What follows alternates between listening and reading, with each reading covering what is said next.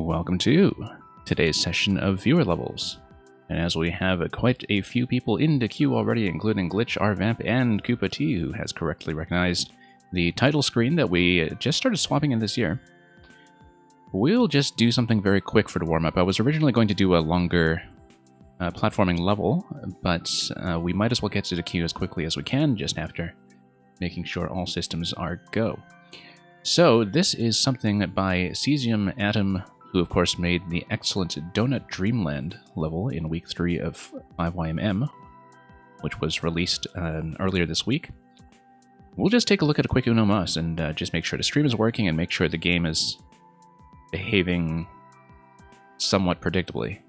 This is a Boingy Thwomp, and we'll just look at it for a few seconds. And everybody who has come in so far, it is going great. Hope all of you are doing well on your end. And do let me know, as usual, if there are any problems with the stream early on, with the video or sound or anything else. So yeah, look at this. This is sort of an automated Thwomp. And I'm just looking at this interaction here just to see what's going on with it. Obviously, you have the displacement of seesaws on either side that is just doing that infinite launch.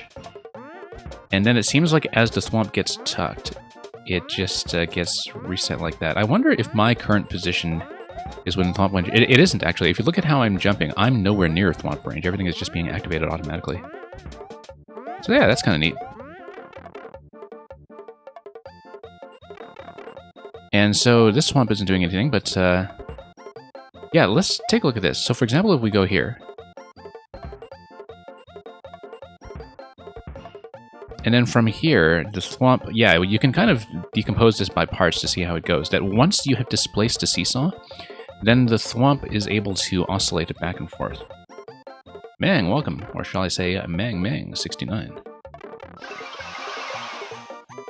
And just a little bit of a clown car seesaw push there at the very end.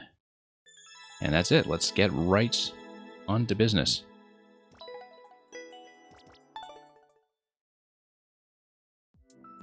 So yeah, hopefully everything is working just fine. I was originally going to do a much longer platforming level, as I said, but we'll save that for later. Possibly at the end of the stream, if I remember and if I have time. So, let's take a look at what is up first. That's going to be something new submitted by Glitch. You gave me the level you talked about last viewer levels where you asked for power-up to make a boss fight. Right, and I think I suggested the Super Ball. Because I wanted to give you something rarely used and challenging. And we'll see how you do.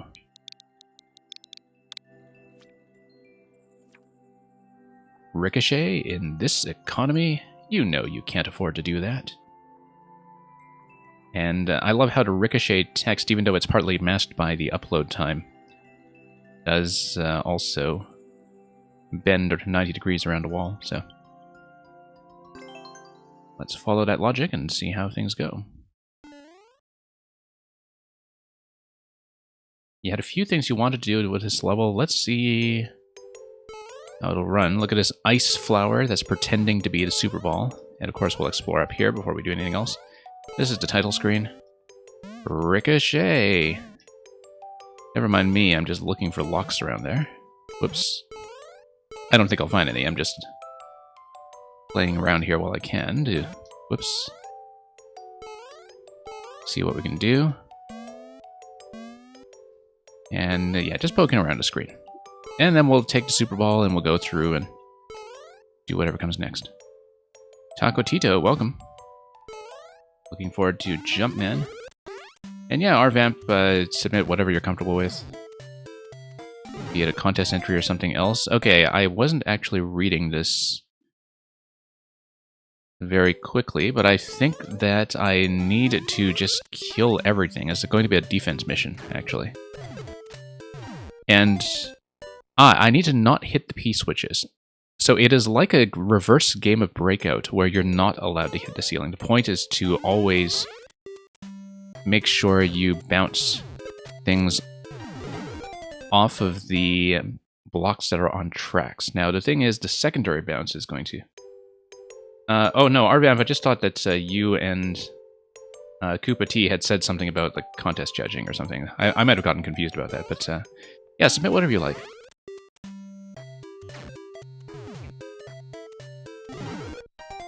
Okay, so I didn't fire that time, but the Goomba stepping on the note block drops a muncher, and that... Yeah, so there are P-switches below whenever something marches down low.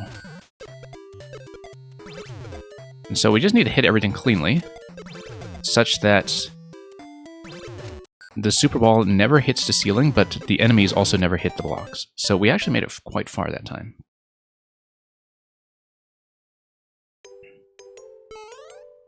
And I see what you mean by that glitch. It does take a moment to read this, though, for sure, just to see the different fail states. I think a lot of people will die to that the first time just as they're getting a sense of what's going on, but I think it's very instantly understandable after that.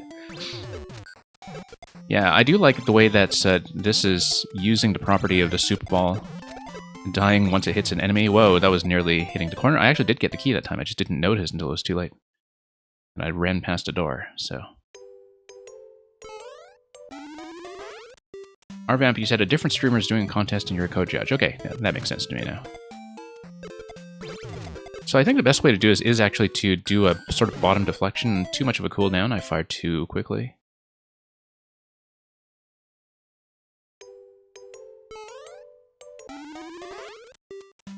Yeah, it is a very quick fail state, but...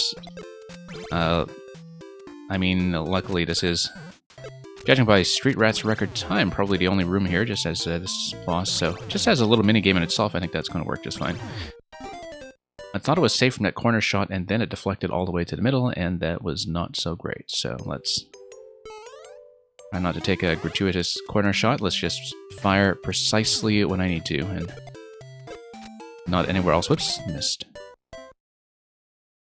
Yeah, so you can ricochet off the blocks on the tracks, obviously, but I'm finding it slightly easier to get the bounce from the note block down below instead. Well, unless I do that. Sometimes that angle hits, sometimes not so much. Yeah, because glitch, as you're saying, it's a very self-contained concept, and so it makes sense to do it on this narrow scale. Okay. We do need to pay attention when there is an on-off activation, because that's what will switch sides. Oh. Okay, I did hear the key activate, but by then I'd already gone to the other side thinking that I would still need to go on a bit longer, and so that was not quite right. I'm surviving long enough to get the key. The issue is noticing when I do get the key and getting into position, because I am switching sides rather quickly just to make sure I can fire in the intended location. I'm also firing too many shots after the last enemy has already been taken care of, and that's usually the thing that gets me at the end. We don't need to fire an excessive number of shots. In fact, that's very dangerous. And it's in the nature of the Super Ball that I should only fire precisely what I mean to land accurately. No more, no less. And then, yeah, once again, I don't need to do that last side switch. I can just wait for the key, camp the door, and get out. But I've kind of lost count in certain places. But it's on that last switch over to the right side. I don't actually need to do that. We'll just camp on the door.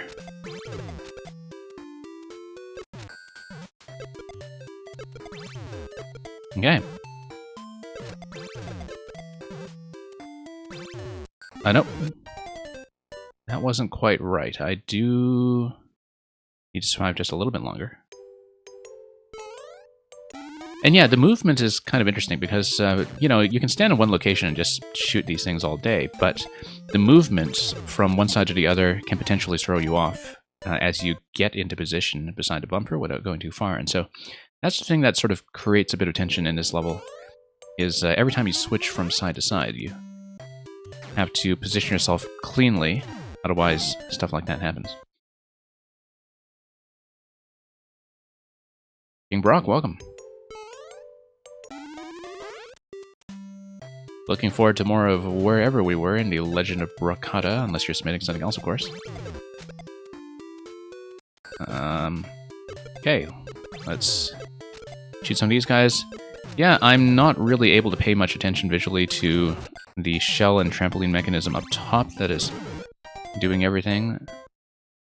Yeah, I see what's going on there, that the blasters are just firing, and then it's also condensing the on-off switches to make the side swapping a little more intense as we go. So that's kind of a nice way to change the timing mechanism with the progression of the fight, in fact. I don't see it very often, like the way that blaster on the top right is kind of being used as a pacing tool and an intensifier. So that's a very neat idea, I think. And yeah, King Barak looking forward to Brokata 2 airship. If that's where we were.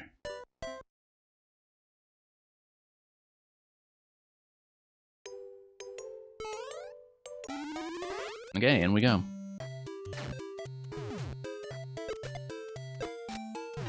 So yeah, the issue right now is just overshooting when I do finally obtain the key. It's just I'm not seeing what the key is being activated from, so... We'll see. It's one of those things where, you know, my eyes are in so many different places at once, I can't really read all of the mechanisms while I'm simultaneously playing. If I were a viewer, I think it would be pretty easy to see. But I can't really divert my attention that much. And yeah, as you can see, once again, I shot one too many times after the Koopas were taken care of, and that was the mistake.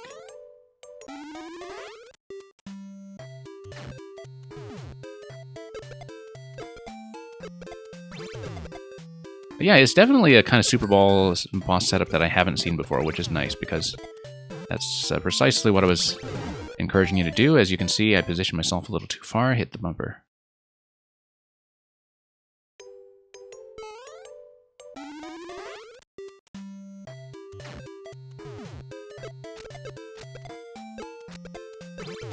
Yeah, it does hit pretty reliably. Okay. And then...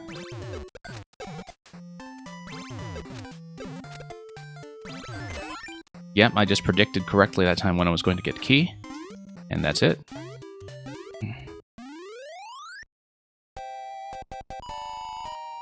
Probably should have just gone for the flag to see how it compared to Street Rat's record, but I assume given the timing of that mechanism, not much room to optimize from there, so... Well, that was a ricochet in this economy. Thank you, Glitch.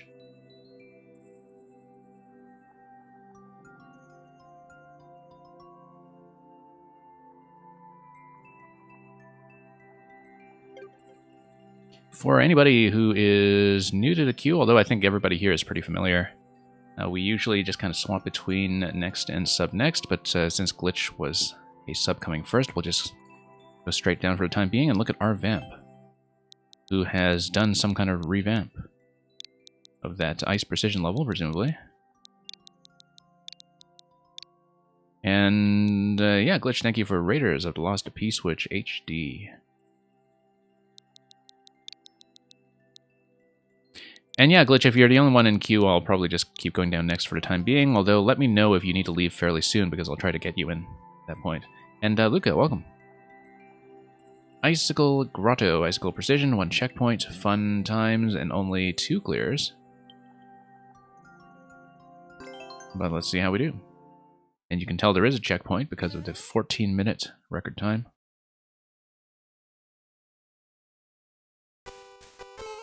Ah yes, this part. I remember this. Yeah, I remember this being comparatively gentle as far as precision goes, except, of course, it was the boss room at the end, I think, that was totally destroying me. But I remember that I managed to do most of this, which is good. So let's see. However, of course, many revisions here might have tightened up in a few places as well, so we'll see if we can manage it. Just need to get that second jump in. Next GM, welcome. Yeah, let's try to aim this a little more accurately. Next GM is going to send me profile number 2. Aren't you already on like 3 or 4 or something?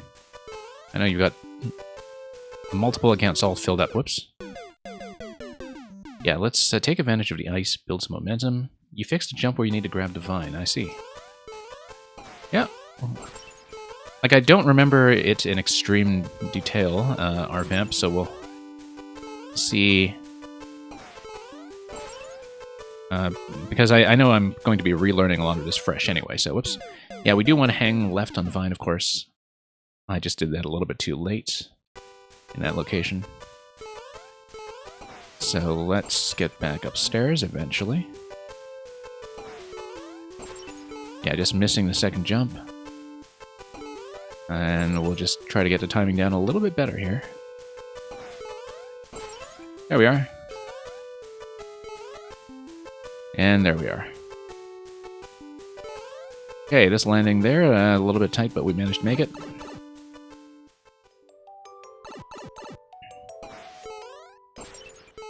And once again, next GM, yeah, you've got lots of content for people to catch up on, so I wouldn't be too concerned about taking a bit of a breather. Okay, let's see here. And yeah, that was a death pit on the right. I couldn't quite remember. I know it's kind of by analogy with the main world up above. But I wasn't quite sure. It looked unsafe, so I just decided not to deal with it. Okay, let's see. I'm going to run from the right side, I think. Nope, not like that. Almost like that.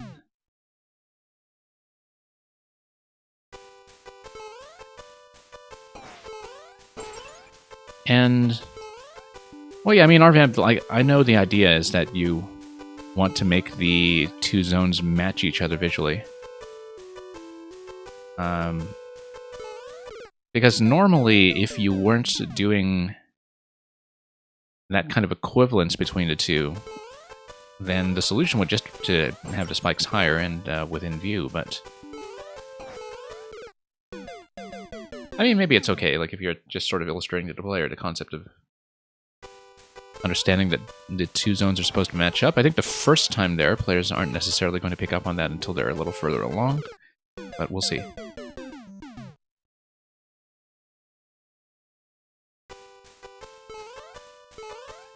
And yeah, here we are. Yeah, and the indicator for the first icicle is approximate anyway. So it is really more of a crutch for first-time players to know, yes, you're supposed to jump on a falling icicle. Like, the positioning doesn't actually matter that much. And yeah, RVamp, I wouldn't worry about the re-upload necessarily. I'm just talking about how I'm reading this as I go. It's not a huge issue. Once again, as players pick up on the fact that the two worlds are supposed to be equivalent, which they might not understand the first time, but they will eventually get that when they're this far. I think that will illustrate it fine. Like, it is going to be a blind death for some people, but that's just part of the territory here. Okay, let's just go under. I think going under is best because then we can cut momentum like that and hit. And then it's going to be the same kind of jump up to the right. It's just that the nighttime slipperiness actually does make a fair bit of difference here. And so we'll just swing around this way. Nope, too high. Nope, too high. Maybe we shouldn't swing around. Maybe we should just go straight. Yeah, straight is probably fine going in this direction, but there we are. There we are. Okay, this thing here, we need to be careful. There we are. And then icicle. There we go. Scroll break's going to do everything for me there. I do need fire to get through the main zone, if I recall, so I do need to continue. Can't remember if there was something up top in the middle here, but let's not check that. Not yet. And Intenium, welcome.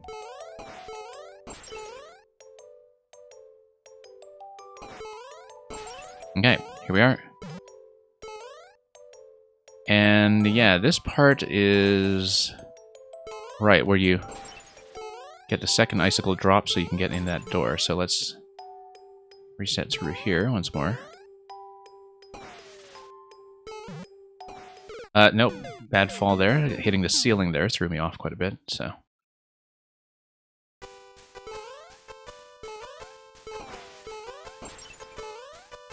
Okay, let's try this again. Let's pay attention, too, this time to... Yeah, this ice coin gate here, I can't do anything with it yet. Even with the on-off switch toggled, so we'll ignore it for the time being.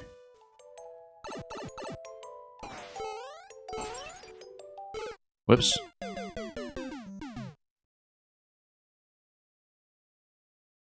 Yeah, RVamp, thankfully, you know, this is something that is still within a playable range for me. Like, I find a lot of precision levels to be much too finicky in terms of reading hitboxes.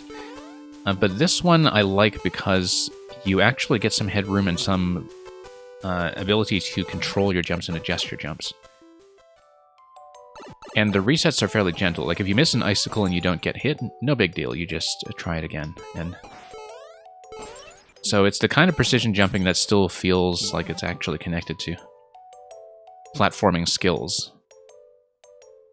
So people who just, you know, aren't only playing precision levels actually have a chance at it. And can apply the skill set that they already have from jumping around normally. So, whoops. Similarly, I think that this concept, you know, given enough of a safety net like we have with all the ground below the icicles, works just as well in a level that's less precision-oriented as well. That one that, you know, isn't necessarily going to have dodging spikes or whatever. It would still be an interesting platforming challenge just to deal with platforms that fall at icicle speed and which are deadly if you make adjustment jumps like that and are not careful.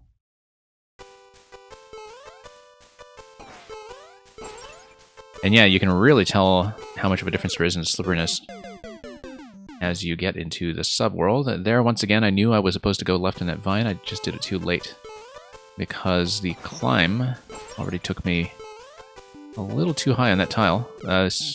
Likewise, again, I got on the vine and I just didn't swap quickly enough. Koopa T is working on a 3D World Troll, okay. Yeah, happy to playtest that if you need that at some point.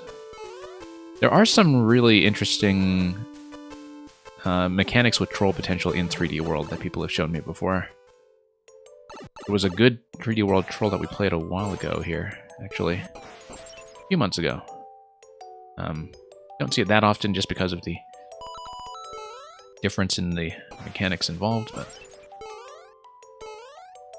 yeah, looking forward to what you managed to do with that.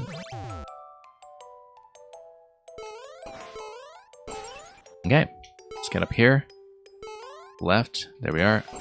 And nice, the jump up there actually popped that left side icicle down because of the way it was swinging over, and so everything worked just fine.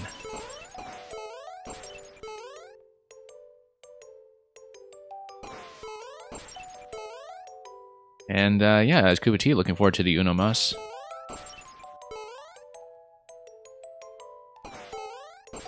Let's try to get this jump. It's better to miss it than to go too soon, so you don't want to overcorrect either. But there we are. Okay, so now we don't want to hit the ceiling, that's the main thing. We do want to do that, and then miss. Yeah, that slope doesn't give you much room for error.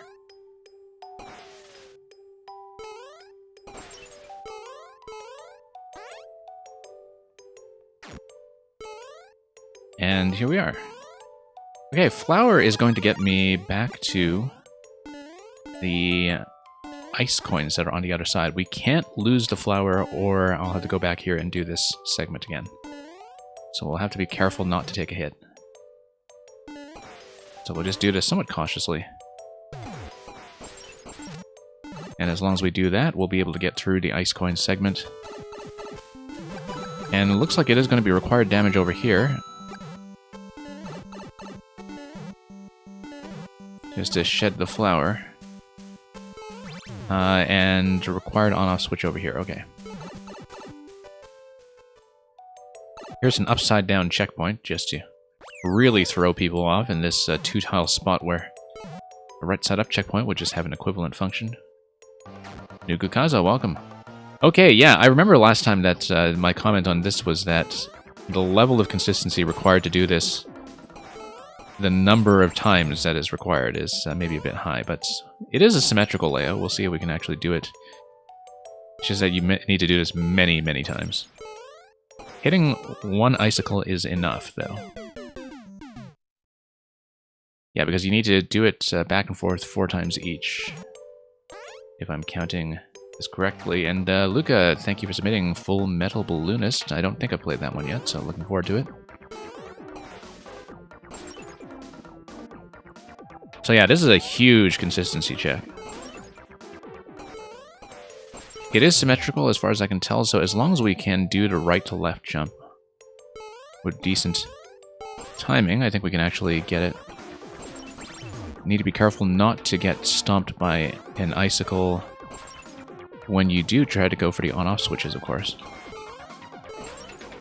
And yeah, it is a sort of controlled jump. It's not quite a full jump because you don't want to hit the next icicle. But you can get tons of forward momentum most of the way. And then you're safe. Almost slipped there from being inattentive. And yeah, having the checkpoint right before this section is a good idea. Like, if you insist on making this fight this long, it's good to have quick resets there, just as a pacing consideration, simply because it is so much harder than all of the rooms before it. I mean, I generally do like consistency checks. It's just that, you know, this is going to be a much bigger test, and is often the case with these back and forth on-off setups. But that's okay. We'll almost get there.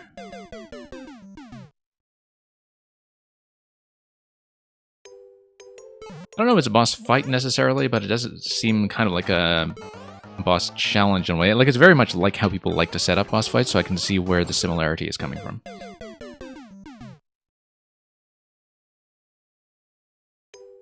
Yeah, the thing you have to remember, though, RVamp, is that when it comes to nerfing things, you're going to be way more familiar with this mechanic from practice than anybody who is being sent this, unless they're a precision expert. Thank you so much, Nukukaza, for the resub. Nukukaza, as you probably know, if you don't already have the sub privilege in the queue, you can re-queue to get that. And yeah, you did that already. Great. Okay. So. Yeah, I mean, if it looks like other people are doing just fine on this, then, you know, I might just be bad at it. So that's really your judgment to make on that. Yeah, because I find that the few times that I've made the boss fights, like, I've always kind of felt bad about nerfing them, and then I see playtesting, and then sometimes it turns out to be the right decision. I actually do have a new level that's coming soon. I'm just fixing up some things with it after having not uploaded in a long time, and it was a case of also, like, nerfing my boss fight like crazy. Just from feedback. Yeah, this room is, of course, pretty simple and straightforward to read. One of the reasons why sometimes people overtune their boss fights a bit in terms of difficulty is that they don't necessarily account for the time that the player will spend just reading everything and understanding what's going on. It's not such an issue for this because you can see right away what this room is all about and what the task is going to be. And we're doing it at a reasonable pace, maybe. We'll see. Gotta get within that tile. And we're almost there. Yeah, 2 more hits. 1 to move the Muncher, 1 to kill it.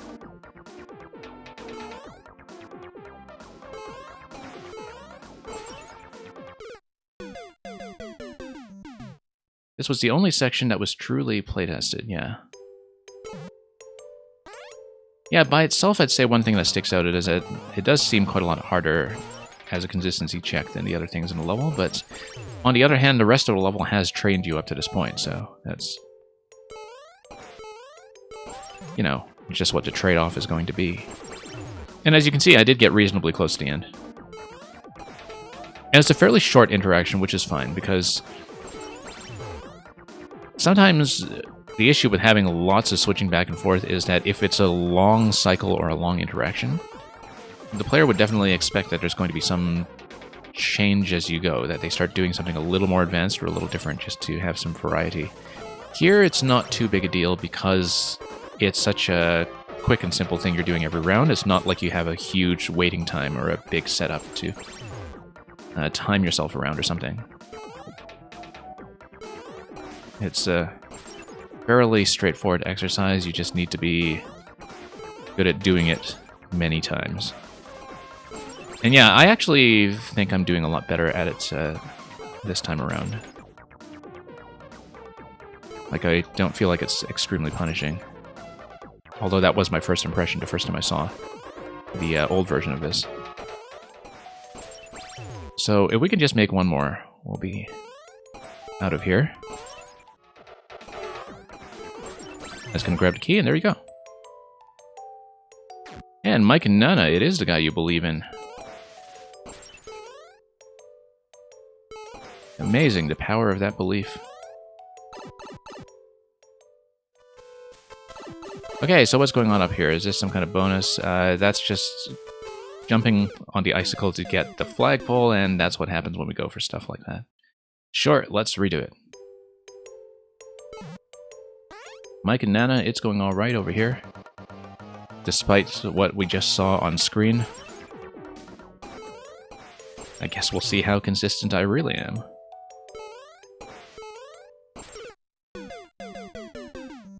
See, now that we failed at the flagpole, I especially feel like we have to go for the top of the flagpole, but we'll see if that's going to happen anytime soon. I feel like we've won the moral victory of showing on video that I can, in fact, pass this room.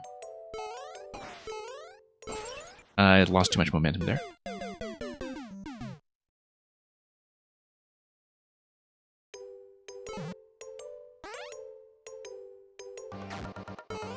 And yeah, RVamp, I guess you have evidence at least that some people are going to die on the flagpole screen, or at least I'm going to die on the flagpole screen, but that's because I actually do poke around and try stuff, even though we don't necessarily need that 1-up or anything, other than a feeling of satisfaction and accomplishment.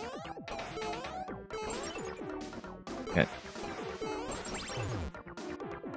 Let's poke this. Yeah, getting a little more accustomed to the spacing for activating the icicles, especially going right to left, which is less familiar, is really part of the key here.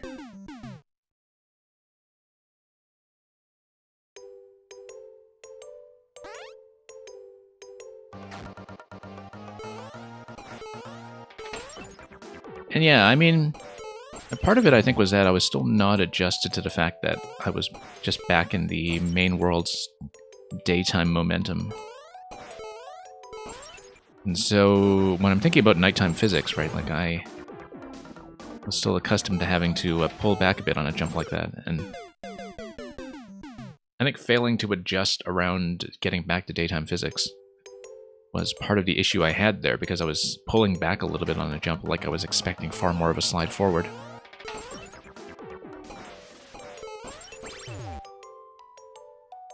But here we are. Whoops.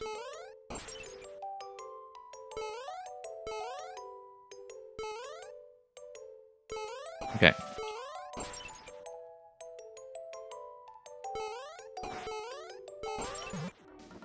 Let's do that. And yeah, we'll just go back and forth some more.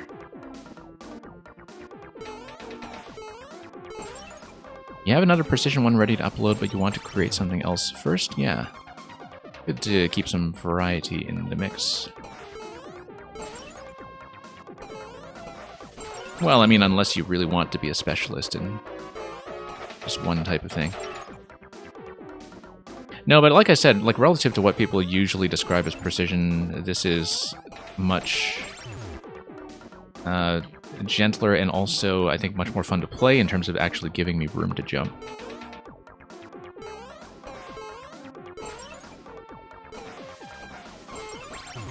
But, okay, let's go here. I mean, the innovation of Mario as a character, going back to his original formulation as Jumpman and Donkey Kong in the arcade back in 1981, is that he had these jumping physics right in.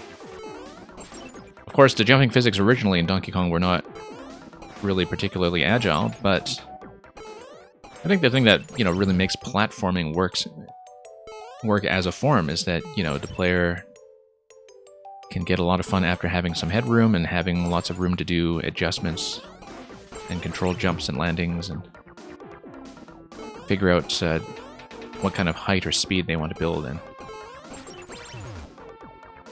Very often, I think, if you look at some more claustrophobic creations in Mario Maker, people sometimes lose sight of that. The new precision level you made is more in line of a typical precision level. Okay, interesting. So, we'll see what that is soon enough, I guess. And Netcat, yep, this is a whole lot of vanilla ice. I mean, maybe not so much the vanilla, but definitely the ice. Okay, there we go. Netcat, things are well. Hope you are also doing well.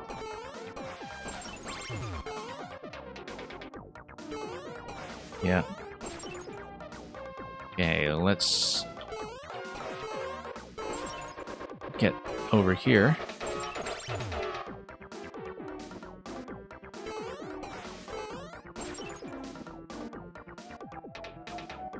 And Mike and Nana, you can't farm bits anymore. That's interesting. Not sure why.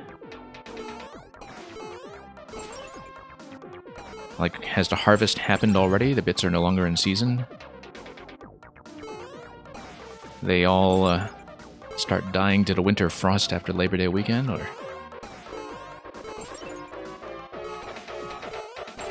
Well, whatever the cause is, I'm sure some alternative will present itself. Oh, you guess you can't watch ads for them anymore. Yeah, I don't know too much about what's going on at any given time with Twitch's advertising systems, because even as a streamer, it seems like they're always just changing things on us, and as long as things are not too annoying to the viewers, then I try not to make too much sense out of it. Yeah, it was around this time last year that Twitch was really starting to put in some changes to the advertising model that were particularly annoying to the viewers, and I think they did back down on those. But in any case.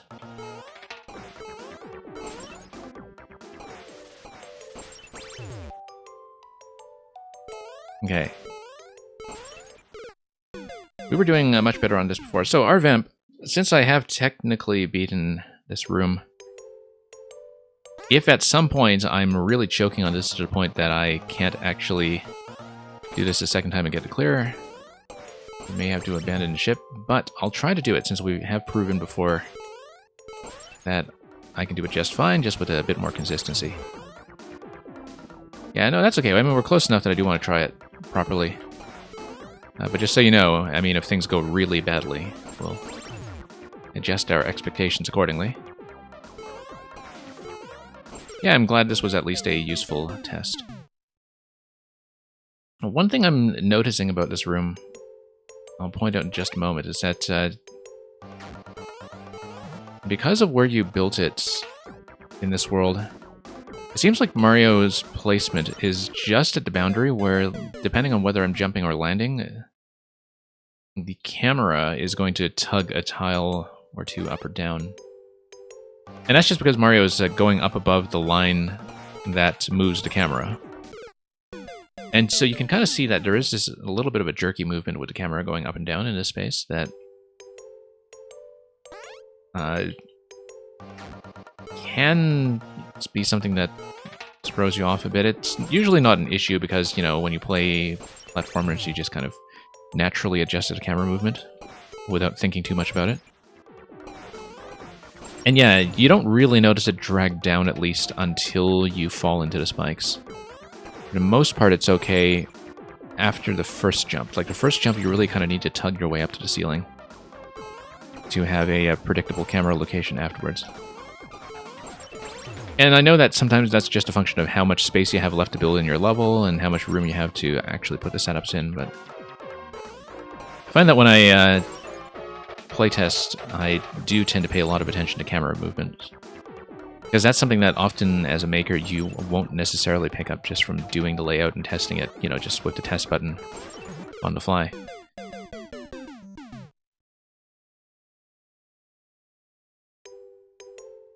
And yeah, the thing about the bottom screen is that if you're building in a horizontal world, you do need to build all the way across. This is in the night zone. Yeah, I think you were building in a horizontal, not vertical.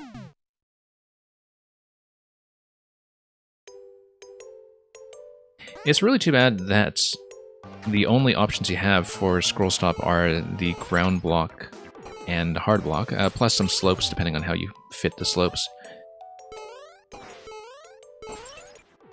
Because I feel like one thing that would be really nice to have eventually for Mario Maker 3 is just more scroll stop options.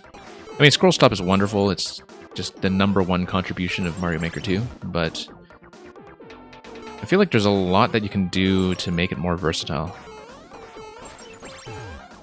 If you're not just limited to hard blocks as your only breakable element. Yeah, we just need to control that jump a little bit better.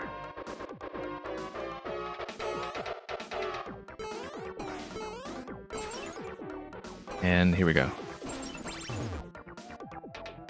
Yeah, scroll stop does work on either axis, but you know, regardless of whether you're building in a horizontal or vertical world, like it's going to work in both directions. But you must have it across the entire space, which, depending on how you lay things out in the horizontal world, isn't always practical.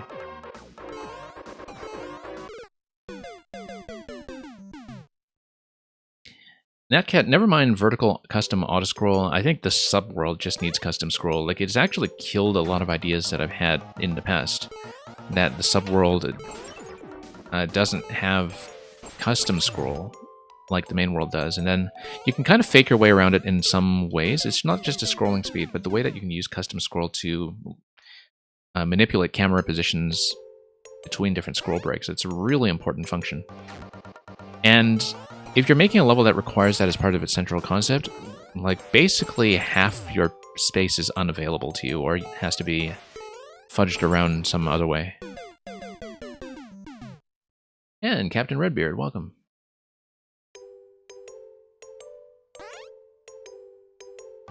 Okay, let's see if we can get this to go.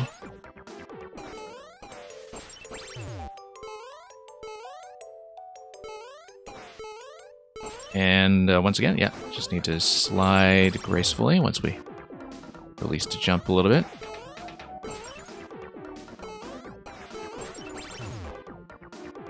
And then we'll see. So for anybody coming in late, I did already pass this room once, it's just that I died at the flagpole. And so, we have unfinished business.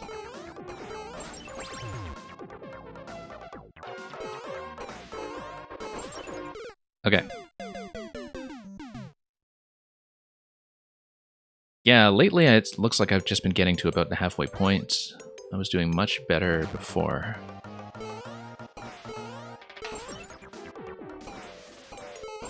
And let's try to make it happen.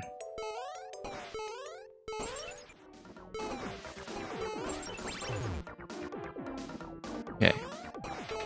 All about consistency. How's 5YM been going? It's been going great. Yeah, the last patch was pretty interesting. Redbeard, I think you would particularly like the Tetris level in week 3. It's really your kind of thing in some ways. And You'll see what I mean when you play it.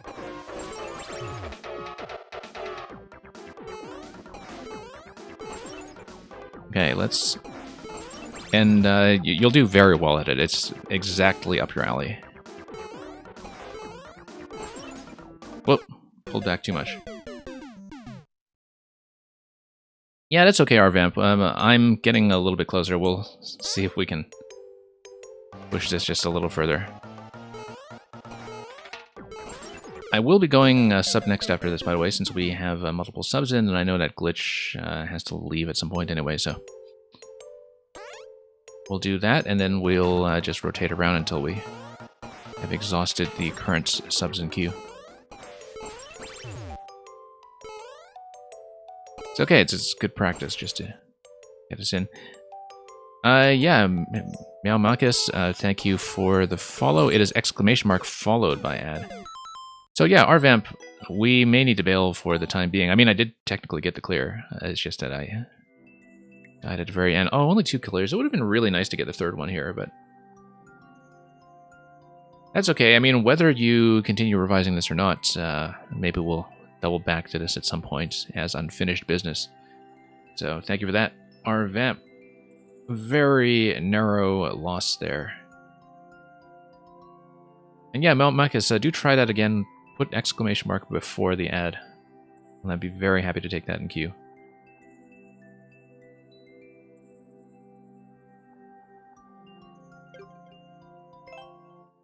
And we're also going to get a considerable raid from people who are assuring me that Judgy Fam is the best. Well, it's good to know that you're all in agreement on that score. Let me just give a quick shout out to Ron. Once I type in your name correctly. So, hope the Mario Maker stream over there was doing okay. We're fairly early into this stream yet and still taking levels, so go ahead and add to the queue. Now, what was I even doing here? Yes, Glitch. Let's take a look. Yeah, for anybody new here, we do tend to rotate between next and sub next.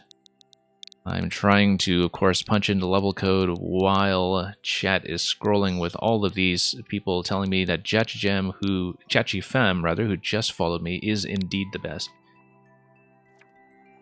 And yeah, thank you for the follow. You really must be the best. So, and thank you especially for I am AA Run for sending everybody over here. After almost 2 years of Mario Maker 2, you remade your first level to see how you improved.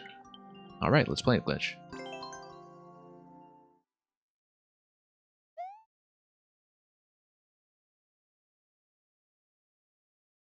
Yeah, Ron, if there is another preferred pronunciation, you should maybe let me know about that.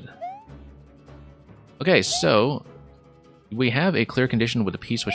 Glitch, I don't know if I've ever showed you my first level in this game, but in some ways we're very like-minded about this, because my first level in Mario Maker 2 was an Indiana Jones level that had the goal and a clear condition at the beginning. Except mine was not a P-switch. So I just find that kind of a neat little coincidence here. Yeah, so eventually we'll be escorting a P-switch all the way back here. We've got a raid from CC Replays as well. CC Replays. Doubling up here with even more members of the audience. Oh, Llama. Okay. Or Llama, or... Yeah, something, well, we'll just call you Ron. Your name is really Aaron, as opposed to AA Ron, but we'll try to figure that out as we go. Thank you, CC Replays. I assume that we pronounce it CC Replays like AA Ron and not Kuka Replays or something, as we were just discussing with Aaron over here. But yeah, hopefully everything is fine with you folks coming in. We are just looking for a P-switch that I'm going to escort all the way back to the front. So, and thank you for the new follows as well. So yeah, things are fine here. We are still fairly early in this viewer level stream, so my excessively lengthy queue is still open. We're going to go back to this room, retrieve the P-switch, and escort it all the way back to the front. So let's do that and pay attention this time. And yeah, there will be an on-off state switch, I think, when you do get to the end and grab the P-switch. So the hilarious thing, Glitch, is that not only did both you and I start with a back and forth Indiana Jones item escort level in Mario Maker 2, I also used the Galaxy music. Like, we both used the same music track for the same concept, basically. And yeah, no, CC Rubles, we were just discussing how to pronounce Ron's name, and so you rated at the perfect time. And if you can't stick around, that's fine. Thank you for bringing everybody over anyway. And hopefully it was a lively Mario Maker party over on your side as well today, so.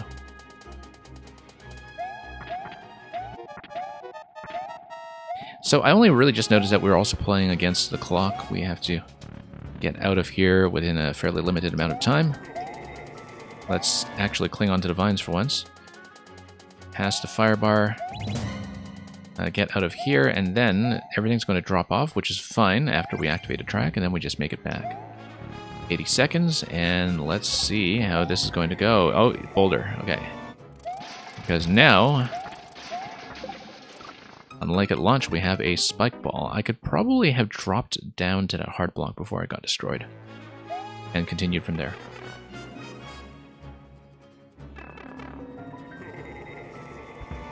And so yeah, much lengthier queue than usual on my end today, but we'll hopefully get through everybody by the time I need to log off. And we'll see. And yes, indeed, it is Indiana Jones, quality humor. Raiders of the Lost P-switch. That is the title. Okay, everything's going to drop off. That's great. What's stopping me from just hitting the on-off switch a second time? Oh, the fact that the door is not enterable. Okay. But then what happens if I... no, because if I go back there, I can't get a second P-switch. It's just going to be the same one, and I can't get in regardless. I was just trying to figure out like whether I could find a way to cheese this, but it seems not. Okay. Oh, yes. Okay. Took me a moment to realize it's or rather, the turn blocks would have semi-solids allowing me to ascend, so I just did that too slowly.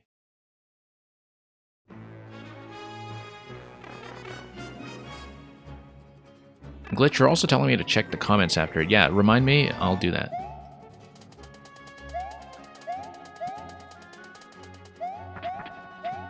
Okay, let's go back over here. And through.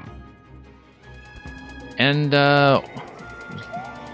Oily Olive Jump SMM. Yeah, I mean, it depends on what you mean by hard, but I'm willing to try anything, really. If I really can't do it, we'll find out very, very quickly, so don't feel like you need to shy away from anything on my account. Also, Indiana Jones here is going to pause for a moment to receive a request from B Minutes, because we have all the time in the world before we actually need to escort the P-switch out of here. So just give me one moment. B Minutes, who also knows the repertoire very well. We're going to pull up number 67.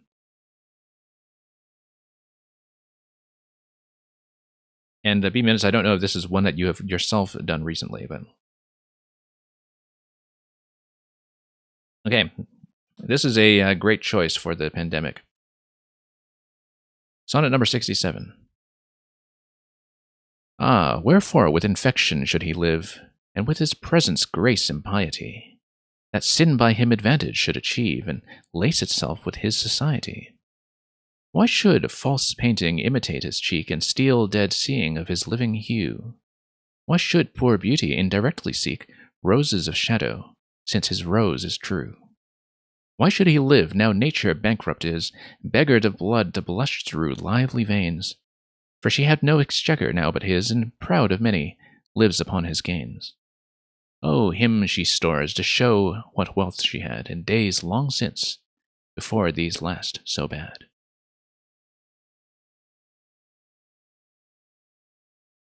And okay, so it actually was the one you read today, so we'll have to go back to the VOD from B Minutes afterwards to kind of compare interpretations. B Minutes is, of course, somebody who actually has a dramatic background, so is maybe a bit more of an authority on this.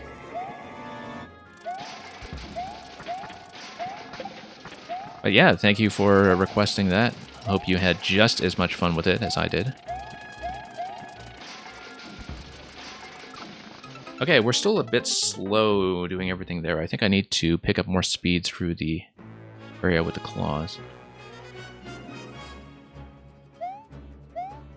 And Oily, I guess we'll just go with Oily. Thanks for letting me know that we're supposed to call you one of those three and not all three of those three.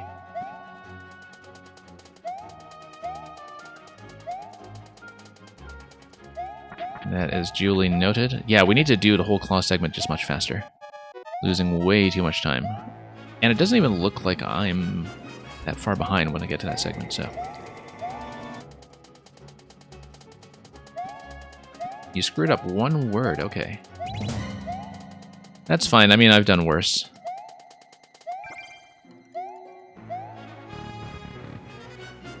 But hey, that's what happens when we have these occasionally unscheduled performances. Let's get through here. Yeah, too many jumps here. I'm not going to make it.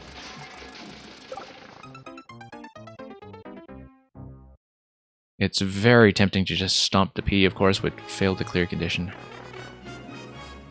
How many audiobooks have I narrated? I have not narrated audiobooks, surprisingly enough. People do ask me sometimes if I have some kind of background in radio or whatever, but...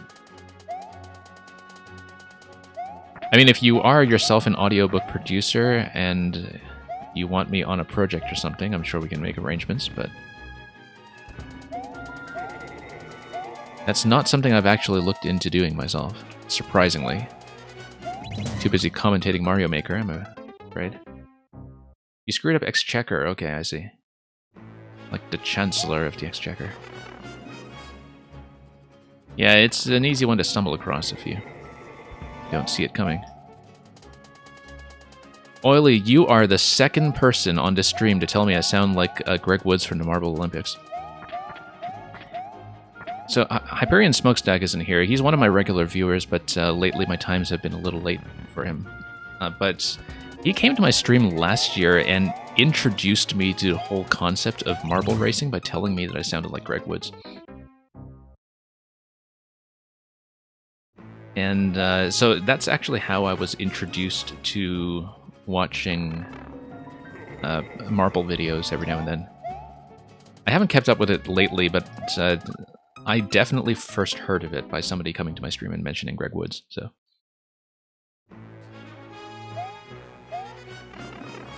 I had no idea it was that popular until I was told about that.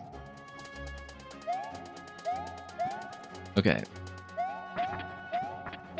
And then I started seeing, you know, you had these marble racing videos that had 1 million views or something on YouTube.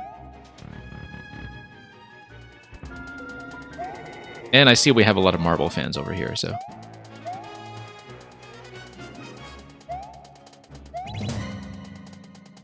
Whoops. Wanted to jump over to the other vine I just missed.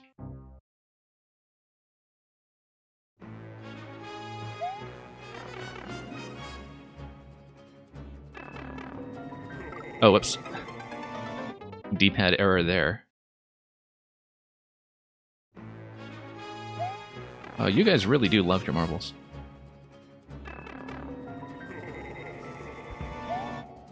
Okay. Yeah, still having a bit of stumbling over here. Let's see if we can get this done. Even as you didn't know anyone else liked those videos, well, the viewer count rather tells a different story. Like I said, I haven't really been keeping up myself, but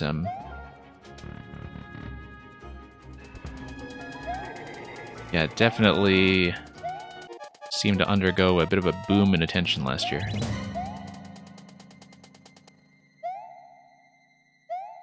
Probably with everybody stuck at home during the pandemic and losing their marbles.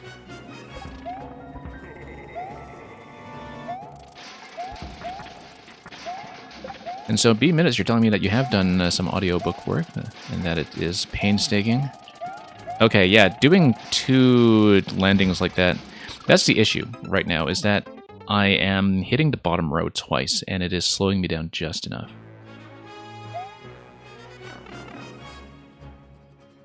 And Oily, whenever people tell me that I sound like somebody else or something else, I'm never quite convinced. But sometimes I can see where they're coming from.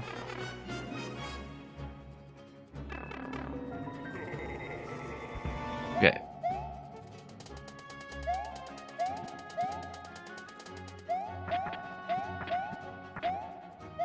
Now, let's see here.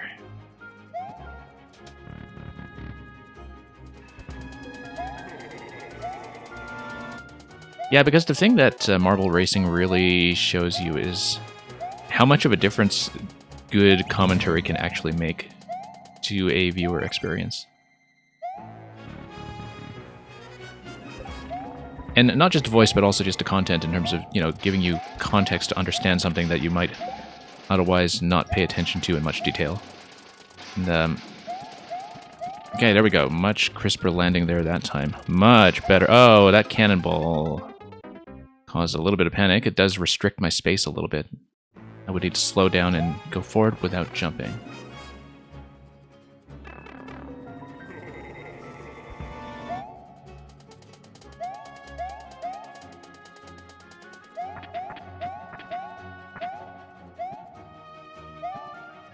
And B Minutes, it's funny that you say that about Glitch, because the thing is, if you wanted to make some kind of marble racing themed level in this game, using the 3D World cannon hat would definitely be one way to do it.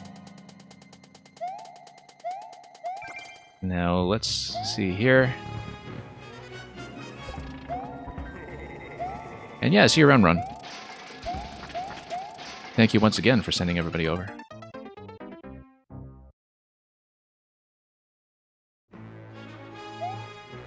Okay, let's see if we can do this a little bit more cleanly. This is not actually... Whoops.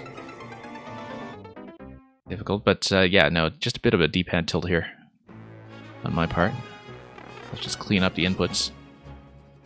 It's not much more after that. We just need to pull back at certain locations. I'm very close to the end. I need to get around the cannonball. I need to get around a skewer. That's really all there is to it.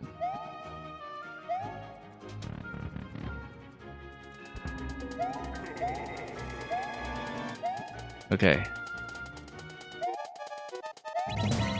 Nope, still having a bit of a poor dismount off to that mine.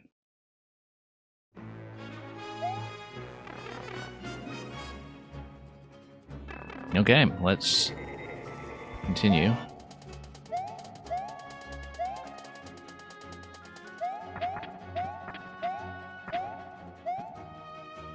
Now let's get in here.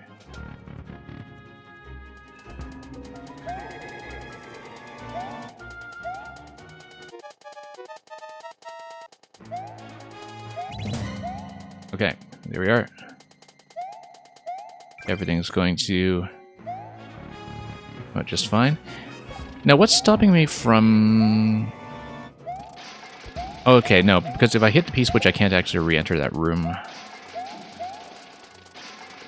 So that's what would stop me from activating one P-switch and trying to grab a second one. Helmet there. I missed it. Is it necessary? It is not. Okay. Okay, there we go. That was not so bad after all. Wonder why I got zoned out by the cannonball the last time. Might have just been a bit of a trick of my scrolling speed here, so. Thank you for that, Glitch. Pretty smooth experience. In HD, the hat is an Easter egg, I see. Oh, Indy's hat. Yeah, because you want to make sure you grab that and not leave it behind in a tomb as you slip your way out. Check the comments. Sorry about that. Let's go back and do that. Hang on. Played courses.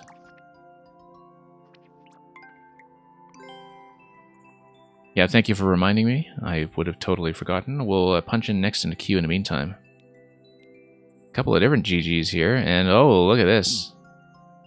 The official Maker illustration.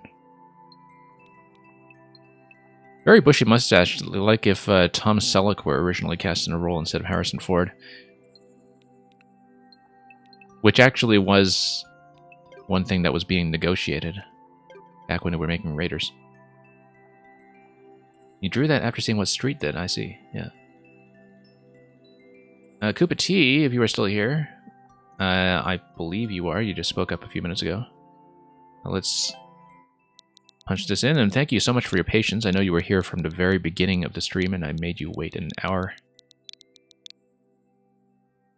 Mostly an auto level, okay, we'll see about that mostly.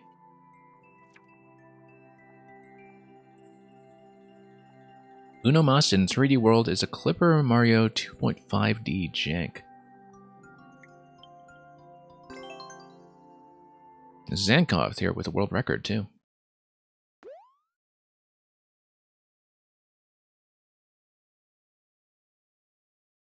And yeah, Glitched, thank you so much for dropping by, as always. So, were we supposed to be hit by this? Or... Well, okay, let's see. Ah, I see. So, there's something I need to do. I see. If I get clipped by the block, then I get pushed in.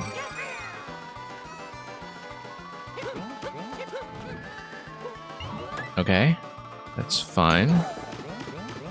Oh, you said it's mostly an auto level. I should stop trying to control this, then. Because I was definitely trying to control it. And, okay, so why don't we see what's going on with the blaster block? Let's see. Yeah, it should freeze it. And freezing it shows me that there's something going on with that second checkpoint over there. That's interesting. I don't know if there's something else I'm supposed to read into freeze frame here. Let me just check this one more time. Shows you the cat bell and the checkpoints. Then... Oh, I see. That, I need to sneak under and just go forward into the flag. Okay. Yeah, Glitch, I actually did know that you can do that. It doesn't consume the warp box as well. That's the important thing to know about it. And so, yeah, it looks like I need to do like a dash or something. Or it's got two right arrows. Let me see. Maybe I need to do the swipe I was going to say, but... and then there's a checkpoint here, probably because of time trouble, so... And yeah, I know that there has been some things with the cat hitbox that allows you to, you know, pass one tile or do other strange things like that. Let's... Whoops. See here. I feel like this is here to demonstrate specifically that you can't actually go down donut block, maybe.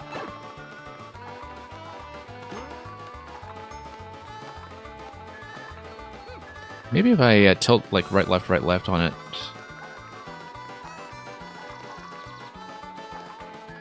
What? There we go. And then... But the cat does cross the gap, right? Yeah, the CP is very hard to obtain, I can see that. Let's see if we can do it, though. Just to give you a proof of concept. Yeah, you would need to basically ground pound in that one tile spot if you can. We probably won't be able to get it in. That's fine.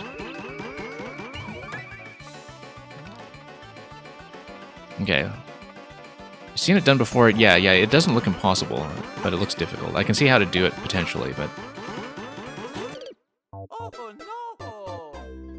So it's giving me two arrows to the right, and we'll see how to do that.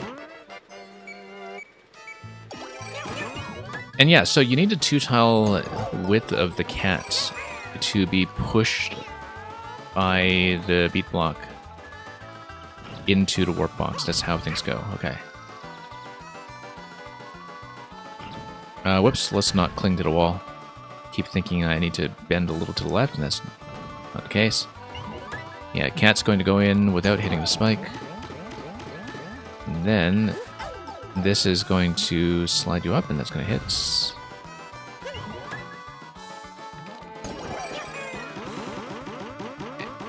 Okay, cat bell goes up.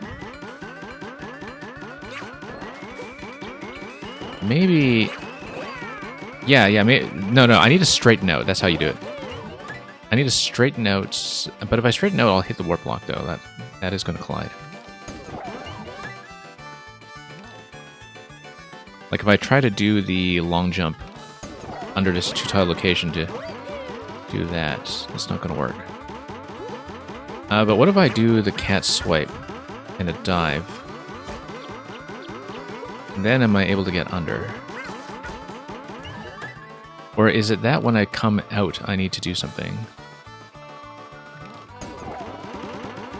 Like, if I come out of this, do I need a particular interaction or input to get out of here?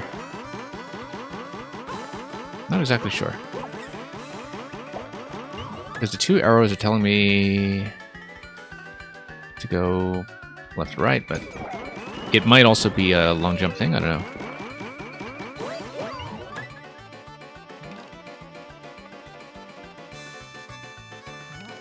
Yeah, I'm not exactly sure because I'm trying to get up this 1 tile here. You know what? We've gone through here before. Let's see if I can take damage. I accept... I don't think I can because the cat bell... Oh, you know what? No, the pipe was where I was supposed to go in the first place, right? Because I came in here by way of a warp block. Yeah, no, I wasn't even paying attention to this room. I was just trying to get the checkpoint the whole time. And yeah, the dash block, interestingly enough, just puts you in directly. And...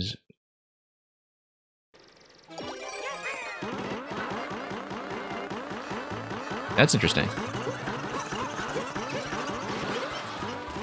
Yeah, but it also doesn't crush you if you look at this. This is... yeah, because it looks like you should be able to hit the top of the flagpole here, but let's see if we can climb on the pipe, maybe. With this. Oh, just do that auto, yeah.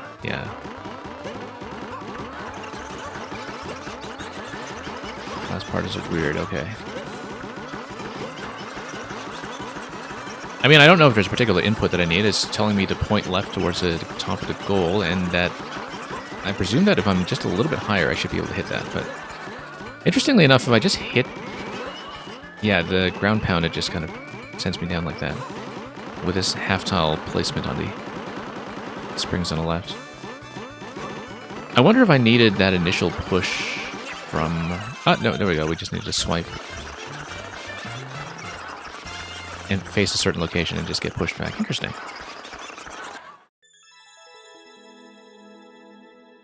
Yeah. No, because I know that somebody had shown me this thing before with some of the weird hitboxes with the cat in its horizontal position in terms of when it detects you for entering things like pipes and warp blocks and such. And I remember there was some discussion that time. This was many weeks ago. It was some discussion about like whether or not that was the kind of glitch that Nintendo might step on. But good to know this stuff for playtesting purposes in case you run into any issues with people who actually do know these little hitbox fluctuations. Thank you for the follow. Let's mark that as a win. And let's move on. Gonna be a sub, I believe it's Nugukaza next, but I will check that. And then after that, if we don't have any new subs from there, we'll just continue going down the list as usual, but I'm not actually sure, so we'll... I know it's B-Minutes after that, I think, unless B-Minutes left to queue. Yeah,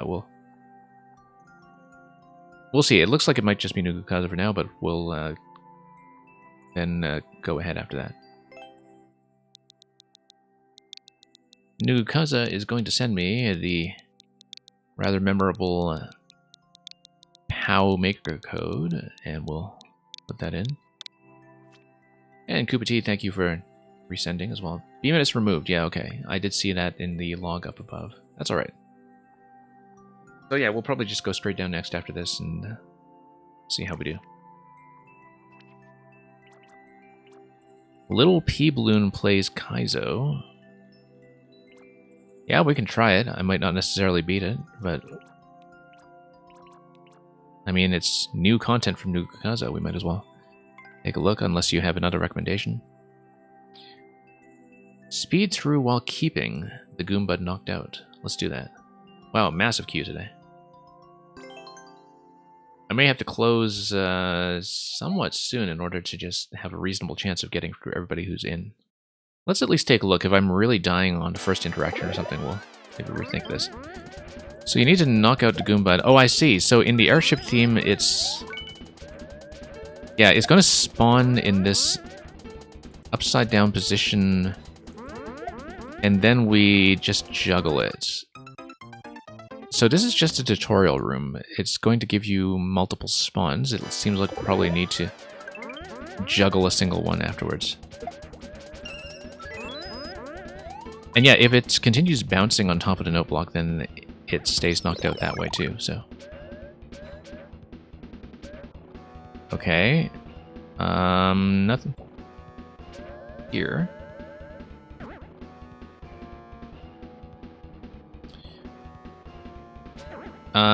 Okay, let's get to checkpoint and go back then. I think respawning here might do something for me. Oh no, that's just a different location entirely, yeah. Because the door sent me in, yeah. Okay, I see. So if the Goom dies on the right side, then what happens here? Then I guess you probably can't pass, right? Or... yeah, because it looks like you would need some kind of continuous series of interactions from here. Otherwise, everything just dies on you prematurely. And let me just navigate this first, just to see what we're dealing with. See a couple of marked locations to hit. The other thing that these blocks get you is a death location as well, so you can restart at checkpoint if necessary.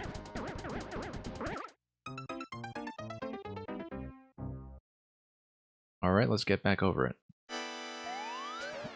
Yeah, because you dropped in through the key door, and then this pipe sends you to the next section.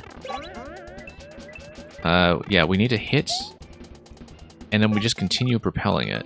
I wonder what's going on with the shells, then. Don't know what the dry bone shells are doing for me just yet, but we'll... oh, we'll totally miss. Yeah, because eventually we'll need to dump the... if it works anything like the tutorial room, eventually we'll need to dump the Goomba, or the Goombud rather, onto a note block at the end to unlock a key. Oh, or we can just... yeah, it's going to cart over on the other side, and we kind of need to race it over then. I don't know how time sensitive that's going to be once we do knock it down, but obviously there are some other marked locations that we've already seen coming later. Yeah, and the tracks are going to tell me what to hit, and yes, I do need to hit the shells as well in order to hit the on-off switches in the right locations. And yeah, otherwise everything just sits here. If I'm going fast enough, I should be able to hit every object. And if I do hit every object, then the switches are going to progress in such a way that will allow me to... now, what's stopping me from just getting into this form, taking a shell and firing it manually? The fact that I don't have access to a shell at that point. Yeah, because I'm definitely looking at this and sort of... I mean, I know that there's a lot that you can just easily cheese-proof with just how door and pipe entries are going to work when it comes to using the P-Balloon, but I'm also thinking about whether, oh, could I have taken damage and grabbed the Shelmet, or done anything else like that.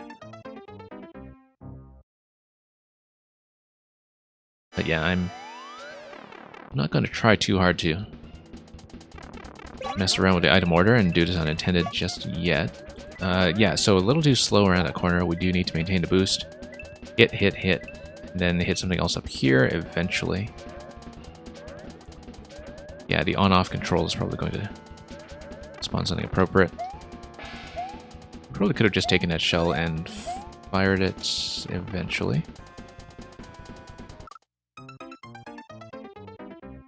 that would not get me very far, so. But I can see the exit point to that segment where the Goom is going to come back out for me. Whoops, miss. But yeah, I think I do need to maintain the boost the whole way. And that is the expectation when it comes to the pacing, so we'll try it out.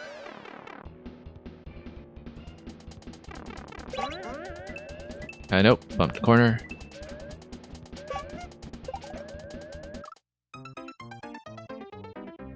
Yeah, we'll see how far we can get. If I can get past a little bit more of this section at least, that will be progress.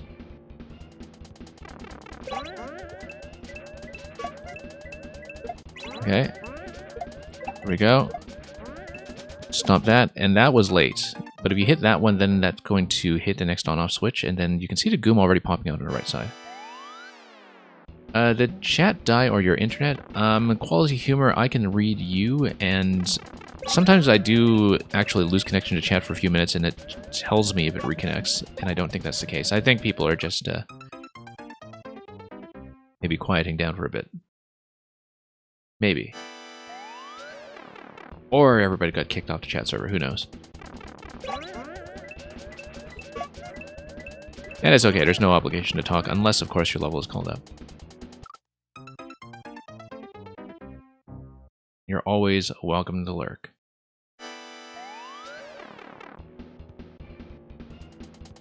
And yes, no to hub, that includes you. Whoops.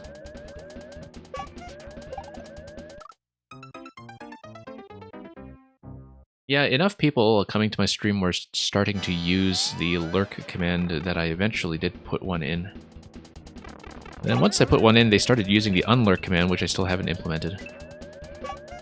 So I think sometimes people just assume that I'll have certain things set up with this chatbot.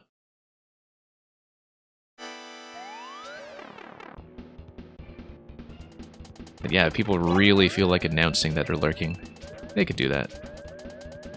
But there's no obligation.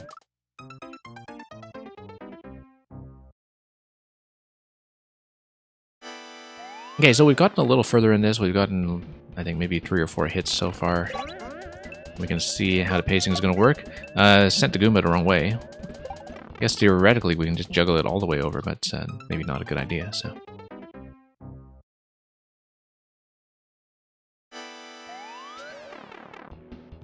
Okay, back in.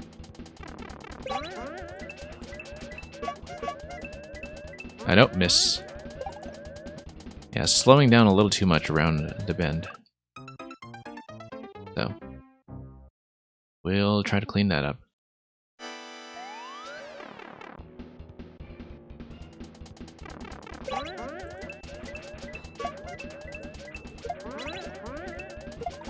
Nope, smash that shell, that's not a good idea.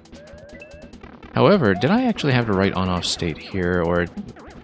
If you miss 2 shells for on-off activations, is that okay? Or no, it's not, because eventually you'll need a certain number of on-off switches to activate the bombs to unlock that gate on the right side, so you can't just skip a pair if you miss the dry bone shells on the way up. Nope, you need to hit earlier. Yeah, because this shell is supposed to raise this shell, that's the way it works. And then we'll just take damage here and die once again.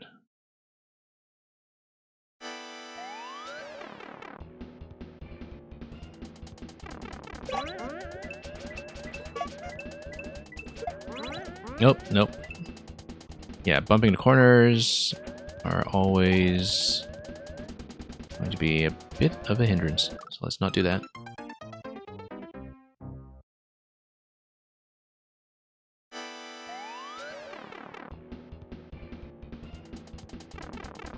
Okay, back up we go. I was about to say doing a little bit better, but as you can see, not really turning that corner very well so far, so... Still lots to do to get all of this straightened out. Nope, still missing.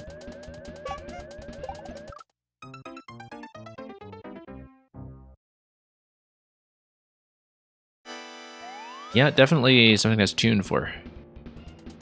People who know how to drive the P-Balloon. I mean, we've been getting slightly better at it with practice, but still a bit sloppy around the diagonals, as you can see.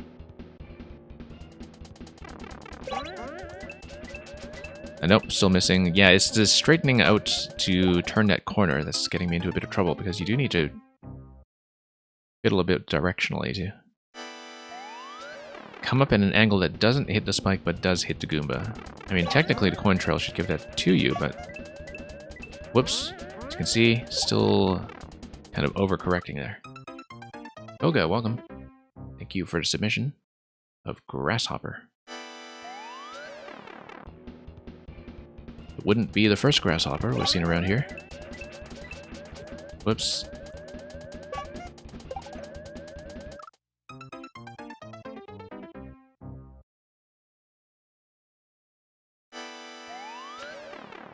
Okay, let's try this again.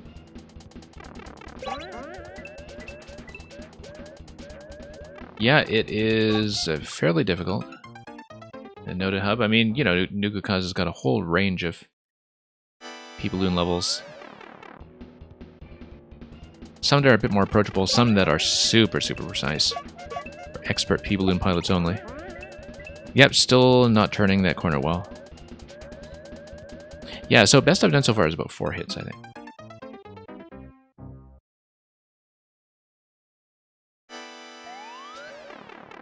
And yeah, I assumed that if you've spent any time flying around much with a P-Balloon, you definitely know Nuka Kaza by now. Yeah, it's still too late in that one.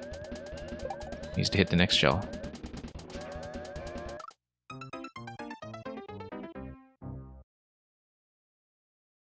Very tricky, but if I can get past a bomb gate at least once, that will be significant progress. Nope, still not coming in at a good angle. I'm losing too much speed as I change directions, I think. There is some expectation that you are going to keep momentum as you turn. All the other levels that are like this are approachable, so you wanted to make a hard one. Yeah, the ones that require some kind of continued bounce interaction. And yeah, I know that, having passed some of them before. This one, wow, look at this. This is a tight turn. That's where I'd failed previously as well, so. And yeah, you hit, and then you need one additional on-off activation, I think, to blow everything up, so.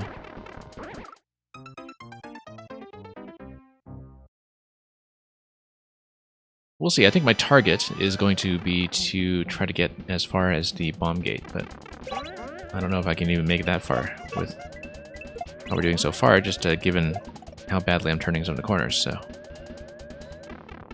We'll try to make some kind of progress, ideally.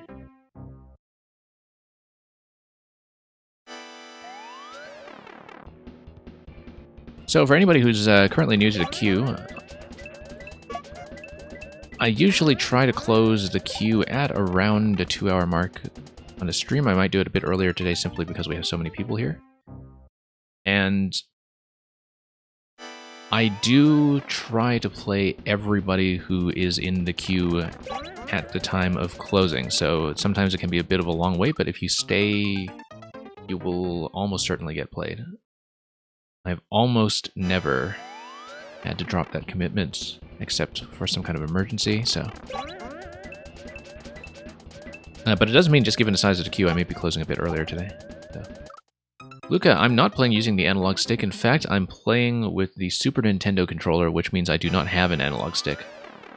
And I can tell that maybe this level is easier if you drive stick. It is one of those, as with some of the Frog Suit levels, where you are going to want, like, that continuous momentum as you turn. Where it's not so much the precision of the diagonals that matters, or the directional inputs, but more maintaining speed around a bend, and so. Yeah, I can definitely tell that not using stick here is a bit of a hindrance. And is part of the problem that we're running into.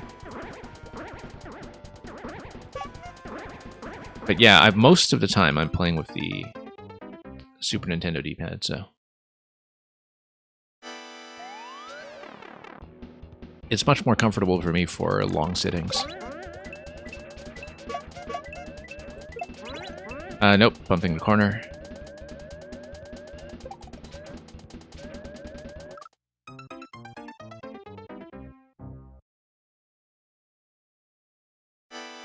Okay, there we are.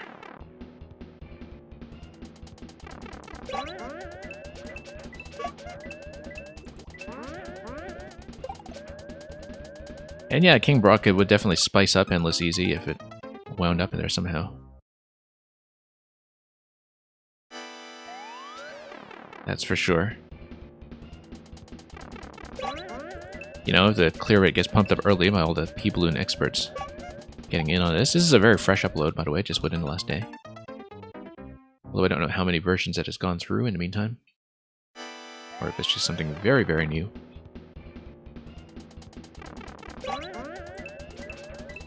Nope.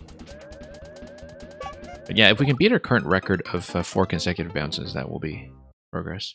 You've been working on it for months. Yeah, it looks elaborate for sure, just to get everything lined up properly. And of course, this is just the first section. We haven't even seen what happens with the next pipe yet.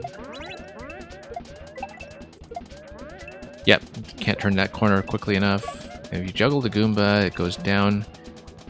You'd need a shell activation, or rather a switch activation, to get shells going, and then you would hit, and then sail right through here without hitting the bumpers.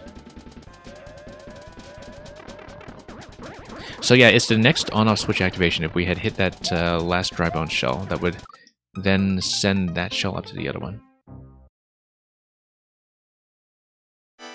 Lots of adjustments. Yeah, it seems like it's quite a complex piece. Especially with all the variants that can happen with not only the item logic, but also the P-Balloon movements, because until you reach the bomb gate, I mean, there's a lot here that I think a lot of people would look at and think about cheesing, just because you actually do have a layout that is theoretically traversable without the P-Balloon. If you can, you know, take damage here, put on a shell there, do things like that. And so you can actually get fairly far, theoretically, until you hit something like the bomb gate. And so I can see how, from a debug perspective, that's a lot of stuff to check. Hey, new record. That Goomba went the wrong way, though. So we couldn't get the double hit over there, but at that point, I think, yeah, Goomba had to go right in order to stay on the conveyor belt. Hey, new record. That's progress.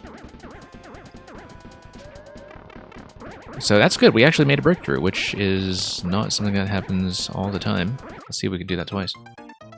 Yeah, nice to have a personal best, even if we're nowhere close to clearing this so far. And this is interesting enough that I could see myself returning to it at some point, even if we don't make it too far today. Like, some of the early sections do need practice. It's just that it's very easy to accidentally double hit the Goomba if you don't send it in the right direction, though. Yeah, just a gentle nudge like that. Nope. Once again.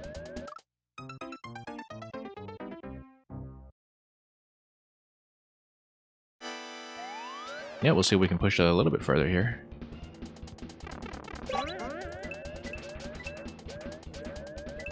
And if I can't, then, you know, we'll be content to leave the personal best as is. I do want to make at least one really good attempt, though, so far. By my standards, from what we've seen. It'd be nice to have something nice and clean. Whoops. Yeah. After all this P-Balloon flying, still not really in the habit of reading the weird hitbox on that thing, where the artwork just barely oversteps the bounds. Nope, too late. Yeah, just can't spend that much time turning the corner.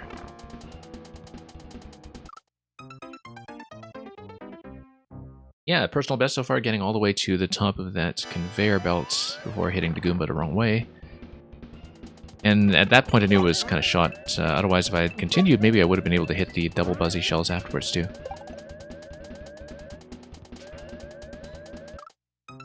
And later on in that segment, I think that's partly at least just trusting the markers, depending on the timing you have going in. You do need to hit directionally. It's too far to the right.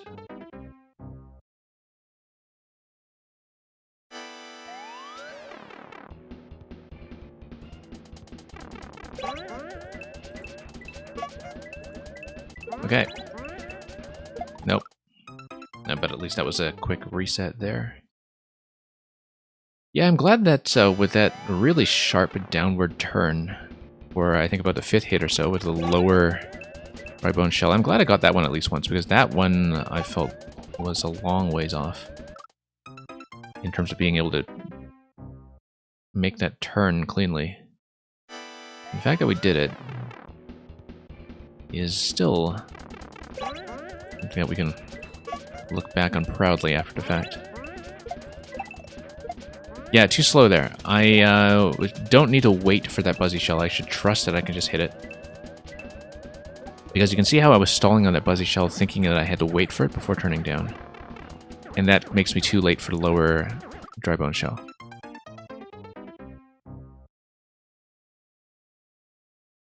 But we can turn that corner and hit the dry shell. That is going to be pretty significant. Nope, missed. We turned the corner cleanly that time. I'm still coming in a little bit late because of the adjustment I was making down below. But hey, getting there on 2 consecutive attempts, that's also a pretty significant gain, so...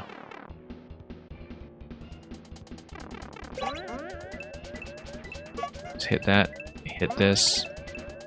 Nope. Doing better on the early ones, at least. Yeah, lots of reset locations here.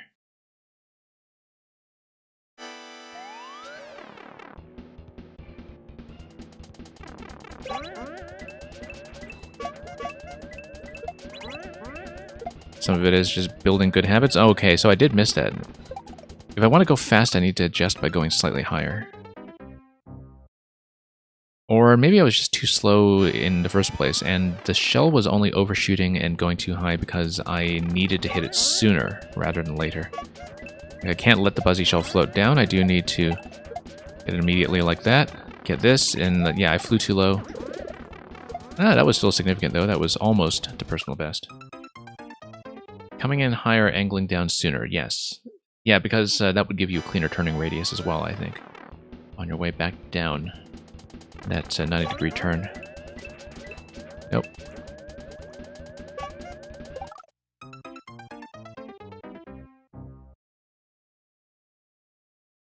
But yeah, it feels like this is something that is going to take me lots of practice, but that the practice does pay off slowly. It's just that there are a lot of dead attempts along the way. Quality humor, I don't tend to do random, no. I know it's sort of a very long queue for the people in the back today. But I want people to feel comfortable stepping out and going AFK and going to another stream for a bit if they want to. And if we do random queue, you know, like I don't really feel like I need to make all of you attentive to the stream 100% of the time, so. And Nugukaza, no, we still have sound. I think, yeah. But do let me know if it does glitch.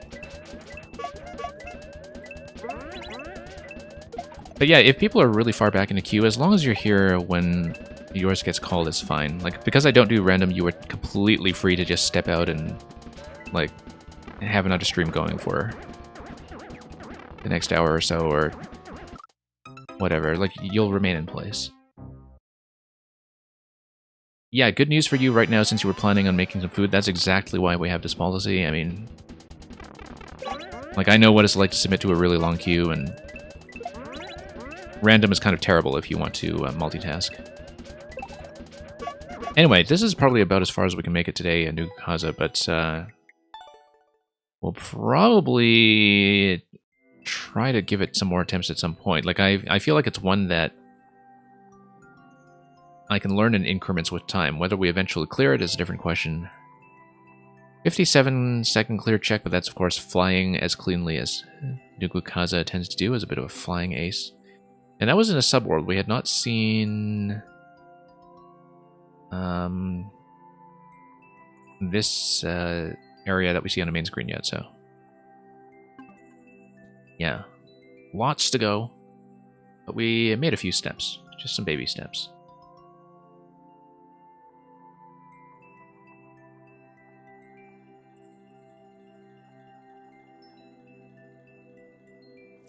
Hey, thank you for that, Nukukaza. Mang, if you're still here.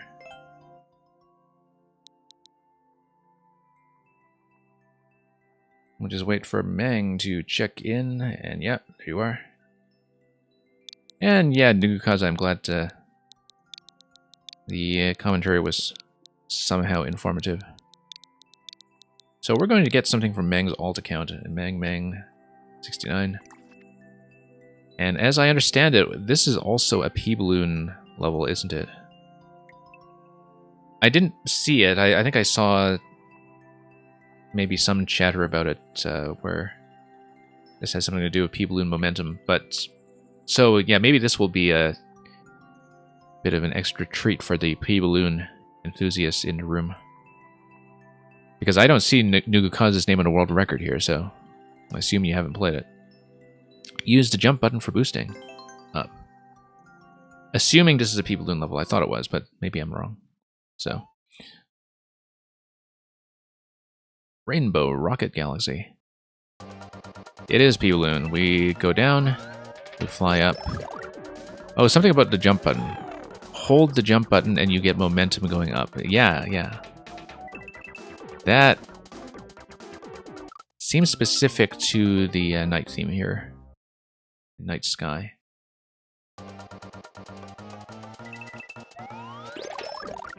What happens if you... Oh, okay, now I just want to test this out for... If you don't hold the jump, then you just don't build enough momentum to go through, and then you hear all the sound effects. Okay.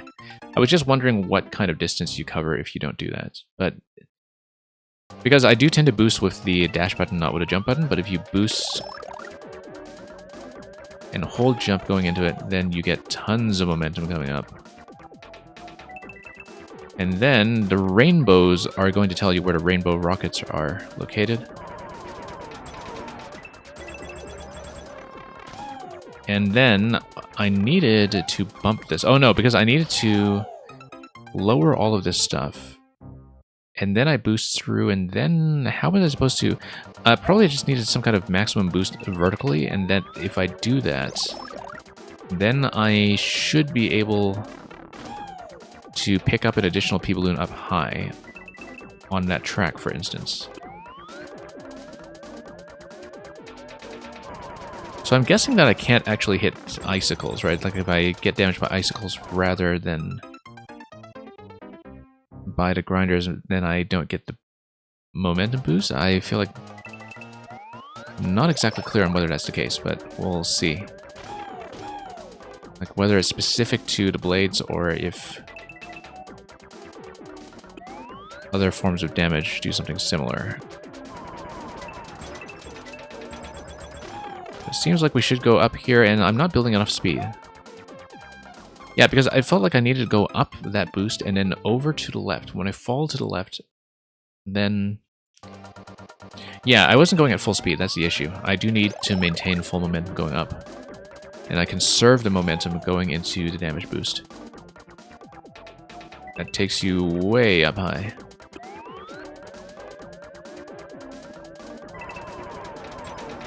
And yeah, we need to maintain speed around that turn. Which actually tells me that I should maybe go lower. Give myself a little bit more room for adjustment.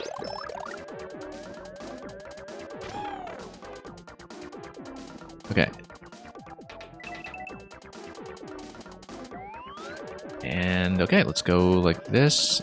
Yeah, I guess the coins tell you, in fact, what you can do with that. And then we fall in. Luckily, a second point of damage would just be fine, given that as long as I make it over. We're doing okay. Horizontal momentum, yeah. Okay, but we need the icicle to hit this. And then I need to remain in mushroom form, because the mushroom would then allow me to bust through this. So I needed to not take damage there. I just needed to activate the icicle, but then jump on the lower mole to go back up. This took me a moment to understand that pattern, but I think we can probably get that going.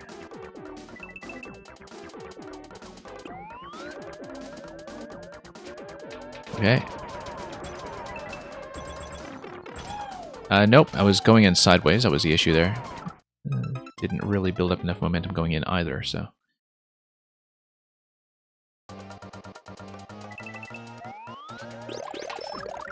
Now let's go up. And back down.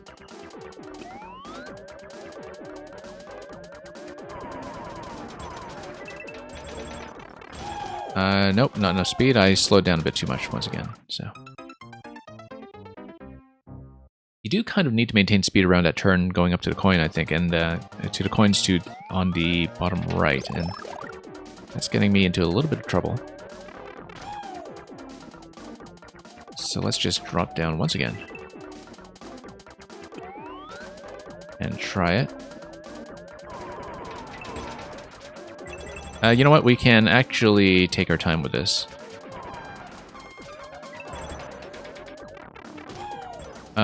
Not that much time, unfortunately. Because that's not building up enough speed up front. Thank you for the follow.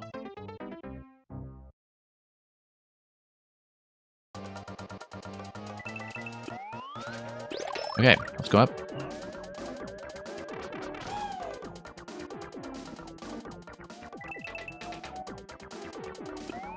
Okay. Yeah, losing too much speed here. We don't want to do that. Maybe we just want to like go up and down a bit. Whoops, not that far down. I was just trying to stall there for a bit too. Go down, and yeah, actually, man, that's a good observation with the Kirby emotes that you have. That, I mean, I guess P-Balloon Kirby is just Kirby. Like if Kirby swallows a P-Balloon, then it's kind of like how Mang is Mang, right? Same idea. Okay. Hey, look, it's P-Balloon Precision. We go forward. Conserve momentum. Drop this guy. Whoops, nope, took damage. That's bad. I need to not take damage. I need to just go up to the side there, drop the icicle, fall down on the mole. So I know that's what I'm supposed to do. I just missed.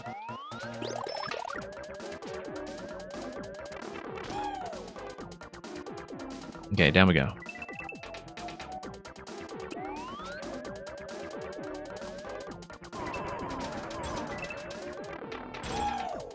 Nope, it's coming in at a bit of an angle there. I do need to go straight up, I think. Or just build up more speed in general. I'm just not building up enough speed.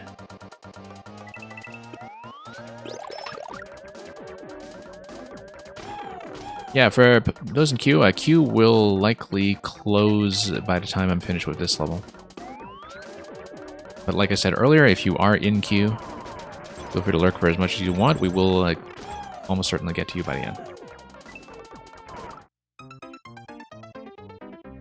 It's just that it is an abnormally long list today, and, you know, people will not necessarily stay. They might drop out here and there. Some levels might be shorter. We'll see how it goes. If you go at an angle it doesn't work, yeah, I'm discovering that the hard way. I didn't think it would work. I'm just doing that by accident. So you just need to reposition. And let's let the icicles drop. And yeah, there we go. Pure vertical calculation. And yeah, next GM, don't worry about that. So I always check for people instead of just relying on the bot in case of mistakes like that from inactivity or from people muting the volume or not chatting for a while or something like that. So I don't just put all of my trust in how Twitch detects whether you're here or not. Okay, so if we bust this, that gives you an additional P-Balloon. You kind of need to race that then. Drop down through these wigglers over here, and then, yeah, that's too far. Unless I was supposed to land on those icicles first and then continue jumping, but I feel like I was just doing that whole bit much too slowly.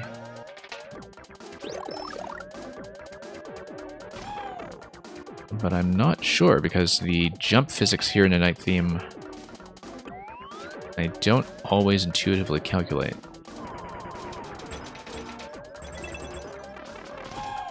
And yeah, a slight angle there, but we managed to conserve momentum. The Undo Dog just flying around all the time. Yeah, that's right. Laughing at you like it's cousin to Duck Hunt Dog. Oops, no, too far. Same mistake, yeah. I keep thinking that I'm going to hit that yellow turn block on the side before I hit the icicle and fall down safely off that column, and I actually consistently go just a tiny bit too high for that. Yeah, the Undo Dog is very well timed with that first segment up here. It's a very nice touch. Nope, not high enough. I am allowed to land there, because retrieving the P-Balloon afterwards is fine, but we'll see. There is a bit of a margin of error, but not that much.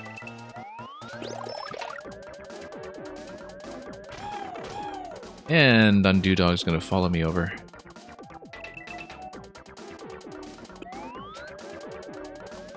I don't know how much of that timing around the Undo Dog in the background was intentional from Meng, but I just assumed that it is. Yeah, it lost too much speed there on the turn. You wanted to add the hello sound there, but you couldn't figure out a good way to do that. Yeah. Just to make the player take a bit of extra notice. It is a very nice touch.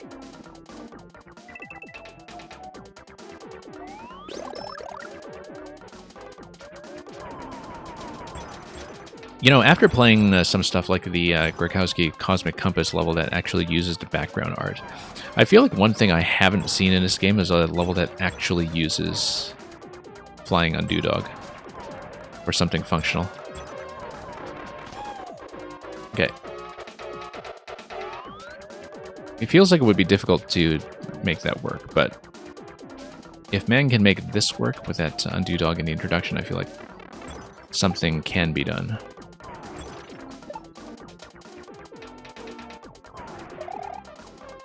Okay, so I'm going to do this.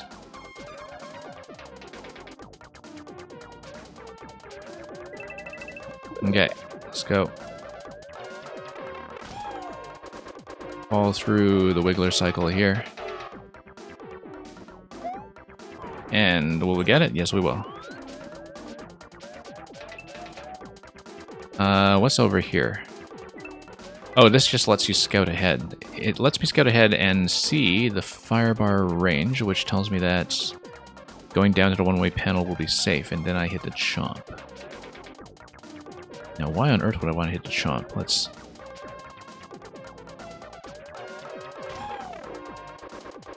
yeah, the fact that I can damage boost there is fine. Because hitting the chomp allows me to spin on top of it to go up. Okay, that's understandable. And yeah, once again, the background tells me where the P-balloons are placed, and I can aim accordingly. And this is just going to be falling with style to infinity and beyond. Nope, lost too much sideways momentum there, unfortunately. Oh, I see. It releases the fishbone. Okay, I didn't see the fishbone coming, and the fishbone would have gotten me up. I just didn't read that accurately. Yeah, very neat so far. We'll try to get this done. Of course, I am just into first zone. Looks like there will be a second half. And thank you so much for the follow. Up we go. That's getting better with practice.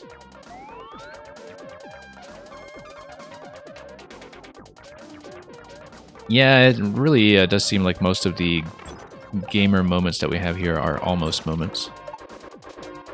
Things that are almost worthy of a clip. But just short.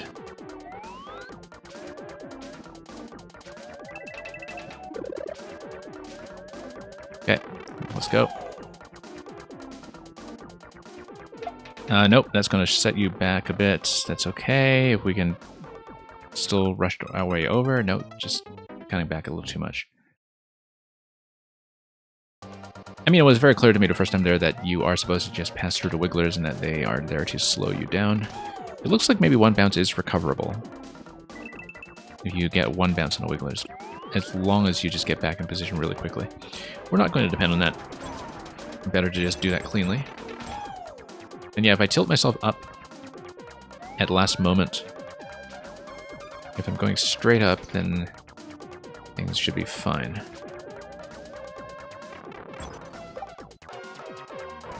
Okay, up we go.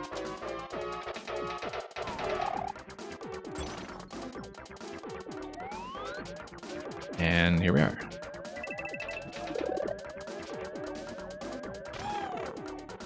All that Nugukaza P-Balloon practice is starting to pay off in small but noticeable ways. You know, just in terms of understanding when to maintain momentum around corners and such, even when we don't really do it that well. Yeah, I love the spacing there. The spacing works real well in terms of getting around to fire bars.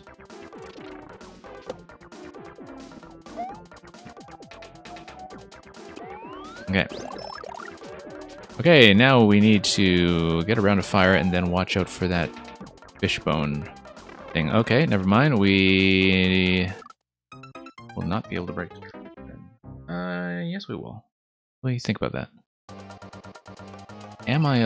No, because of a damage boost at the end. Like, you will not have invincibility frames long enough to survive the bottom row there, so... That's how that's controlled. Yeah, lots of interesting workarounds here to the fact that the P-Balloon is something that is tier 2, so to speak, and that you get reverted back to the Super Mushroom. Very much unlike Super Mario World, where you... Well, you just die. With other power-ups, you just get reverted as well. All the way back to Standard Mario. Little Mario. Nope. Oh, total miss. Yeah, that's not going to go. We're just not going to be able to get to P-Balloon, so...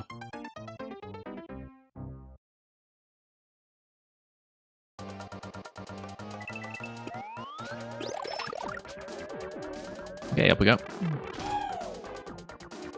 Bit of a slant there, but that's okay. We made it.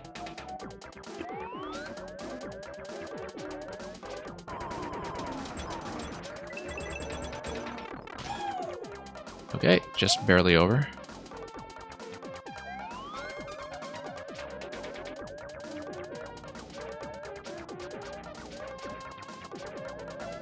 Now,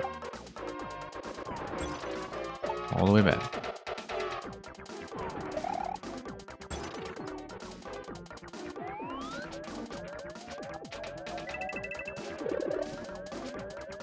And up. Through the wigglers. Yeah, the issue is falling off screen there. That is throwing me off slightly. And that will not make it. Yeah, so we can't really do it with one bounce after all. Yeah, so the off-screen positioning was making it a little difficult to expect how to move around wigglers, but we did it before, so we'll see if I can just make a better estimate of my distance this time.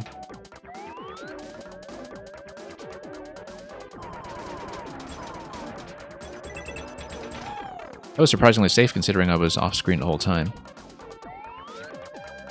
Let's go back. Try everything again. And here we are. Let that guy tap.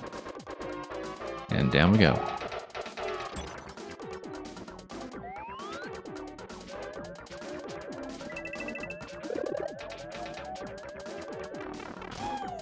Alright. I'll actually let up on the jump button here. All here. Well timed. Yeah, it's not too rough, thankfully, even if you just can't afford to hit the wigglers at all, obviously. And the spacing here is quite nice. You let up, fall down. not get hit by the chomp. And then, more P-balloons await. And fire. Lots of fire. Okay, there we are. Reasonably clean. Okay, that not so much, but that was the right timing. That's exactly how I managed to get to the P-balloon and get out in time last time. I just didn't turn that corner very well. So, P-balloon practice going well. Precision practice, not so much. P does not stand for precision here.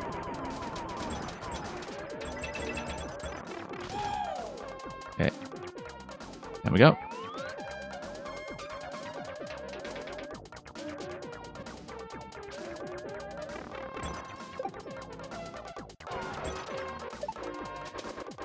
And back down.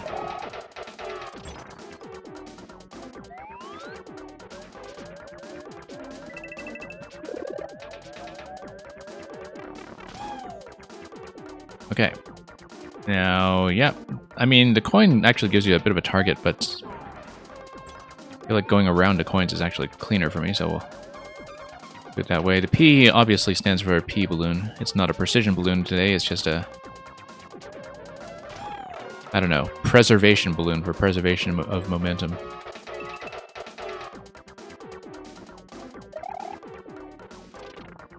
Okay.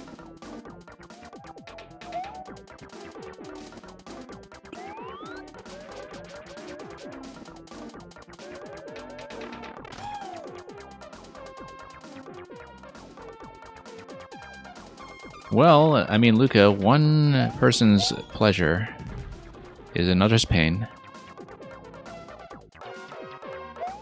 And of course, if you're Nuka Kazai, it's just a P-balloon. Okay, fish bones all the way up. There we go. Yeah, I didn't see it the first time, and so that just came as a surprise. But once you see it, it's really easily readable, in fact. You can see exactly where it's going to go once activated. Now, was it right or left that we're going? We're going to grab POWs. I can't step on all the icicles. I need to step on part of the icicles, and then I grab the munchers up top. I couldn't quite see what was there next, but we'll see what's going on. And as far as those Kirby, or rather P-balloon Kirby emotes are concerned, Mang, I kind of find it interesting how they sort of tell a story by themselves in their own little animated sequence. Okay, so it does give you a chance to retry as long as you don't run out of P-balloons. That's good. That's good.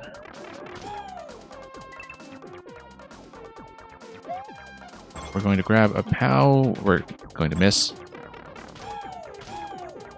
That's okay, there's another POW, except I can't get around the central column this way. So yeah, if we need to reset, we want to fall only on the right side.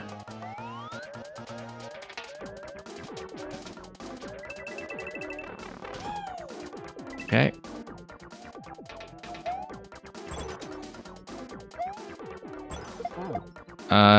Nope, that's okay, that's okay. We have a second POW that we can use.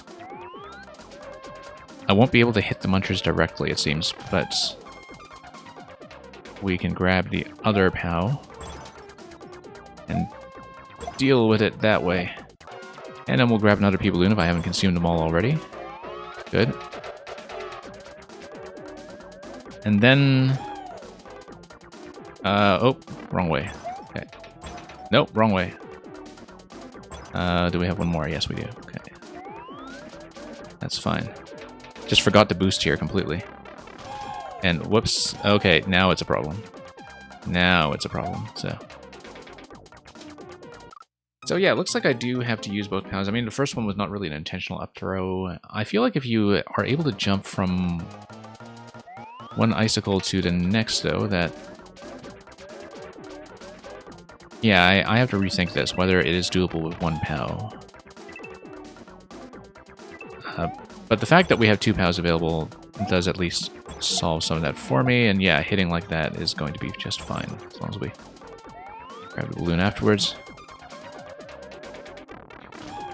And remember to actually boost, which will be a problem here. Yeah, I do want to run over the ice and run all the way to the left and get on top of that location where the munchers were formerly located. That means I need to fall in this way and then jump. No, not quite. Okay. So something about my momentum there that I don't quite understand. I think I do need to fall right to left towards the ice and maintain speed somehow while doing that.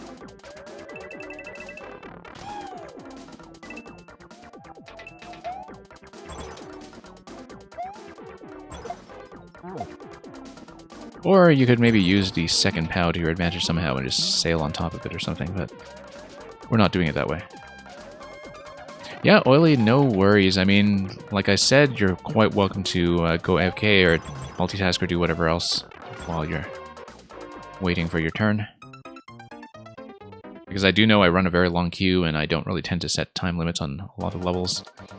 And so I do want people to feel comfortable stepping out for a while as long as they are attentive when it is finally time for them to shine, so.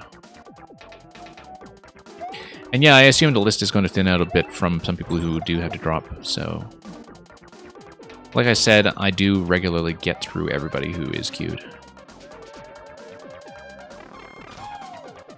Which is going to be more challenging than usual today, but we'll do it. It doesn't seem like I have nearly enough momentum to actually make it over on the ice, though, even after I take damage and boost like this. Maybe I should just be going straight up, in fact. Yeah, I should just be going straight up. I was doing it wrong the whole way. Yeah, this setup is just entirely holding the jump button and maintaining vertical momentum as you go through the... Whoops. Whoops. Okay. More P-balloons. And then there's something down here before we boost. Let's just scout in case there's any kind of valuable information. Just a cannonball, okay. Yoshi. Yoshi's just here to give you the sound effect. Wait. Nothing behind the saws, I don't think so. It's purely just a damage boost. Okay, watch this. This level has been disqualified from SDGML's next birthday. Okay, up we go.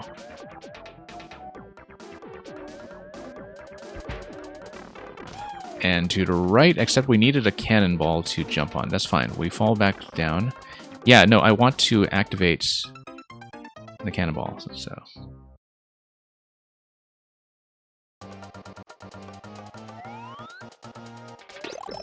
And yeah, thank you, RKI. I will almost certainly... I mean, I will be closing the queue very soon. Definitely before the next level, so... Let's try this again.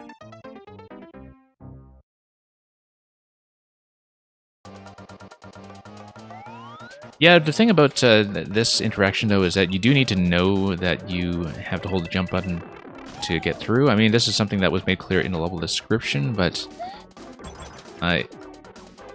using the setup for anything would require you to communicate that to the player, I think, because I don't believe this is well known. Like the damage boost momentum conservation. Nope, I missed. That's okay, we've got more P-balloons. And we will take them. And this level was on another stream? Yeah. Mang69 does tend to get around. Okay, back here. So we'll do the deflection once. We'll go twice. And then we want to synchronize with the cannonball so we have it available.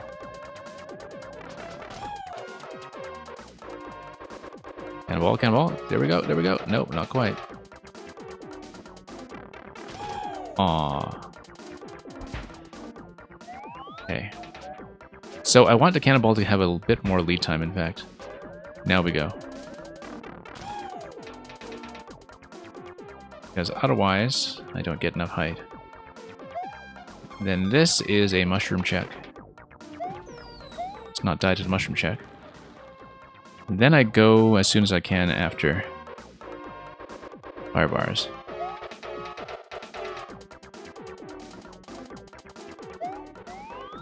Oh wow, okay. Now what do? I guess I needed to just fly up really quickly. In fact, there's nowhere else to go, so...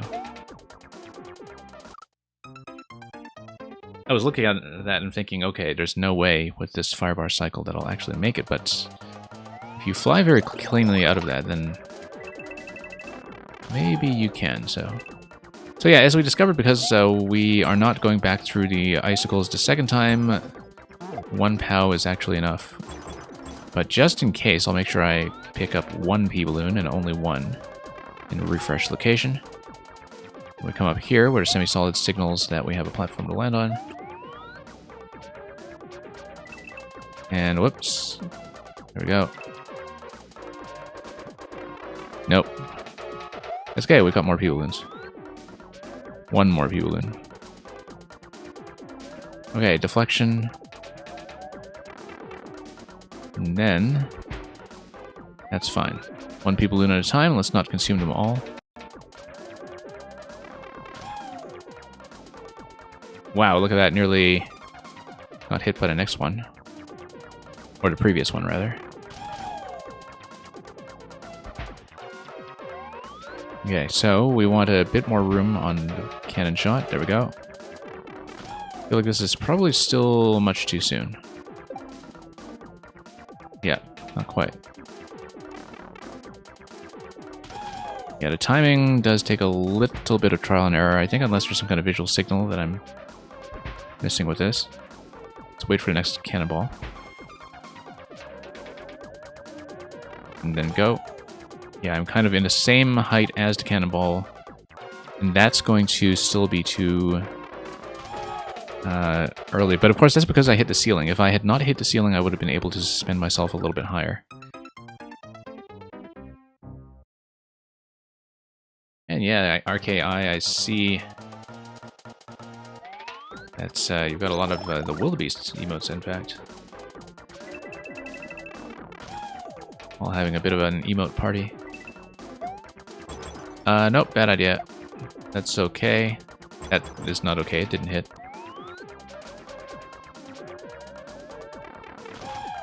Up we go.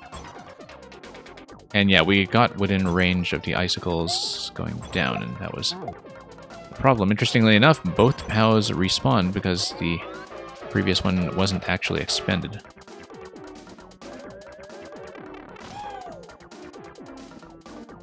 So that was convenient. Now let's do this. Nope. No, I consumed every P-balloon. That was a mistake. That was not wise. So the Wiggler's just going to eat me alive here. And then... we'll try that again, and this time we'll try not to pick up every P-balloon on the first go in case I actually need them. I mean, these ones I can only get once. Yeah, no worries, Blue Blur. I am closing the queue very shortly, though, because we have a very long queue today, and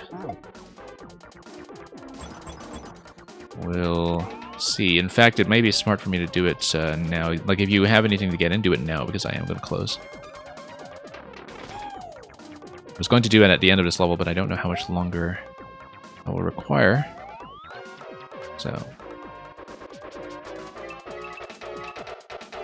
So yeah, this is going to be a last call. At the end of this attempt, I will close the queue.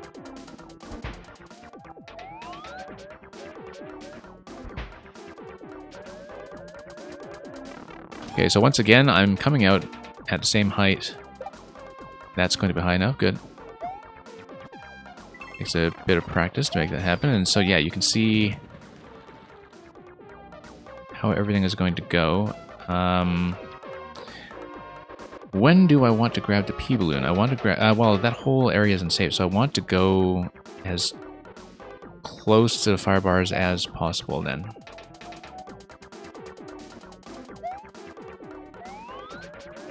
And then go... no. I don't see how I can be... oh, no. You know what you can do?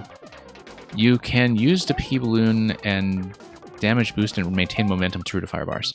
I was thinking that I wanted to get the P-Balloon out safely, but you actually can't do that. What you need to do is get the P-Balloon back out and get back into mushroom form. And I think that is actually the way to do it. So far, all the damage boosts have been coming from the blades, and so I hadn't quite extrapolated from that I should try that with a fire bar as well. Oh yeah, that was also the end of that attempt, so thank you for getting that in, Blue Blur, because I am now closing. I'm also going to edit the stream information to reflect that. Since I'm pretty far in this level in terms of checkpoints, I am going to try to finish it. For those waiting behind it, I am going to stay on this longer. Let me make sure the bot is also accurately displaying as closed. And yes, Lecter, this is Mang Mang 69. Mang Mang 69, as you can see, also regrets Taco Bell. Did I get the Munchers already? Yeah, okay. Do I still have a P-Balloon? Yes, I do.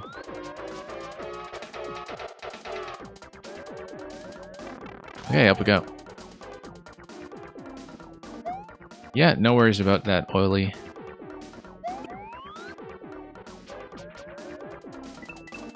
Okay. I'm pretty lenient with people who do need to be AFK for bits. So, let's do this. Give a bit of lead time to that. I think I'm coming in a little bit early this time. But we'll see. Oh, there we go.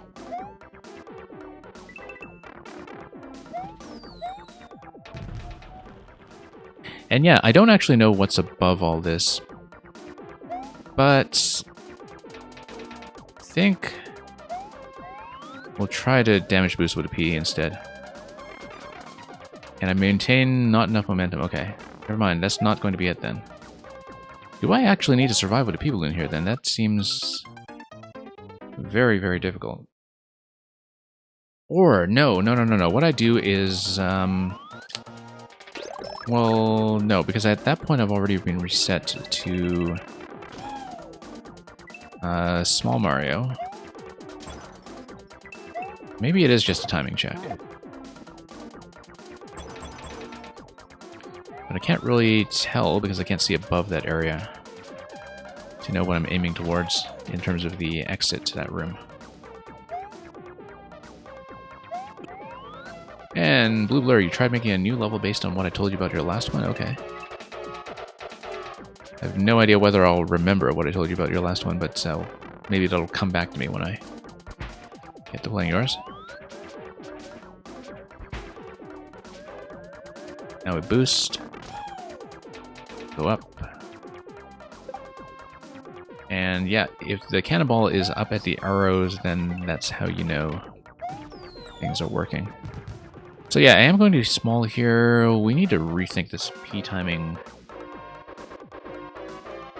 But it doesn't seem like I can get the P any faster than how I'm already doing it. So maybe I do need to boost a bit, but... yeah, this is already as tight as I can go.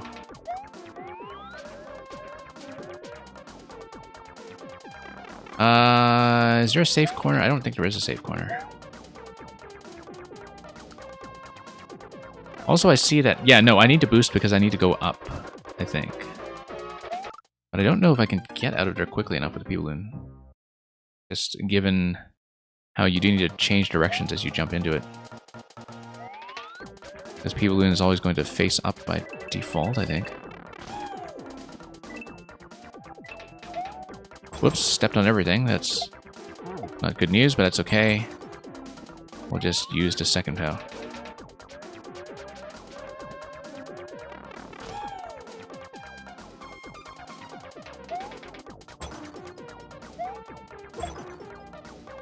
Miss.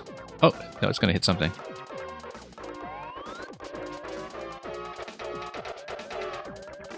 Yep, Muncher actually did die, so we'll get over here. Not consume every P.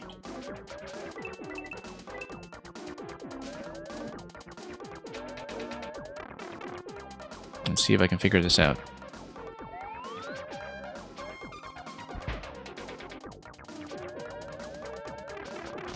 Okay, that timing should be fine.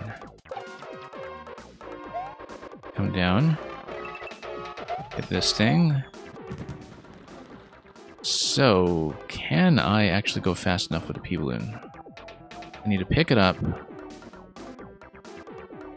And then I need to pretty much go immediately. I don't think there's a safe spot. I don't see one. So plan A is just going to try to do the momentum boost with the P-Balloon against the fire bars on the way up and just try to sail over to the left side.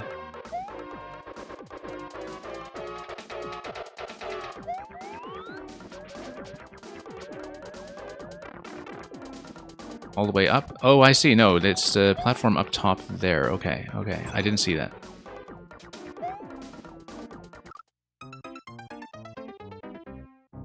I still need to go faster, though, in order to boost all the way up there. I just didn't know that would be the target location.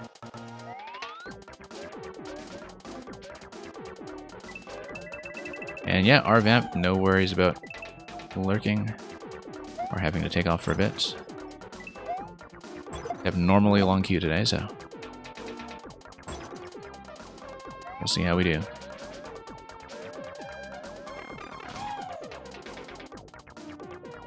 But yeah, I usually stay pretty long after queue closing to get through as much as we can, so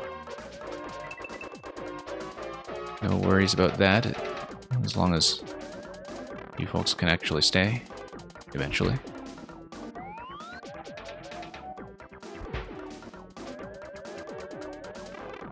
Came in here a bit early this time, I think, but we'll get that bounce, and yeah, not quite. Let's try it again. And we'll wait for the next cannonball before we try to outpace it. Okay, much comfier that time. What was it? No, no, no, no, no. Almost rescued that, too. That's okay, we've got one more P-Balloon. Okay. That was the perfect height, and then I just missed the vine, which is not really ideal. Yeah, I think it is going to be a damage boost with the P-Balloon going up to the top right. That's how I'm understanding this now. I previously didn't see that would be the target. But I'm nowhere close, probably because I'm not really... I'm still too slow, I think. I'm taking the boost too far down low. Major, welcome. Whoops. I mean, I feel like I am reading it correctly now. It's just that I'm nowhere near getting enough momentum on my way up. Probably because I still have a bit of a diagonal tilt, and also because I'm not building up enough speed going into damage. And so that's something to work on, is I need to build up more speed once I do grab the P-Balloon. Especially now that I know that taking damage is okay, or should be okay.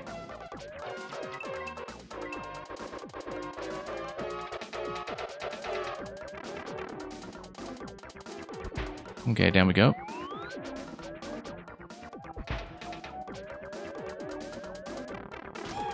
Too soon this time, I think. I don't think I'll get enough height, but surprise me. Nope. That would have been it if I didn't diagonal at the end. Yeah, I was thinking that might have been the case. But maybe I wasn't building enough speed to have a good margin of error either. That still feels like it's too early. Too early, yeah. Yeah, this bit here... I can afford to wait a bit longer after the projectile. Let's do this again.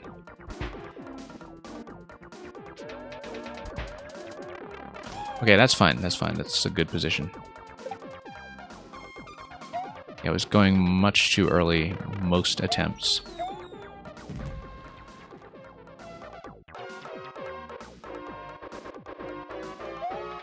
Yeah, falling to the left of the fire bars like this is surprisingly comfortable.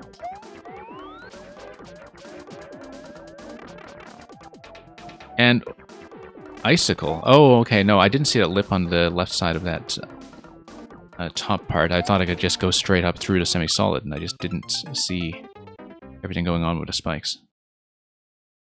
And yeah, Major, this level is tons of fun. I don't know if you had a chance to play it or clear it yet.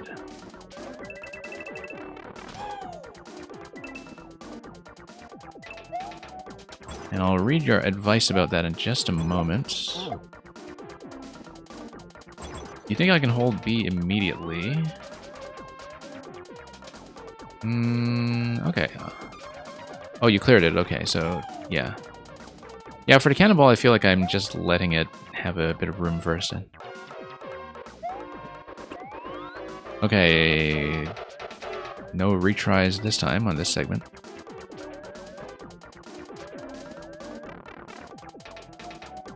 Now we go.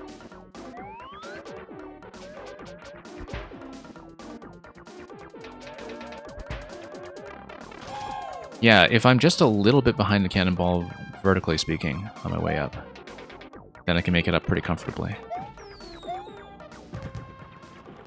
And let's wait for the next cycle. I can see how the timing does accommodate making things work on the first cycle, probably, if previous Meng levels have been any indication. Okay, over this guy, and P-Balloon... We dodged a fish. And then, is it right or left? It's going to be up. It was left, wasn't it? Yeah, it was left. I should have known that because of everything we saw on the left side earlier and the fact that we got to see this. Alright.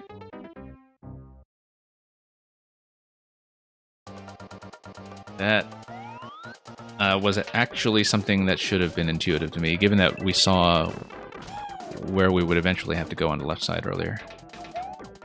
It's a bad guess. That's okay, now that I've seen that, I think I can recreate that interaction without too much trouble, so. Now that I know what I'm doing.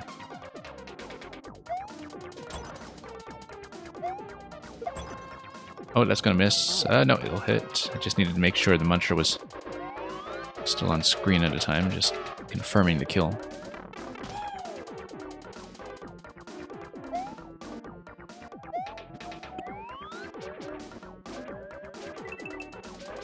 Okay. Reposition a bit.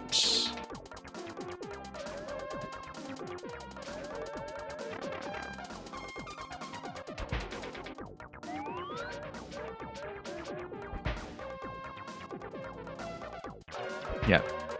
Just counting a little bit in my head to give myself like 3 or 4 ticks or so to wait for the cannonball. I think I understand the other method Major was describing, but I'm going to stick with what works for me for the moment. Okay, all the way up. Then we dodge the fish bones, I think, and then we go all the way up again. Assuming I didn't need to land onto fish bones. I needed to land onto fish bones. Yeah, no, I can't go slowly. I actually do need to outpace the fish.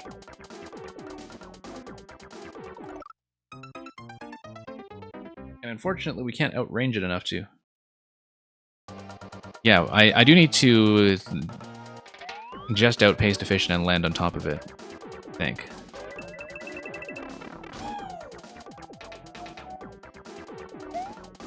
And I should have known that from the way we were using the fish bones in the first section. It's just that here, you know, my first instinct was to just not take damage and feel proud of myself for noticing it visually in the first place.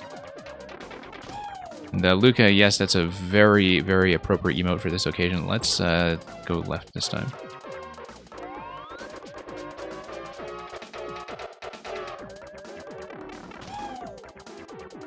Yep. Needed the fish bones after all. Let's get up here.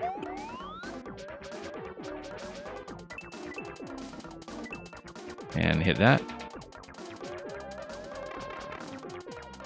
I dodged that fish pretty well, yeah. I mean, I did what I intended to do. That was not the issue there. Not by a long shot. Okay, let's tap this. let's not do that. Just bumping my head repeatedly. I was wondering when I was going to die to that, actually. Every time I hit one of those mushroom checks, I was always thinking that, oh, at one point, like, I'm going to lose an attempt at this if I'm not careful. And so I'm glad it didn't happen too much until now. That, like, I feel like I've already beaten expectations just by not having it happen until this late in the level.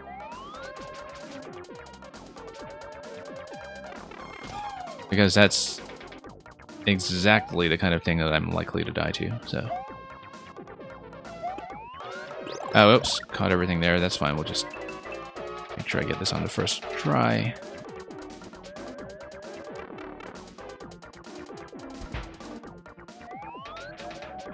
Okay, on.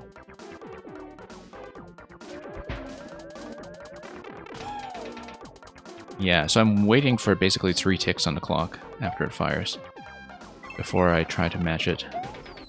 And as you can see, that actually gives me plenty of room to work with. Whoa, that was okay. A little bit too tight.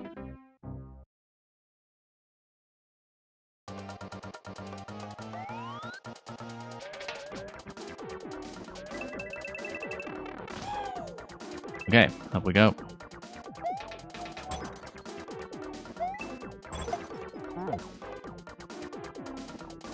And back down.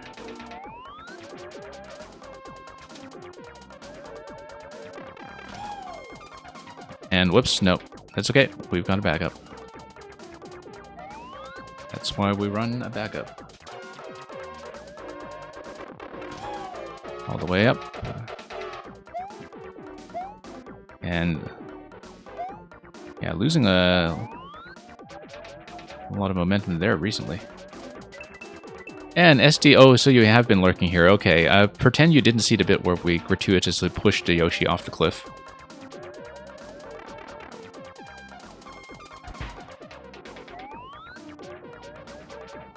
Although we've been on this level long enough that maybe you didn't see anything that may have resembled that may or may not have happened. I can neither confirm nor deny.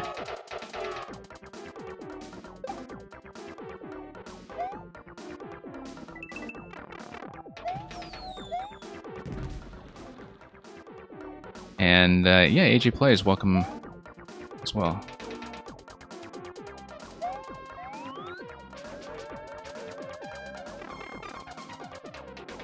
Nope. Yeah, a little too late that time, unfortunately.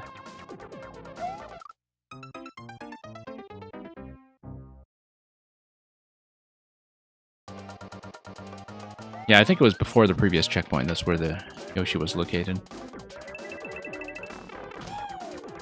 You dodged a bullet there? Well, I mean, Yoshi certainly didn't.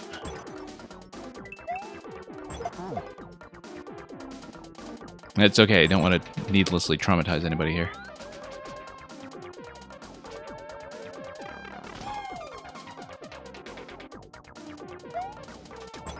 And here we go.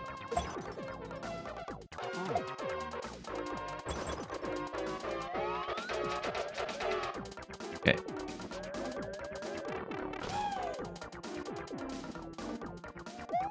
Let's do this.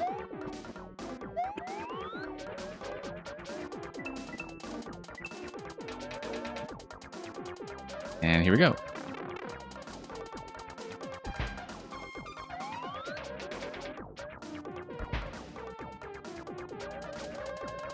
Okay, that should be fine. We're kind of matching its height here going up. That's going to land right on top of the arrow, though, so that has plenty of room. So I do need to go as fast as I previously was here. It's just that we had one attempt where I was too close to the fire bars, and that threw me off quite a bit. Okay, momentum. Up we go. No. That's fine. Grab the P-balloon, and then we take the fish all the way up. And yeah, the markers are here to give you the different locations depending on where the fish is going to go, like left or right. Yeah, let's just take the door. I wanted to scout over to the left, but we're not seeing that, so. And then we hit both. I feel like it was not supposed to hit both. I feel like it was supposed to drop this. And then where do we go? And then there's a door over there, which is where we came in. Let me just scout around a bit. I may have missed something really obvious here. Like, did we go up top? Or we just... Oh, no, yeah, we do go up top. But then what side do I go to after that? To the right? No, not to the right. Okay. Icicles to the left. Okay. So yeah, we actually do need one fish to remain alive then. I think that's the implication, is that one fish needs to remain alive to get me through the next boost. Going in this direction up to the icicles. I couldn't see that, so... Luca, I think, as I was saying, the Yoshi bit was before the previous checkpoint, so... Maybe some other day.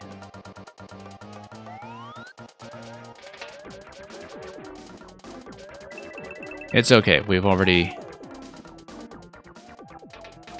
demonstrated what we needed, so... And yeah, sorry about the length of the queue today, King Brock. Thank you for dropping by anyway, and I'll be back again tomorrow, and hopefully we'll be able to get you in much sooner.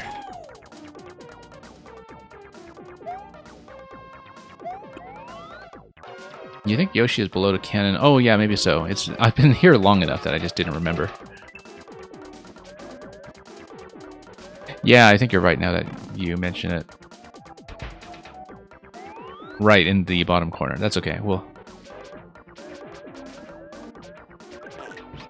We'll show SD to Yoshi and not do anything really threatening. Whoa, I should have done something threatening. Alright, fine, Yoshi. This was your fault. This was your fault. This was your fault. Okay. Now we take the death. And Reeboks, perfect timing. Welcome.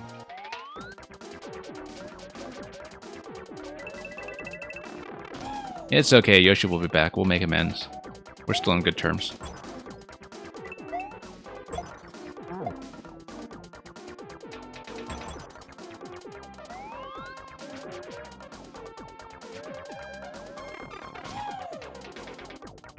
And anyway, guess we get what we deserve, whatever it is. And yes, Reeboks, this level is tons of fun. I've been on it for far too long, but we are progressing, so... Yep, it's just all about conserving momentum coming out of the damage boost with the P-Balloon, which is a very specific interaction. Okay, let's wait for the fire bars this time, and... So to survive a lot of fish bones after that. Nope, it's still pulling back too much. You hid Yoshi in a safe spot where players wouldn't find him. I don't know if I'd call that a safe spot. I mean, you put that little pit beside him for a reason.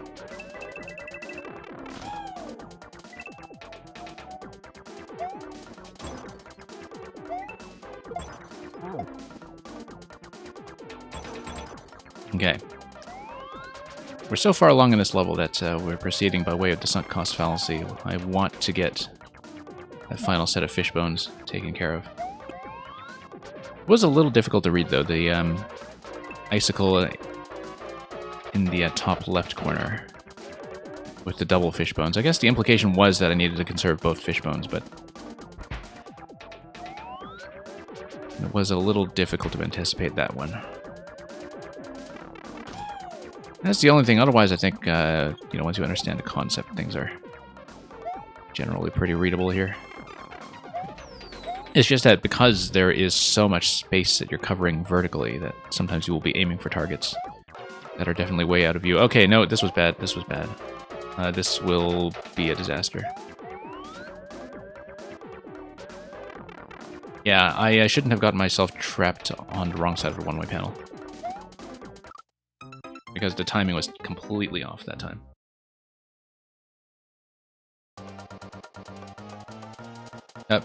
Whoops. Never mind that. We'll just consider that Yoshi's revenge and move on.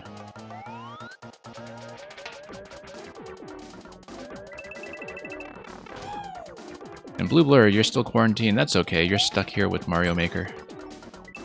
There are definitely worse fates for people who are in quarantine. But yeah, I hope everything is fine by the time you get out. That anybody who was kind of in your contact bubble that was at risk has turned out okay.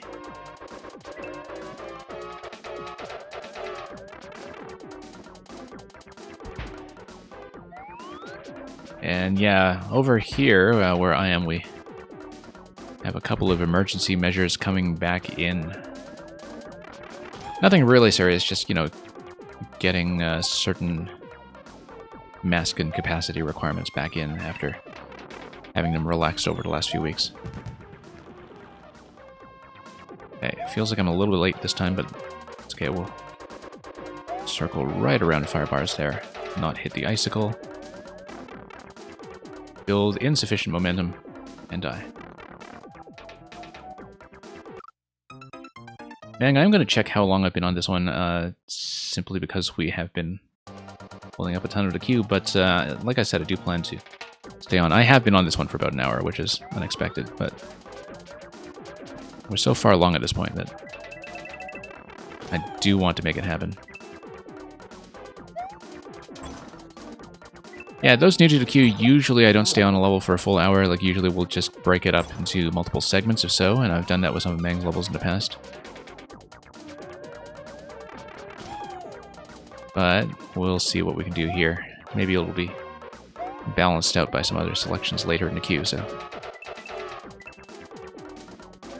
Bump that, and go.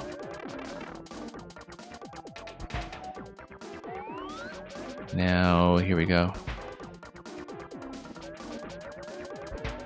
And yeah, anybody who's unable to stay to be played today, I will be back with more viewer levels tomorrow, so... Same block of time, so hopefully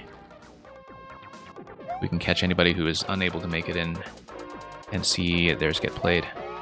In this session, just because it is so abnormally large. Nope. Now, taking damage up there as the super mushroom is okay, because as long as you can still get up to the P-balloon that follows that afterwards, then you're fine. I think I looked at the 2% clear rate on this and was very complacent. You took the COVID test today, okay. And hope you're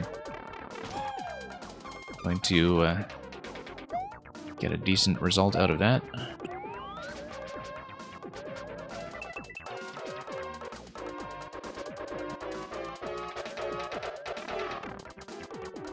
And anyway, we'll just back over here, fire, and follow. Spacing looks good this time. We'll go up and back down.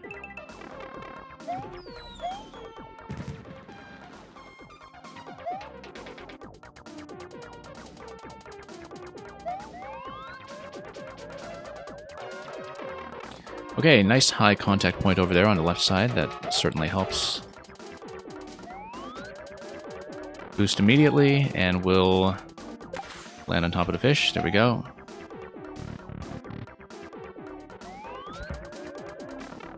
And we want to land on one fish and only one, and then we need to go immediately.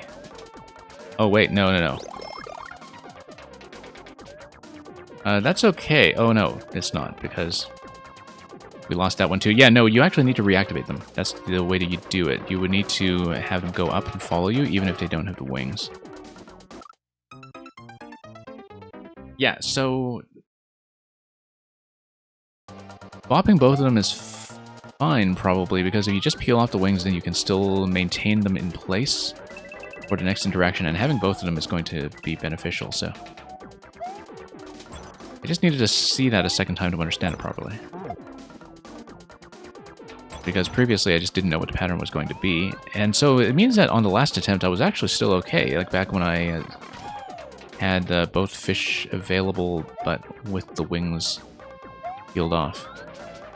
Because fish, especially dead fish, don't usually have wings.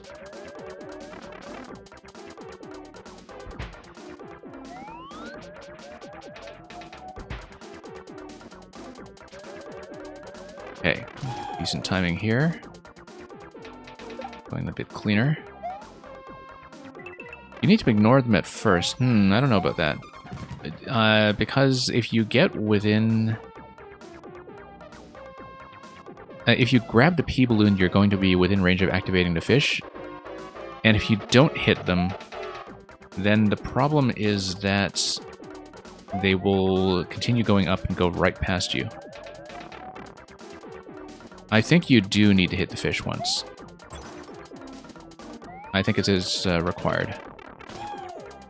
As far as I can tell, so. I don't see a way to ignore them. You have to get the P-Balloon, and the P-Balloon is going to activate, so.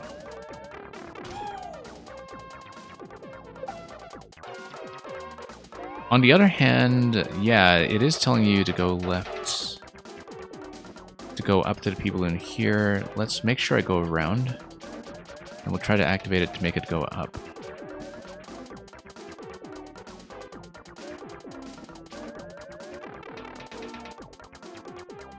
That's not nearly enough space. Yeah, okay, so... I need to rethink this, because maybe if it's the arrow pointing left, you need it to go left and go up towards the donut blocks to get the P-Balloons. Maybe I shouldn't be bouncing on top of the fish then. Because it looks like you do need them in winged form in order to get enough speed going, and so maybe they do stop after a certain point instead of going infinitely, but I'm not really clear on that. I didn't think they would.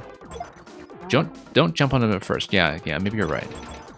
Because without the wings, they don't go fast enough. And I think I need to go immediately to the left for the donut block.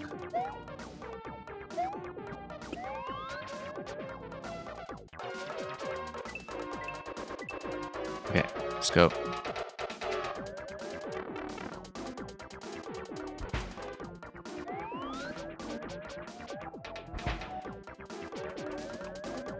And that's going to go up.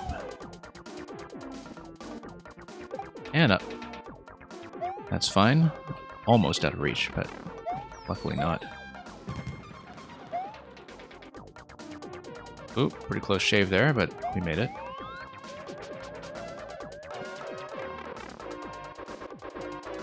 Okay, here we go.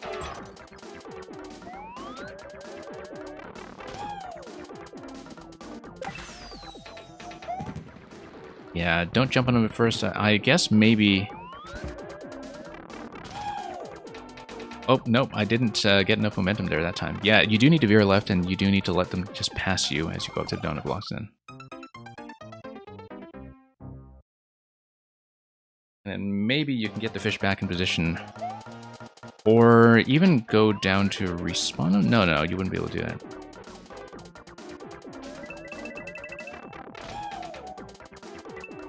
Yeah, as long as the fish don't crash anywhere and die. Maybe they're still usable somehow.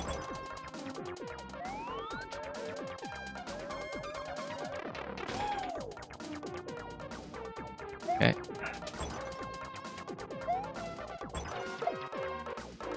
Yeah, that's kill. Thank you for the follow.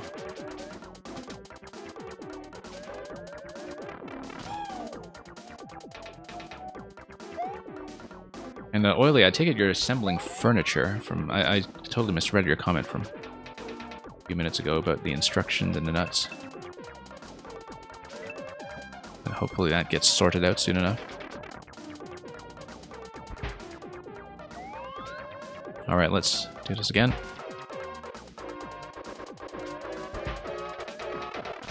Yeah, okay, that's fine. Thought it was a little behind, but it's actually going to be a nice, comfortable pace. Nope, let's not die here.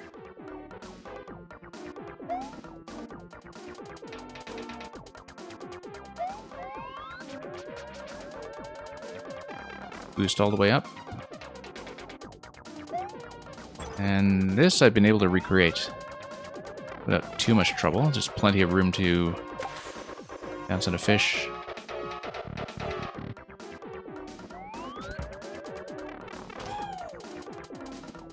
Okay. And then Oh, do I need to chase them up still? Am I too slow? I am too slow.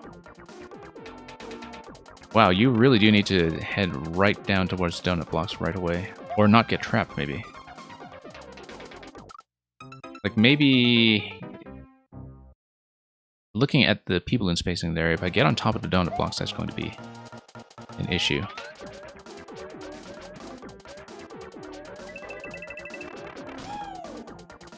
Yeah, I wasn't clear on that, but the donut blocks slow me down too much because the fish just keep going, and I should be able to catch up to them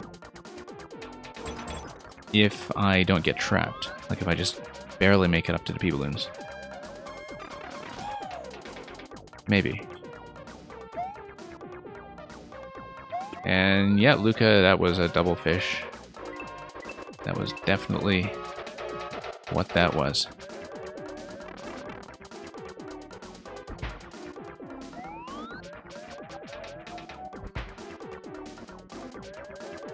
Okay, up we go.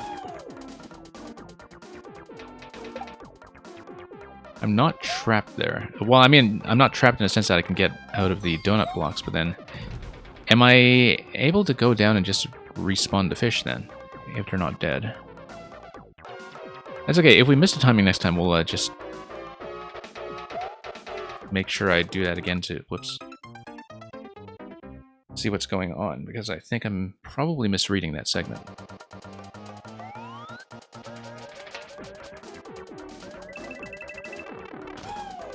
Okay.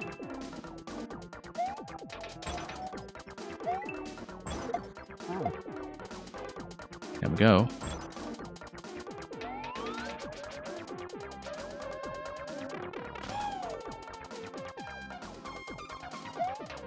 And...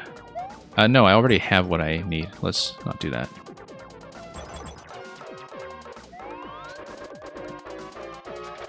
But, no, not quite. I don't think trying to bump the POW up with me is going to do anything useful, but... Your problem was you kept holding up after the damage boost. Interesting.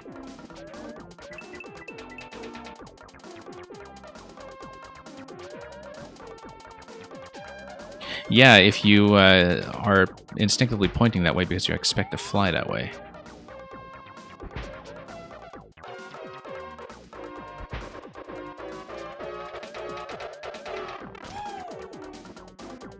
Okay, up we go.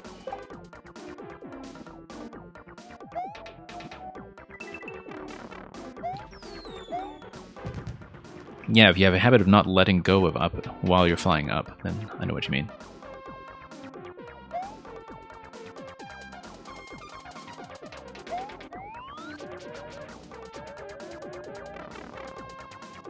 Okay, all the way up.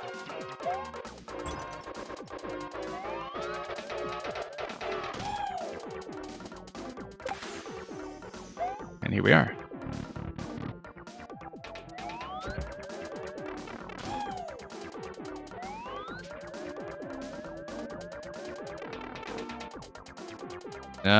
Nope, still too slow. But if I grab the other P-balloon, can I redo the fish? Well, no, not if I go down towards the spike that way. No, because the fish are just dead here. Okay. So, am I just doing that too slowly then? Like if I'm supposed to tap the balloon and then go and outpace the fish. Like, am I actually reading that correctly? Because it seems like I'm just far too behind pace for the double fish to do what I want. It's been a sticking point for a while now.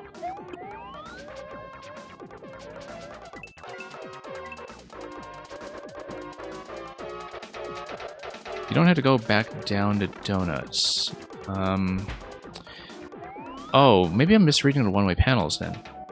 Oh, I see. Yeah. No, I was totally misreading the one-way panels and not thinking about going up. Because I thought the one-way panels were just encouraging me to get back out of the box from below.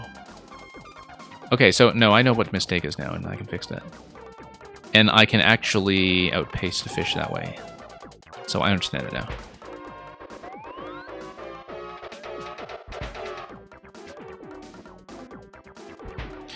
Yeah, no, I totally didn't even read that there was a boostable location on top of the semi-solids there, so that was the problem. Okay, let's get the timing down properly this time.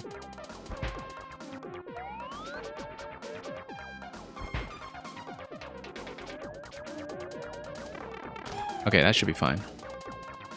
At long last.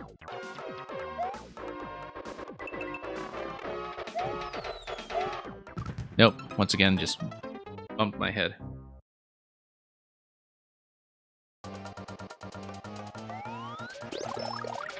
Okay. At least it's fairly easy to recreate everything up to that point, once you learn it. It's not too bad.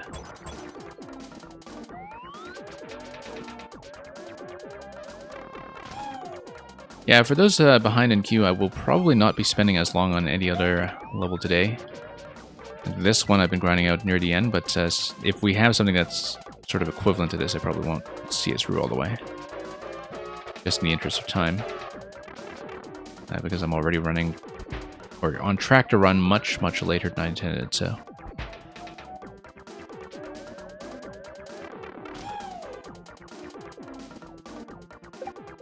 Yeah, I have died to the mushroom checks twice, which is less than I expected.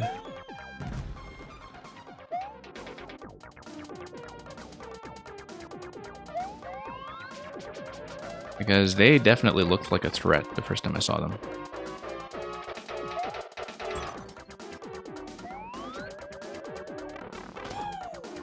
Okay. Yeah, so we'll veer left, head up to P-Balloons at the donut segment, and then...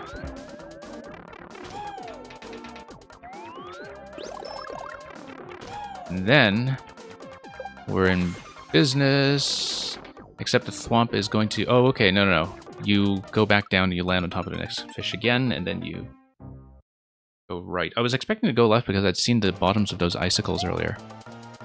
And so it caught me by surprise that everything showed up on the right side there with the Thwomp and the Muncher.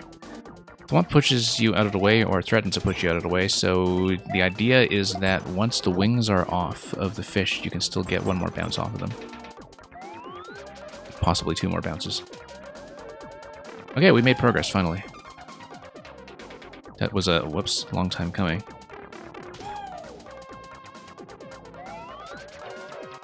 Yeah, I do like that you can retry in this location. I definitely needed it. And you are required to get one replacement balloon anyway, so...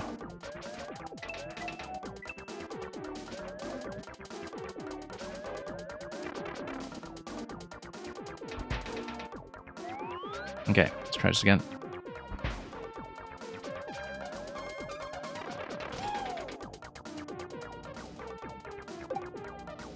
Yeah, this has really been a P-Balloon stream, mostly.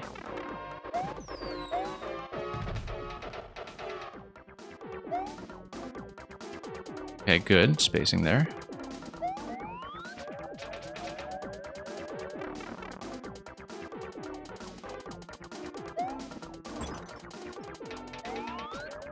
And up we go. Lots of time to point yourself above the fish. And then, yeah, Nukaz, I'll read what you're saying about the iframes in a moment. I'm still trying to understand this on my own terms right now. Yeah, no, I missed the second fish. I needed to hit the second fish in order to have something to land on. Tiny cheese. As opposed to a big cheese.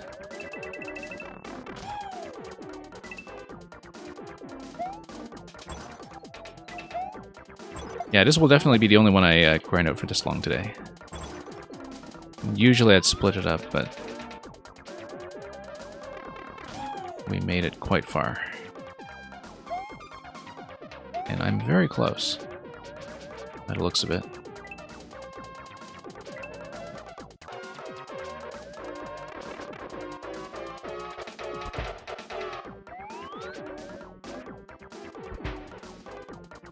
Okay, here we are. And oh my goodness, we have a long queue today. That's okay, some level of desertion is expected, and like I said, I am back tomorrow.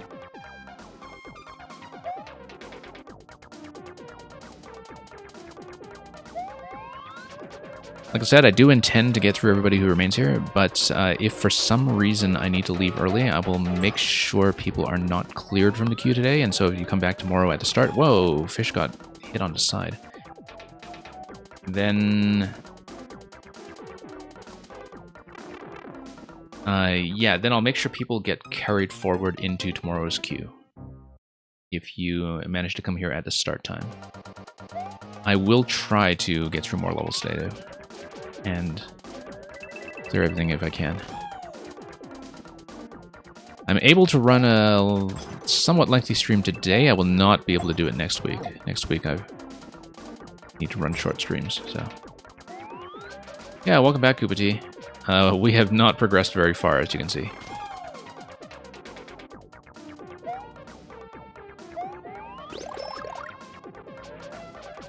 This has been an unusually long session. So, I'll try to make it happen, though. I mean, I'm invested in this level at this point.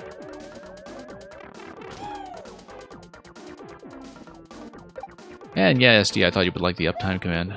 Glad you appreciate it.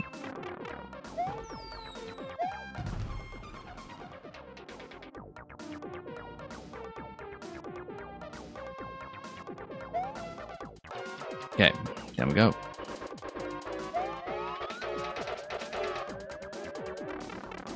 And all the way back up. There we are. Getting accustomed to it by now. Okay, back to this section, and then we'll try to get the double hit on the fish once we're able.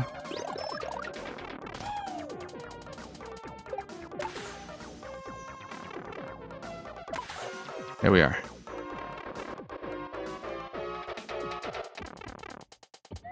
Victory is not yet assured.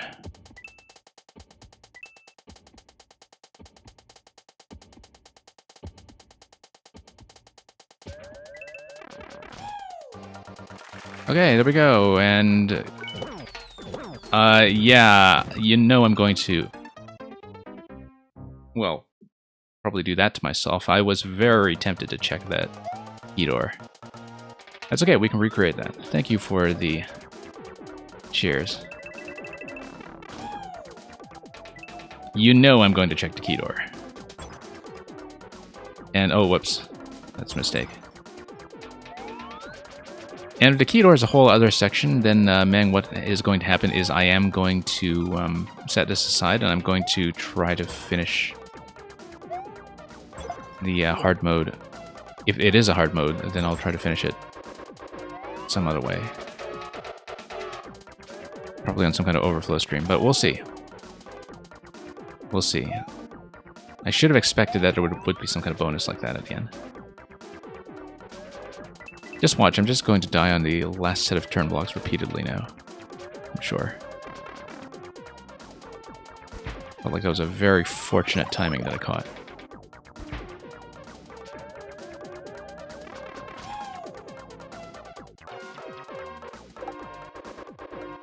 Okay.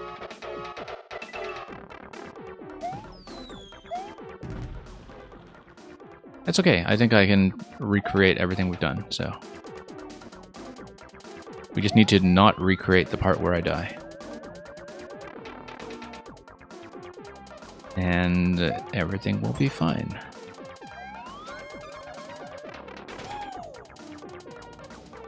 Yeah, I probably shouldn't have tried to kill every Boom Boom or bop every Boom Boom. I should have just gone straight down to the key door. Okay. And hey, we're going to keep the mushroom this time. That's going to be even better. Except that doesn't matter because we are going to grab this.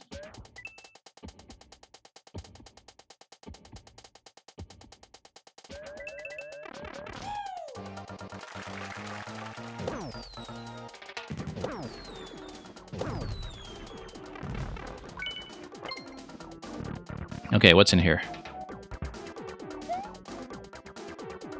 Alright, donut block takes you to the blue pipe. We need to ride a donut block down slightly, though. Nope, hang on.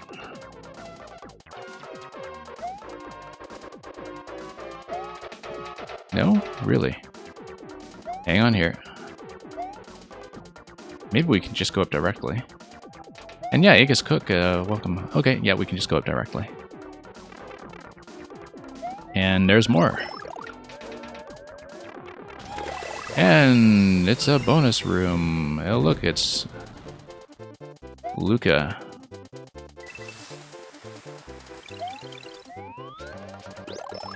Okay, we lost a star. Let's hope we don't actually need it. Oh, I see, okay. That's fine, we got part of the bonus. Let's not die here. There we go. Okay, glad we actually saw the ending, even though I didn't quite collect everything on the final screen. We managed to see what we wanted to see.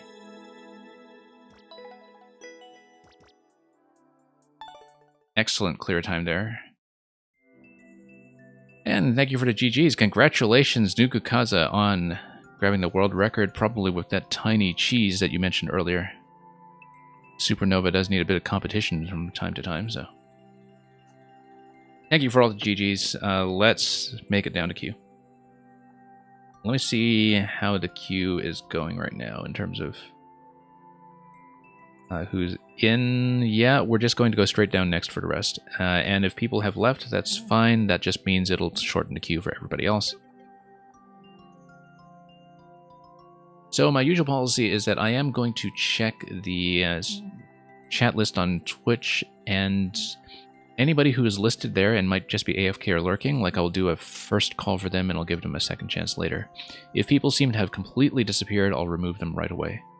So Taco Tito Bro, we'll see if they are here. Let me just check the chat list for some of this. I think they're long gone, so this will just be a straight removal.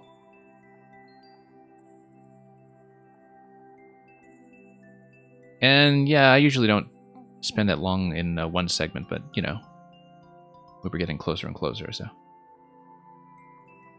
Sorry, not sorry, indeed.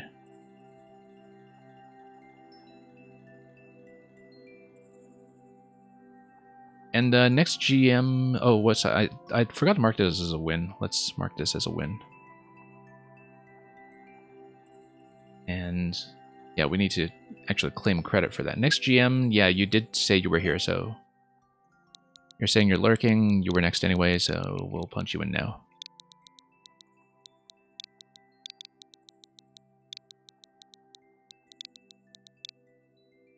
Everything is going to feel much shorter from here and also much less like a balloon.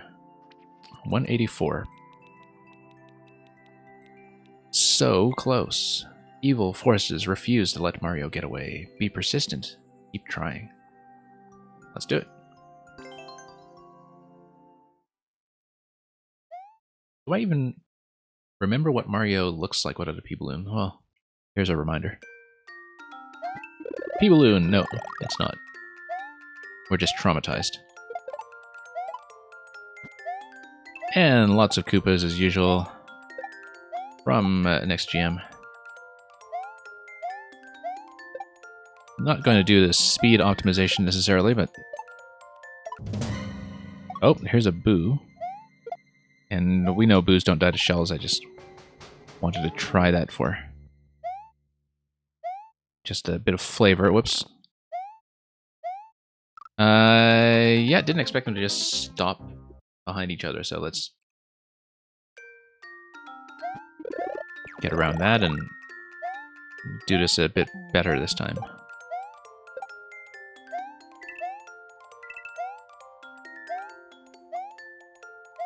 And yeah, Mario does in fact jump from time to time when not floating.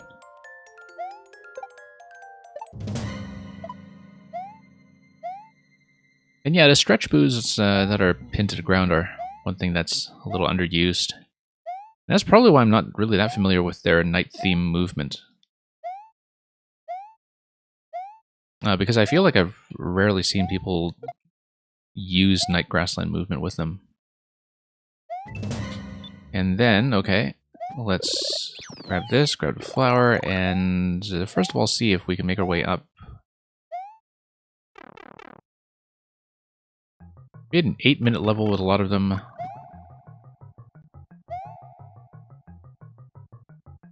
Presumably involving P-Balloon Precision. Let's let this guy throw. Yeah, really, whoops. Didn't expect to lose a frame there. Yeah, really a bit of a hindrance sometimes, I think, with the dry bones in this style.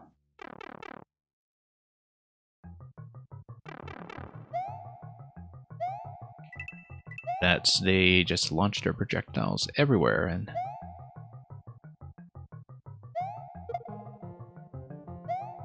without containing that, that does restrict the design in some ways. Depending on how sensitive the level is to some additional projectiles flying everywhere. You folks are all making a very good impression of the stretch boos there. Yeah, we're going to do this segment here just because I can. Looks like it's a little bonus at the end.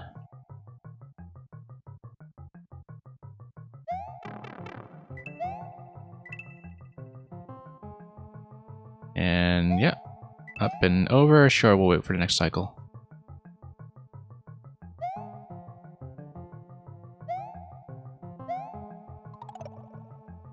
And okay, nice variation in some of the patterning here for sure.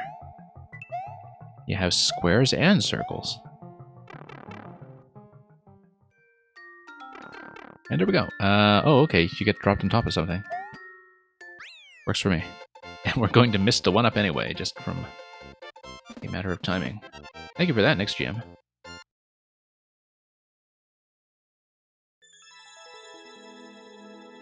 Yeah, getting quite a lot of variety out of just very simple boo setups. Anyway, the evil forces did let me get away, so we'll just mark that as a win. Thank you for the GGs. Having some in quick succession.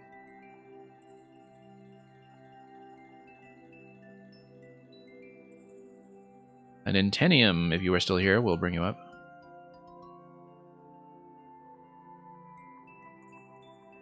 And I'll just check the list quickly. I do see an Intenium hanging about. And you are here, great. Thank you so much for waiting very, very patiently. And still managing to check in promptly, which is remarkable. Always appreciate that people are willing to do that just to see their levels on this broadcast. Here's a new soup platforming level. Don't touch the ground. There is a clear condition attached to it. Okay, 33 seconds. Obviously no checkpoint. Let's do it. And let's just wall jump and twirl everywhere, probably.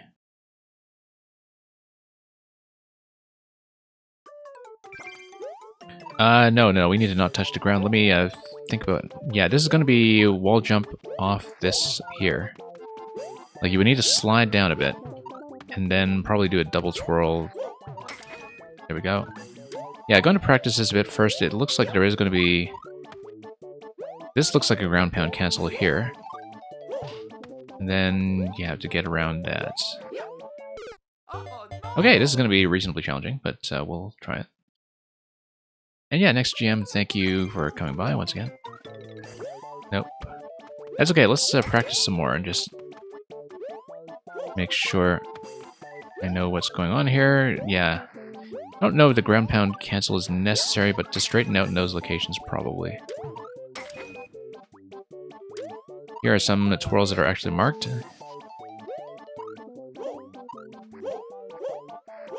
And then, yeah, this will be a bit of a tricky one here. Let's try it again.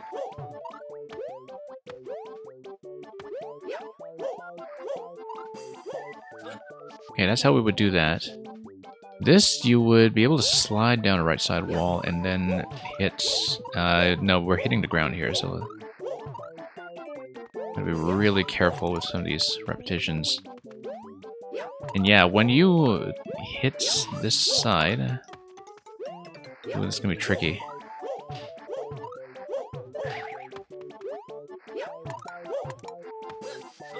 Yeah, this is gonna be a tricky one. Maybe I do need to twirl on my way down there, unless I slide down the left wall.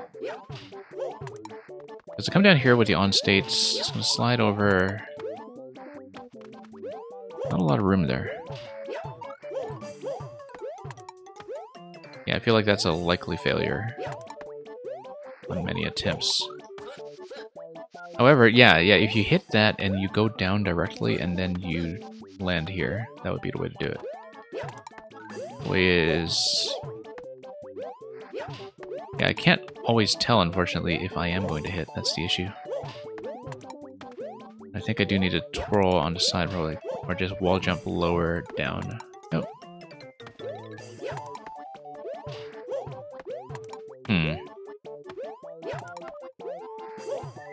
Yeah, this is going to be a bit of a toughie, I think, this spot here. Nope. Yeah, I don't know how to do this spot. Let's continue scouting. We'll worry about it later. Looks like we tapped that and we probably... Yeah, just jump and then get off the shell after that. Yeah, 1% on this is kind of surprising, but maybe people put in a lot of long attempts on it. Let me just get back to that and try to redo one of the later setups. We do need to practice and learn it even if we do fail. As long as we don't fail while taking damage. Nope. Yeah, even the first jump is quite something. Let's move on and just try to learn the rest. So yeah, I'll try to at least learn every obstacle, even if I don't really manage to get anywhere close to the clear.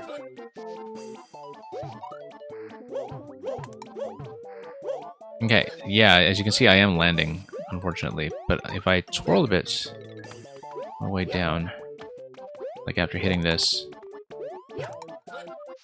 that kind of placement is fine. That is not. Whoop, that is also not. And then, yeah, Goomba, Goomba, wall jump, slide. And then, yeah, once again, you need to twirl or go left in order to hit the next one. Okay, let's see how long we can last. Not very long. Alright, let's go back to the end then and see if I can learn the Buzzy Shell part. The on-off switch part is still the one that looks most threatening right now, but... Yeah, because it'll go like this. Yeah, it's very difficult to expect when I'm going to hit and when I won't.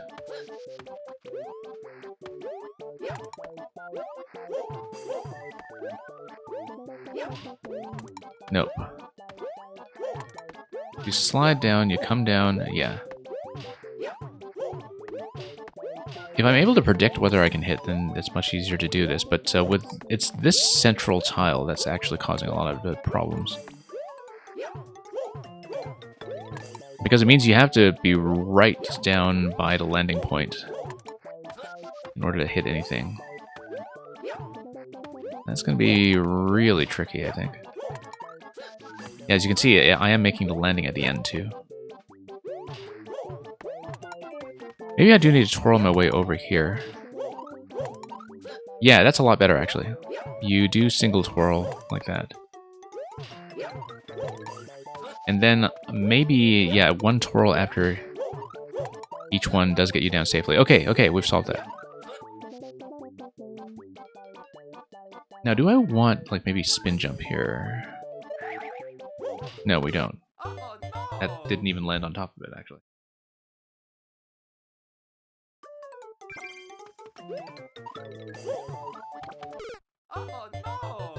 So yeah, we'll try to get back to that point and just learn it bit by bit.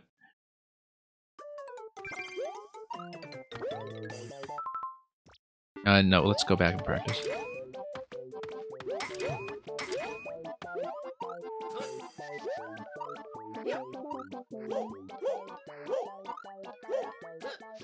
Okay. I don't know if that made contact. It's hard to tell. But as you can see, we're getting closer and closer to the right method with that one. Whoops. No. Let's do... Yeah. It's going to be short bounce on the first Goomba, but then I need to crank all the way forward. Short bounce, long bounce. Let's go back and practice that. Okay.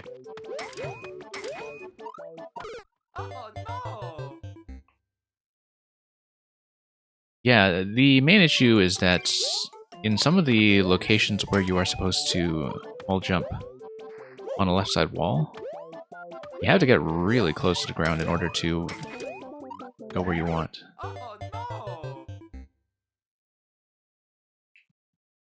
Because I find in many of those locations I'm wishing for like one additional tile of spacing to work with, maybe. But we'll see. Nope. Let's go back. Well, I mean, eventually we'll need to do that cleanly. Yeah, losing on the first jump. Quite often, in fact.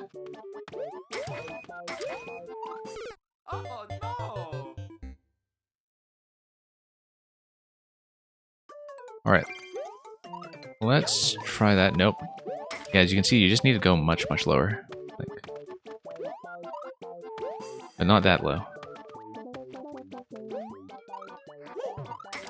There we go. A couple of twirls in a way do fix a few things, but not too many. Yeah, no worries, Luca. I do know you are here, so... Looks like you will be next up after this. Okay, let's practice the end, just to make sure we've got it.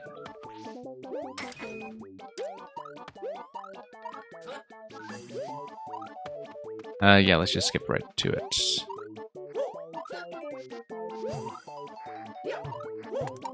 That bit is always worth practice, but as you can see, I am touching.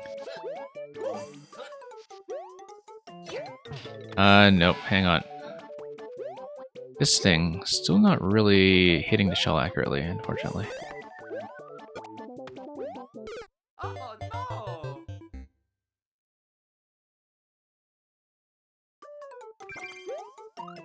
Nope.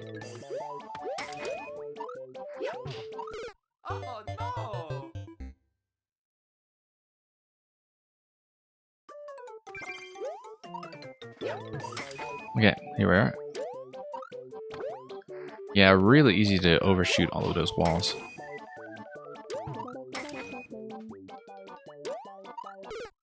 Yeah, I was trying to double tap the twirl there. I think I was actually tapping it too quickly and didn't get the second twirl down the way I wanted. And yeah, once again, just leaning too quickly to go back towards the left on that wall.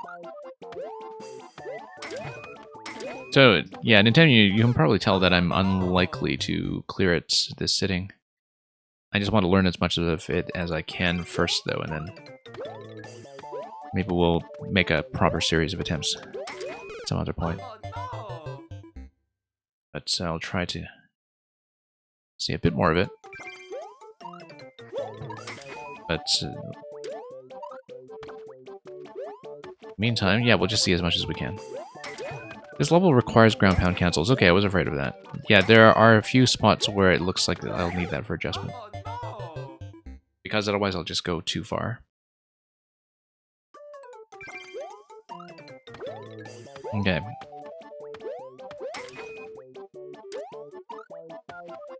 Yeah, because otherwise I'll just completely overshoot. Let's go back to the Goomba section and learn it, though, if I can.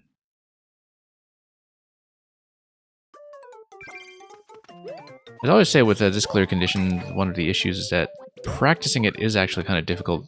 Maybe we do need it in this section. Practicing it is kind of difficult just because you don't know what the hit detection is going to be like if you have already failed the condition earlier in the level.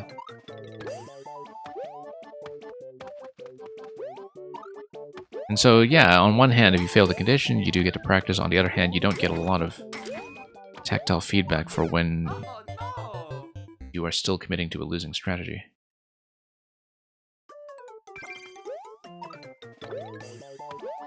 And we'll try to keep those ground pound candles in mind, at least. Yeah, just sailing right over. I was trying to ground pound out of that, but... yeah, this part I can do. This part is not too bad. Don't know if I made contact there, but now I can do it without... okay, this thing here. Whoops. I think I need to slide down, and when I slide down, it taps the shell. And then I wall jump right at the end.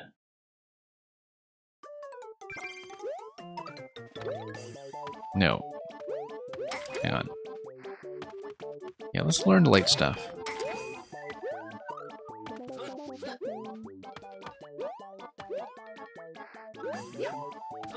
And try to do this again just to do that. That actually felt safe that time. So this thing here, yeah, we slide. Nope. Slide. And then that gets me over, and then, yeah, I hit the wall that time. I don't want to twirl up there because that will hit. And then I need to do a series of 2 wall jumps, probably maybe even a spin off the first one. There are a few locations where, in fact, a spin might even be better. Not this one, though. Not enough distance on it. Whoops.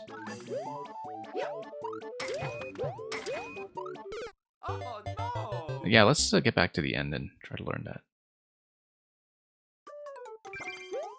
And then we'll try a little more seriously after that to actually make it further.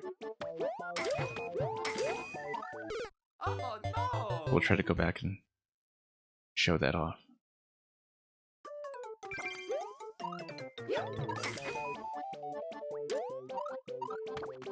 I wonder if I should actually just do this wall up here instead of going directly up on claw. It's giving me too much forward momentum. If I wall jump up here instead and then twirl over, then maybe that's a better method. I think I was doing that earlier at some point, but then I started rushing through to practice the later segments. I wasn't thinking about how this wall is still helpful.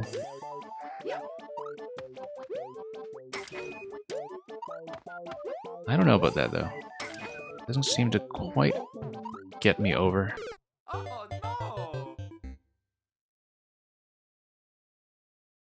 I'm actually quite surprised this has 1% on it. That seems really quite high for how hard this seems, but maybe I'm just way too rusty on some of the advanced movement tech in this game style.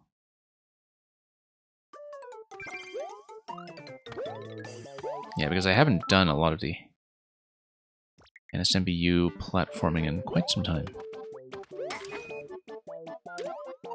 Anyway, let's go back to the end, if I can.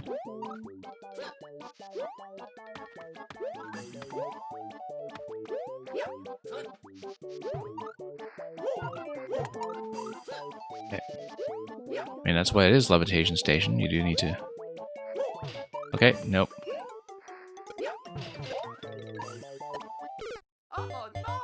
Very tricky.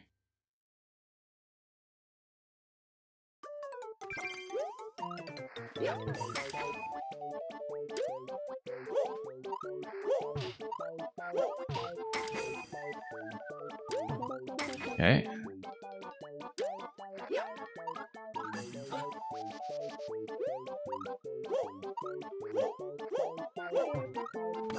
Okay, new personal best in terms of keeping the clear condition.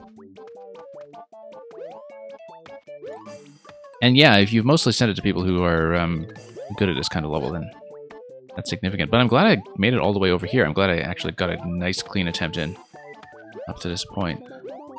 Because at least we have a good sense of what the personal best is in terms of just being able to do things consistently in one attempt. So far, in terms of actually having that feedback mechanism. I feel like this is going to be a problem, like this shell, unless I really figure out that timing soon. And like I said, I don't have feedback on a hit detection right now on that, so...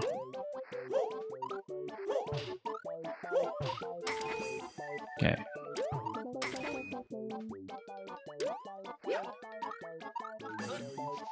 There we go. Nope, failed. Very similar location. I mean, this stuff I know I can do. Actually doing it is a different story.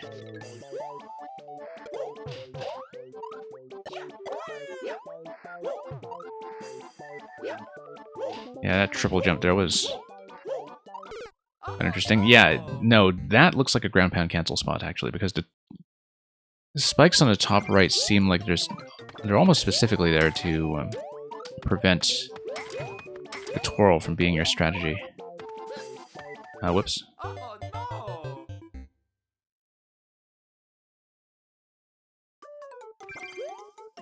Okay. Up we go. And yeah, we'll just go back and see if I can learn some of that.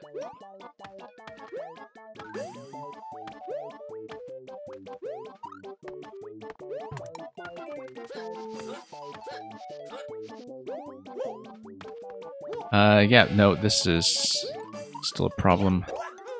That's okay, I'll take the shell, it'll give me a bit of a buffer for practice.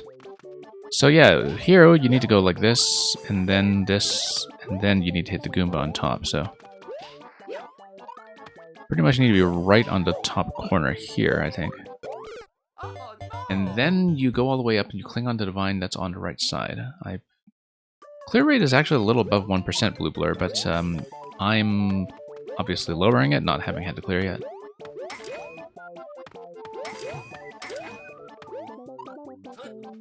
Yeah, 1.36, which is kind of astonishing from what I've been seeing here so far.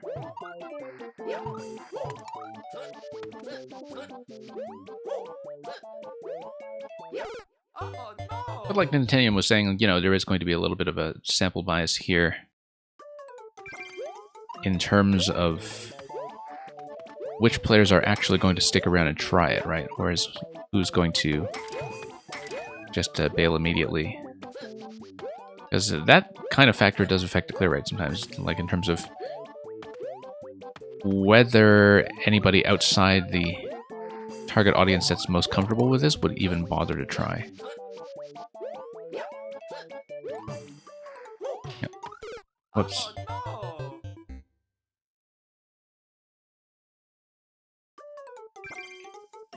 And yeah, I mean, I definitely think this is a lot harder than what I normally associate with 1.36%. But again, that's just partly a differential level of comfort with the mechanics in this style, I think. That's okay, we'll try to go back and practice the ending, or what looks like a screen that is close to the ending. Oh, totally overshot. Yeah, I have to have a very crisp timing off that shell. Oh, failure already. Not that I was trying very hard. We'll try to do at least one more good, real attempt on this before I bail on it, though. But I do want to at least see the whole level first. And then we'll try to get a good attempt from the start. That maintains the condition. But I won't stick on that task for too long. But I will want to see the whole layout, so... Oh, whoops. Yeah, just being careless.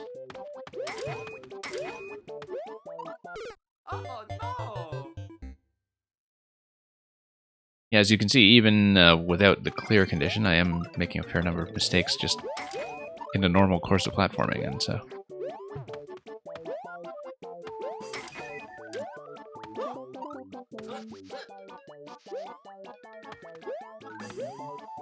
Okay. Yeah, the wall jump up here, and then all this.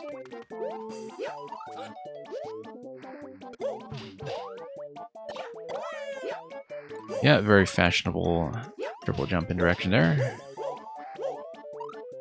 Yeah, so this is the bit where Twirl is going to kill you. This, I think you do need to ground pound out of it. Probably same with here, too. Like,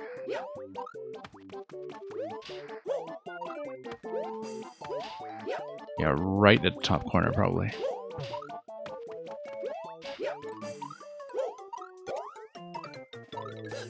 Okay, and then here, you can do that. And yeah, actually, I mean, you know, it's a bit of a tight fit there at the very end, but if you do something like a double twirl, I think I could get over to the flagpole, so...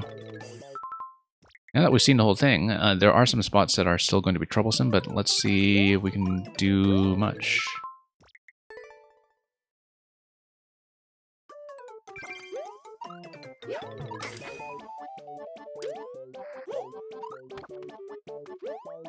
Yeah, it looks like this is, you know, theoretically doable for me. It just requires a fair bit of practice. But if you break down the individual obstacles, like I can handle everything by itself at least once. Just not very consistently in some cases, especially the parts that do require the ground pound for repositioning.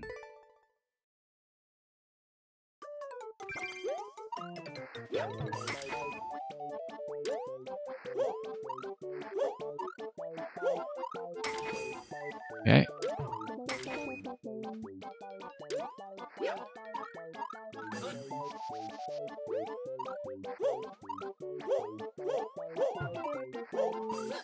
Okay.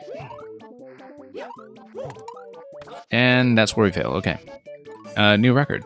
But I knew that was likely to be a problem if we didn't have a really clean landing into that position. Let's try to do everything continuously from here, just to see how far we can get. And what the other trouble spots are going to be. That's one trouble spot. That's one trouble spot. Okay. Let's try to make go another good clean attempt here. We'll see if we can do it. Nope.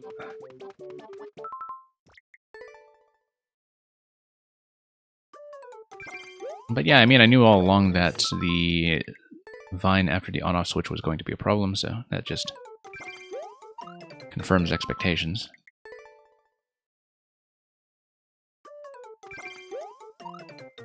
Nope.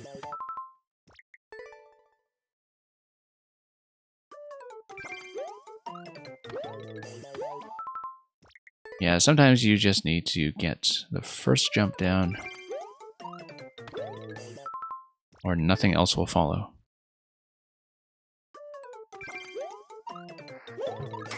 Here we go.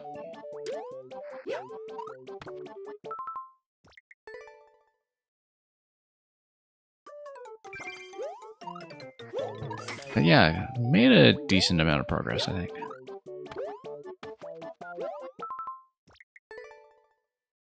Because on-off switch should probably be at least halfway, I think. I mean, it's without getting to the parts where things like the ground pound cancel become relevant, especially later on with that top corner that prevents you from twirling. Yeah, let's just try to make one more clear condition preserving attempt, as long as we don't die right off the front. Yeah, we'll try to make a few jumps.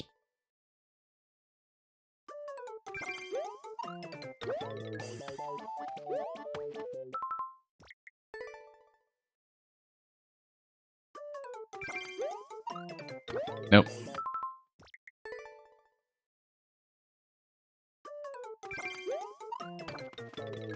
Yeah, getting a little bit sloppy here, unfortunately. Let's try to get a few jumps down.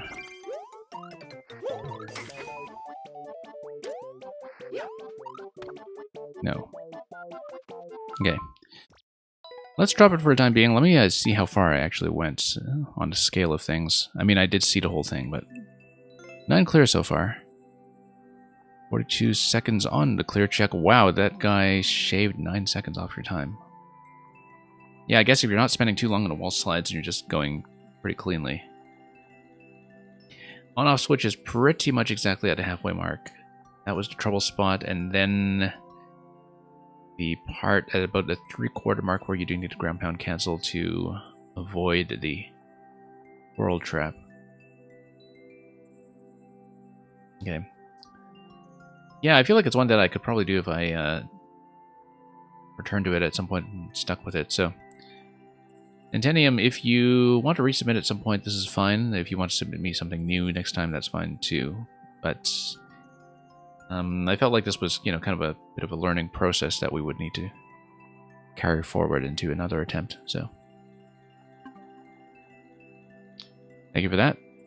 Let's pass for now. Partly in the interest of getting through the absurdly long queue that we have today.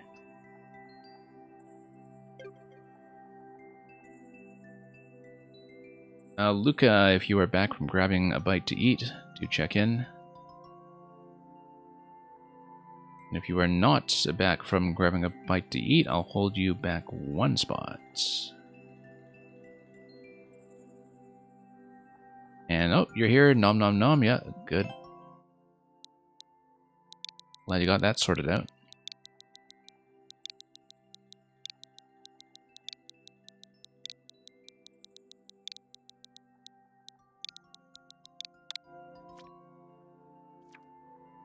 Full Metal Balloonist. Pop in the balloon airship and take Commander Roy down. Let's do it.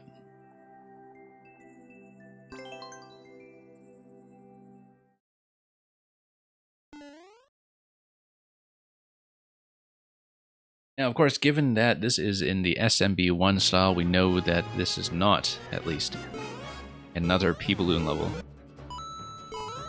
It is, however, going to have a lot of hot air.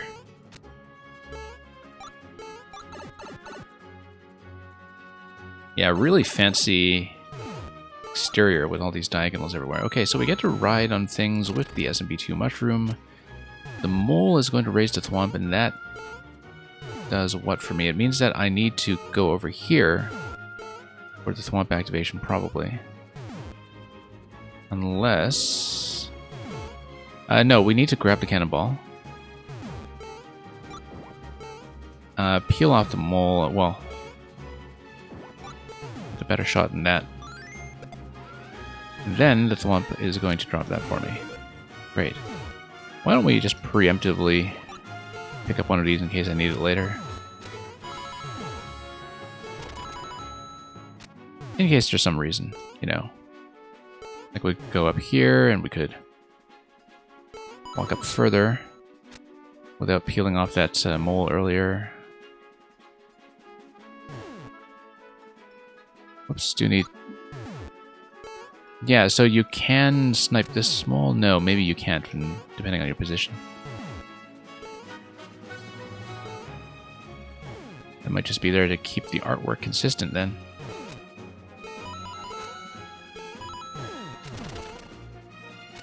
And then, yeah, we'll ride this one up. And yeah, the other ones have one-way panels positioned in such a way that makes it a little bit trickier to do anything. So, let's take this. Sure, let's grab one. Please take one. Nope, we'll go back.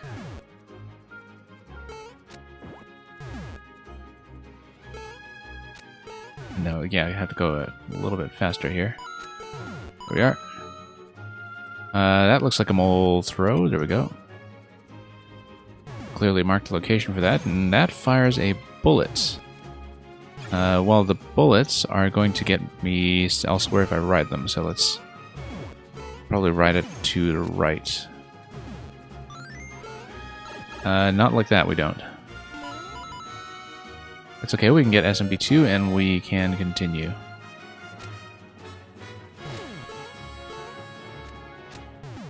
And then, yeah, just loop back around. Whoops. Whoops. Nope.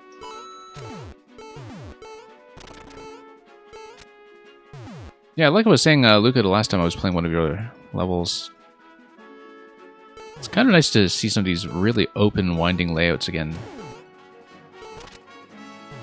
In a way that's much more like most levels in Super Mario Maker 1, except now we get to see that with the SMB2 mushroom, which came out in an era when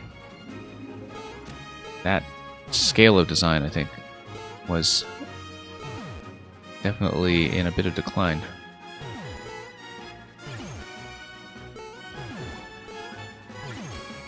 So yeah, definitely a very attractive level to look at too. Let's throw it from here. Yeah, that's a lot better. Should have read the markers in the first place. Checkpoint, and then, well, I mean, we can check these locations here in case there's anything like a 30 coin.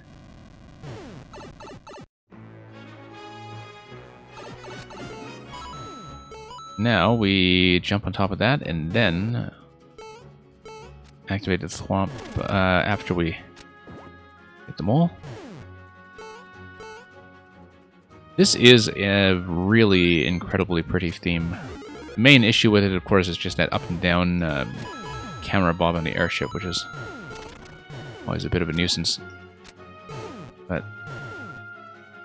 other than that, yeah, it's really quite something to look at. Why is there a set of markers over here? Let's see. Oh, I see, okay. A lot of navigation that I still have to do, including on this side. I mean, that's one way to hit the mole, I guess. Maybe not what I was expecting, but we'll unlock the gate. And, yeah, nothing else to do up here, so let's just unlock and grab the mushroom and head back upstairs.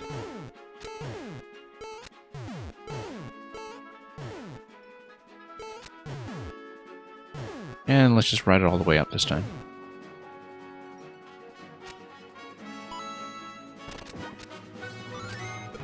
Okay, that is going to unlock this gate. And then I probably need a bullet over here on the left side. And yeah, that's what these throw locations are then.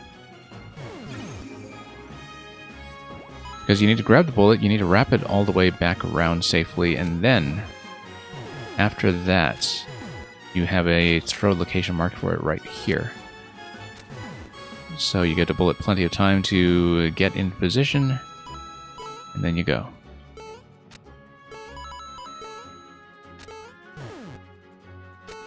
And yeah, that's fine. We can go left as well if there's anything up there, like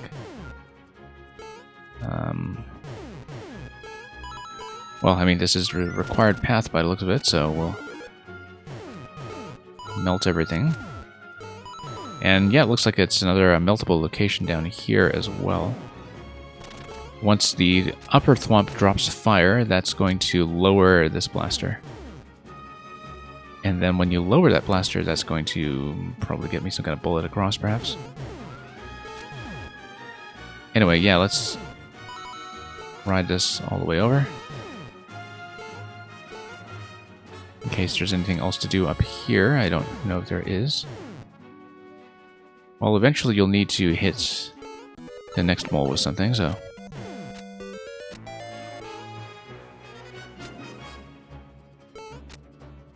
And yeah, Koopa T, and it's a good point about Super Mario World Night Sky as well. You're creating the special world, of course, with a difference that the semi-solids kind of bump you a further tile up than in the original.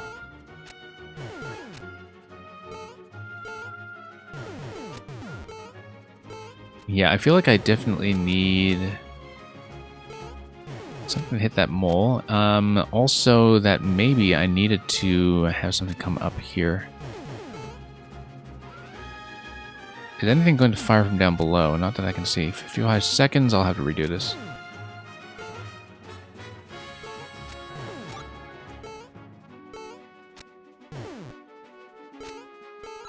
Whoops. Yeah, let's go back down. I mean, this is a likely timeout.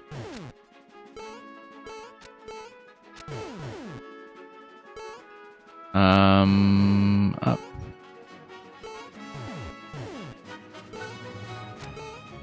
Nope, nothing yet. So let's... you know what? We haven't really gone down here, or have we? Yes. So I actually can jump up to that next location there if we are just quick about it. Whoops. No, that's clearly the way to do it, though. We do need to raise this. Hang on. No, I just want to go up to the right side. That will give me a much better platform to work with. Yeah, and I had dropped down to right side previously. I just wasn't really thinking about that as the way forward. But I was losing track a bit of where I was in the layout, so...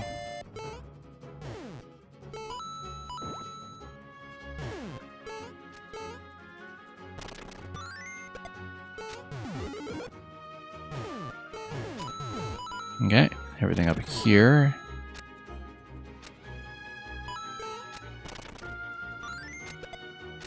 And what if I hit the mole on the right? That doesn't do anything, I don't think.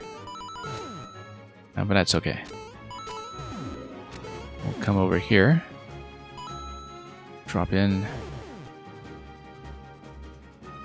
And we'll do a few things. We'll do this first. Just to open up an additional gate for me to come back.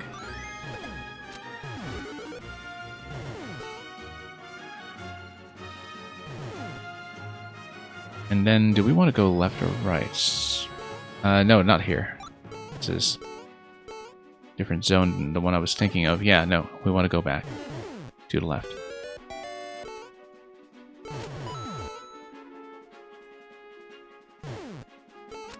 And then we want to pick up the bullet and circle around again. I was thinking of the next section. That's the issue I was running into there.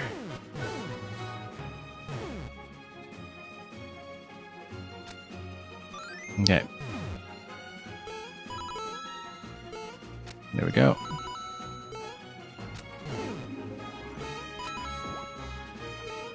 And yeah, sure, we'll take that.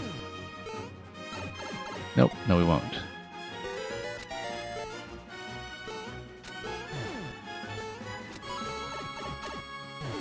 And yeah, let's try to do this cleanly. Left side was the way to go anyway, so grab that and we'll deal with the mole over here.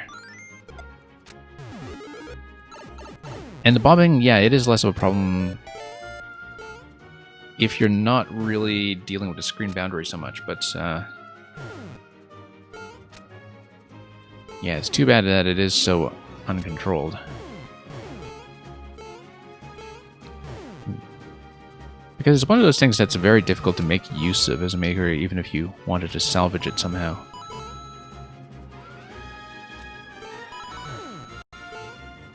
Anyway, let's move on up. And I actually did want to take a cannonball first, so let's do that. Should have known that. Nope. Yeah, I couldn't quite see my height there. Let's do a bit of an initial jump just to adjust the camera position once we get on. Didn't really adjust my camera that much, but that's okay. It's the principle of the thing. Okay, melts that, and then that fires to the left side, which then allows me to probably pick something up. Now, where was I going? This allows you to go up, which... yeah, you can just go up like this, in fact. And just adjust. They get a checkpoint, and we can also just pick one up. Because why not? Because you can't do anything with it. Okay, that's fine. Let's just continue. Okay, nice. And this is going to be a bit of a boss segment. Let's figure out what the objective is. Okay, looks like we just need to hit Roy, probably. And Roy's going to have a couple of different controlled locations. But luckily, some of the markers will give us a sense of where we can actually hit.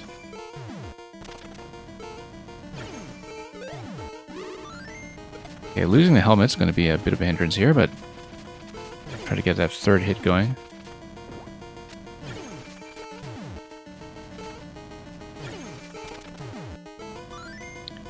Yeah, Roy's not going to be able to go too far here, at least. Nope, that's an issue. Okay, nice boss setup. Yeah, I can see what's going on with the one-way panels and the slopes and everything in terms of just constraining Roy to a few locations where they can get in. And Koopa T, you put it in part 1 of the level. Okay. Thanks for letting me know about that. Like I said, because the stream is running so long, I would not be able to do things very exhaustively anyway, but part 1 of a troll sounds like it's doable, perhaps. Definitely not a full troll today, though.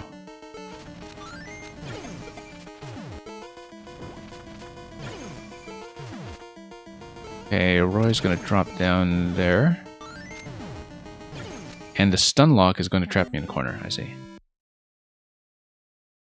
Your favorite of the levels you've made is in this style, and sadly, quality humor, not many agree because it's auto-scroll. That's too bad. It's too bad that people don't agree. I think that, you know, some players get a little picky about, like, not liking certain things in the game. Like, they'll just say, oh, I don't play 3D World, or I don't play auto-scroll, or whatever, and are mostly just kind of excluding themselves from a lot of really good levels. But I find that anybody who's like really stuck on generalities like that definitely hasn't seen the full diversity of what you can do in this game, so. Okay, let's not get stun locked. That's a very important priority here. And then we'll pop through here. Yeah, great fight, actually. Quite happy with it. The mole is just gonna die. Okay, poor mole. They're no longer friends, I see. I don't think I can get up to the flagpole, but... Oh, you know what? Let's try it. Whoops.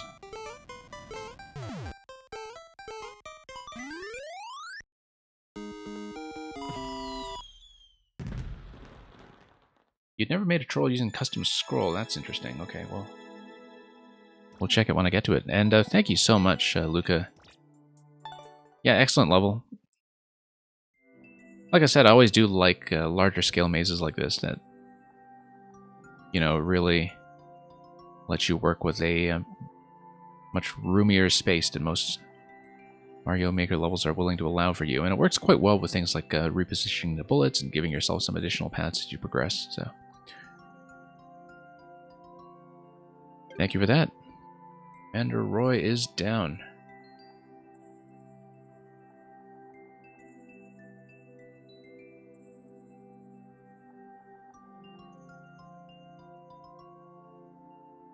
Okay, our vamp, if you are still here. We'll put that in, but do let me know. Please check in. Our vamp, I think, is probably no longer lurking here, so this will likely be a skip. We played one by our vamp earlier in the stream already, so I'm not too concerned. And we'll just continue thinning things out.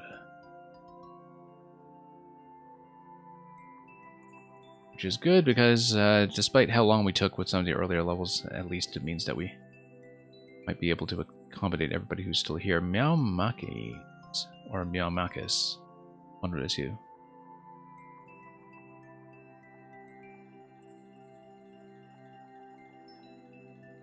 Meow Makis, I think, also had to drop, but it's okay. Like I said, don't mind finning the field. Just a little bit here.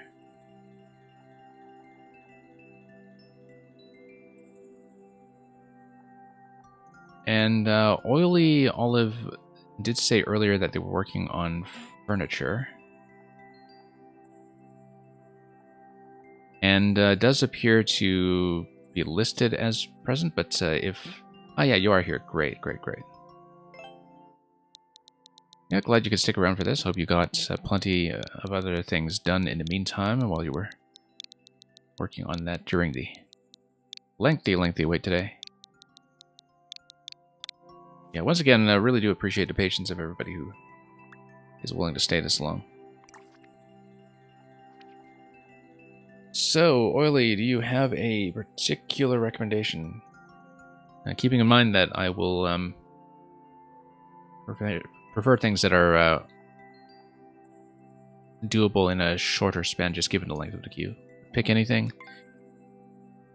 RNG, interesting. Getting over it, memorize the level, interesting. Yeah, we'll pick something. Opposite of a 1-life level. Boss rush, okay, yeah, we can do a boss rush. 3-minute clear on that. I clear rate, but JZL does know what he's doing. Let's do it.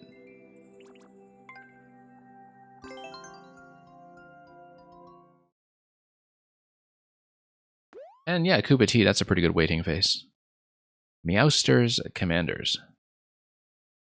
Well, how many commanders could there possibly be? There's a Spike, there's a Pokey, and there is an Ant Trooper, a Horned Ant Trooper. Okay, so we have a bunch of markings all over the place. Hop Chop down here, Spike's throwing everything. I guess we just get up here and just try to swat the Spike Ball back. And if we don't manage to do that, then we have a limited number of cat suits, maybe. Or we just go around. Whoops. Oh, no, didn't expect that. Okay. Yeah, maybe we just need to go around somehow. Like, if we have the cat suit, we're actually able to climb a little further and go up top. At the moment, though, I think I'm probably dead. Because I don't think I see a way to progress. So... I should take the death quickly. Oh, no. Yeah, nice to use the Hop Chop as a 2x2 spring platform that just takes up 1 slot in your budget. Oh, making a mistake already. Let's see X. I feel like I am supposed to swat the Spike Ball back. But probably not down here. Probably up above.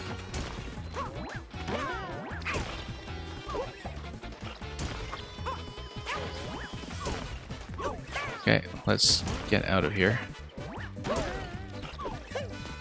Hit this thing. Okay, that's just a cat spot.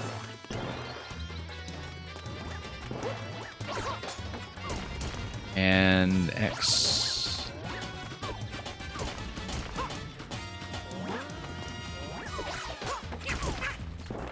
Yeah, so I will want to get up there. Probably get up on a wall and then swat the next thing. Whoops. Nope. Okay, that's gonna be death here then.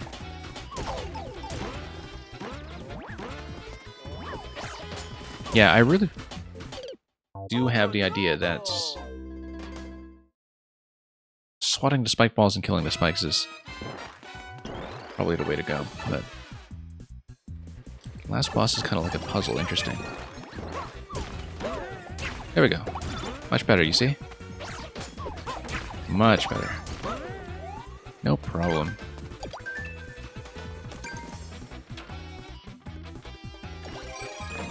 Okay, Pokey, and then that's going to be boomerangs. We'll try to... Well, we need more spike balls to spawn, first of all, and we don't want to hit the on-off switch yet. We want to take the Pokey down 1 bit at a time. That's going to come down. And we also don't want the spike balls to hit the on-off switch. I think that's part of the thing that we need to work on here, so. Okay, here we go.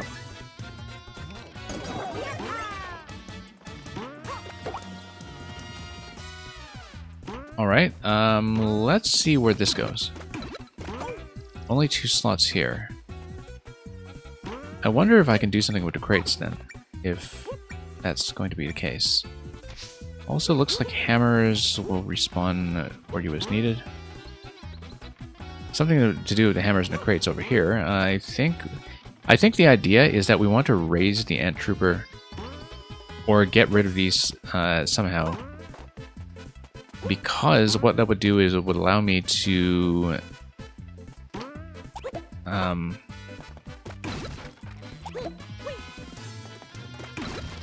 yeah, because it would allow me to get it on the left side and then squish it. Like, the idea behind this is that the Ant Trooper needs to go above the exclamation blocks. The way you do it is you remove these and I'll have to figure out how to do that. There's going to be some way to either get rid of these or raise the Ant Trooper by 2 spots. Like, for example, if you bump this. Yeah, that's the way to do it, in fact. It's just better timing.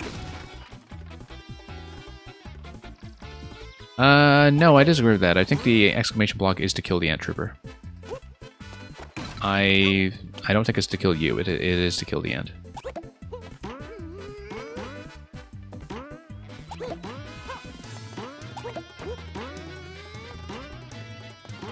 And yeah, we don't want to block it that way.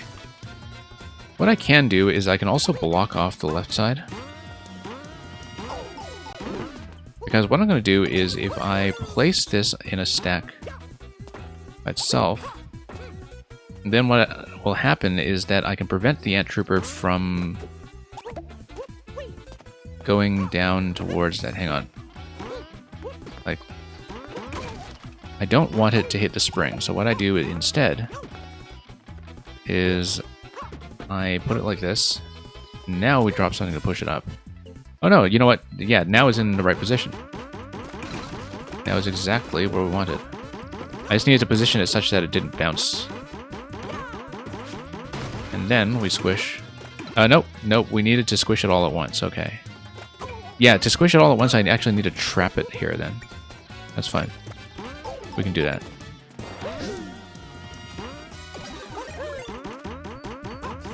So what happens here is I trap it like that. And then we squish it, and we're through. And yeah, I saw that, Oily. That was actually self-explanatory, so I'm glad the level was able to communicate that properly.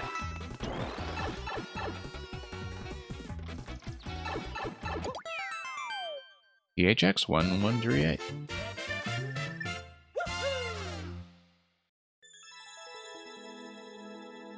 Okay, nice and clean. Yeah, the catsuit segment I think could have probably given the player multiple chances. I can see what you were doing in terms of gating off the last catsuit behind activating the on-off switch first.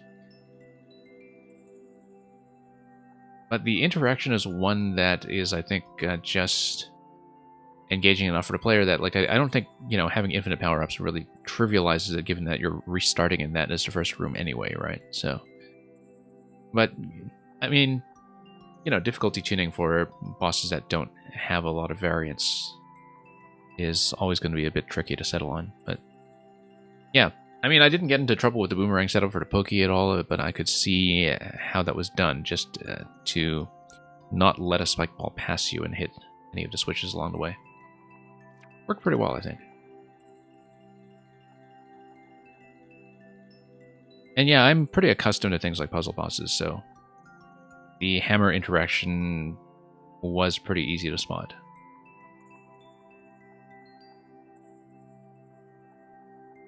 And Koopa T, recently you've been pushing more on chess. Yeah, I actually just recently resumed playing chess after a long time off of many, many years.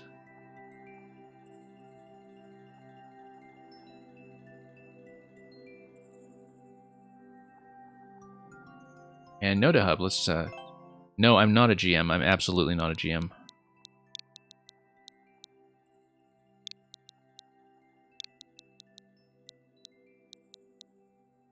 And Quality Humor, you say fellow GM, like somebody in here with us is already a GM, which... No, I'm not a particularly advanced player. I have been picking it up again recently, though. You thought everyone on Twitch was a GM. Well, I mean, some of them would certainly like to claim that.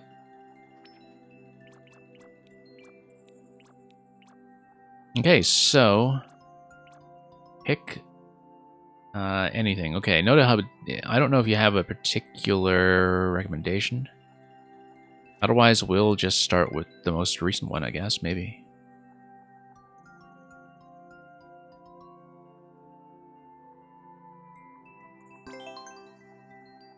Yeah, Oily, I actually did at one point know the person who had developed the world's first major checkers AI. And so that was kind of interesting because like that was a major breakthrough at the time. Let's take a look at this properly. I haven't been looking at this. Koopa T Grandmaster is what we're talking about in the official chess titling system. I do know at least a few international masters in person, but Grandmasters, like, I'm maybe an additional degree of separation from them, but I've personally met a couple of people who are IM rank, and that's already pretty fearsome.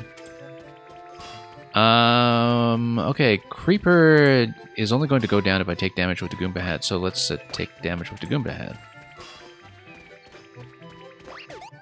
Let's take damage, I said, with the Goomba Hat.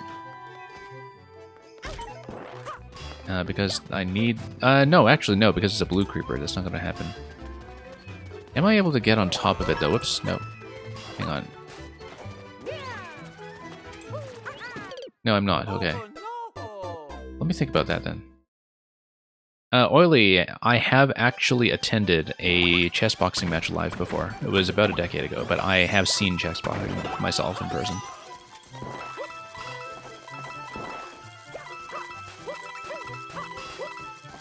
And it was fun, but you quickly realize that, like, it's more important to be competent at the boxing part than it is to be at the chess part. Because, like, somebody who's not very good at chess is still able to hold out in a blitz game against somebody else who, you know, is of a similar level. You can kind of survive and avoid checkmate for a little while and get to the boxing round. But the thing is, if you're really mismatched in terms of the boxing, you just don't stand any chance whatsoever, right?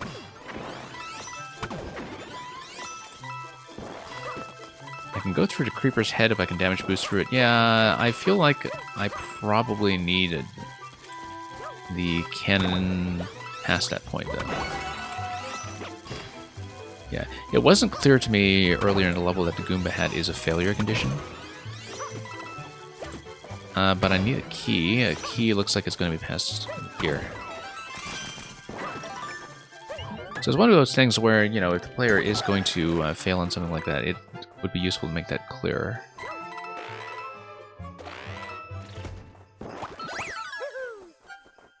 And yeah, Quality Humor Checkers is solved. Like I said earlier, the person I used to know who was the team lead on the major checkers AI that was developed in the mid-90s did publish the paper with the solution to checkers, or rather it was like weekly solved or something, and in that they have like the endgame tables mapped out and they know how to get to all the endgame tables. The publication of the solution of checkers, I think, was sometime in the late 2000s or so in one of the really big science journals, like Nature or Science or something like that. And so, yeah, it was that team that had published the solution. And afterwards, I think they retooled most of their efforts towards poker. Like, it became a bit of a poker AI research department afterwards. And yeah, it wouldn't be surprising for me that chess would be solved for the simplified endgames in terms of just like, because you can basically just do tabulation for that, and that pretty much gets you everything you need, as far as I understand it.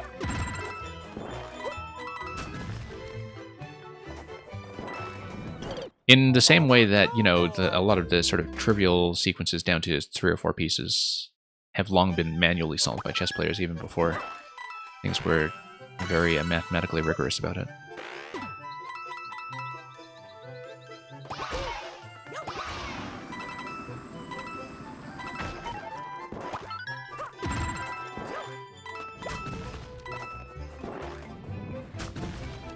And apart from the board, Oily, you'll find that checkers and chess are not really that similar. Like, the metagames take on very different shapes for a couple of different reasons. I mean, checkers is a very deep game, don't get me wrong about that, but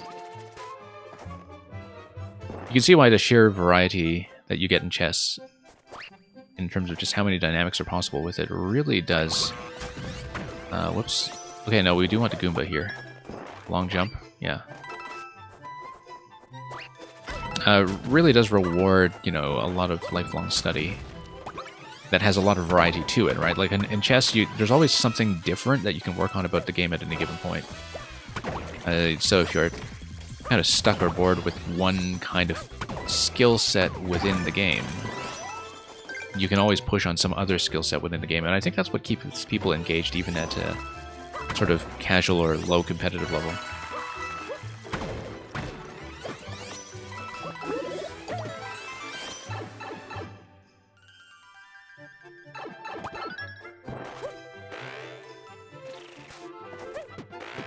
And here we are.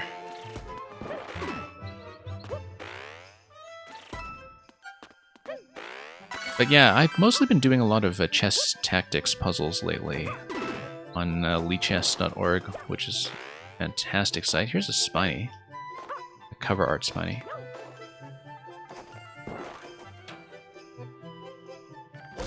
But yeah, I started finally getting back into playing actual games just within the last week or so. And it had been a very long time. Because, you know, after a while you just can easily get accustomed to doing tactics puzzles all day. This looks like a shell jump, for sure.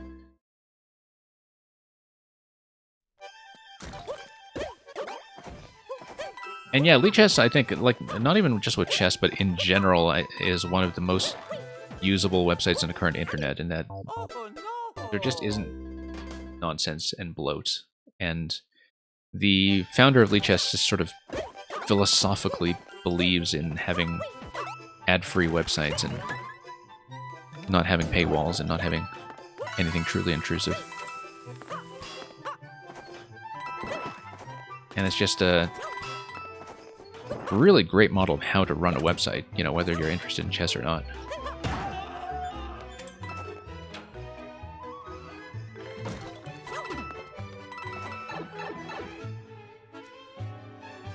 And anyway, here's THX.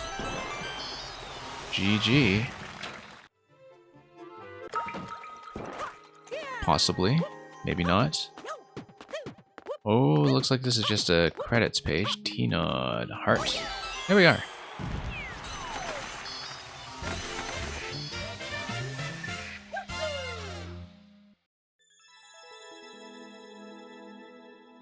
Okay, thank you for that. Yeah, it's, I mean, I can tell it's a 3D World sort of hat variety level, which we see often in the game. The main thing about it is I think there are two things. That's, like, you want to communicate a little bit clearer to the player, you know, when a power-up is a failure condition versus when a power-up is actually a part of the required path. Because there are a lot of situations in this level where it's unclear until you hit some obstacle after the fact. And the other thing is that I know the whole point of this level is to have like a power-up parade, but sometimes there is such a thing as just having too much stuff going on in one level where, you know, you'll have people who feel like they're getting on just fine with the 3D world power-ups, then they hit the shell jump, and then they are suddenly just stuck. Just things like that. So, I think it's maybe a little overly packed with too much stuff going on at once, but there are definitely some interesting platforming ideas. And interesting hat ideas kind of buried in there, so thank you very much for that. And yeah, would be happy to see you around again. We are once again running viewer levels again tomorrow, so mark that as a win. Let's move on. Oh, did I not even plug this in properly? Yeah, let's...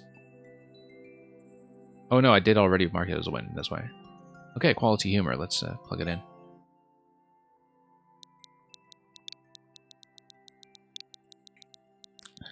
Yeah, when I'm not streaming Mario Maker, the secondary game that I tend to stream is actually Scrabble. And within the past year, the Scrabble community tried to set up a new site that was very heavily inspired by Lichess. It's sort of early in development, but they wanted specifically to copy the Lichess model and brought over one of the Lichess developers to consult as well, I think.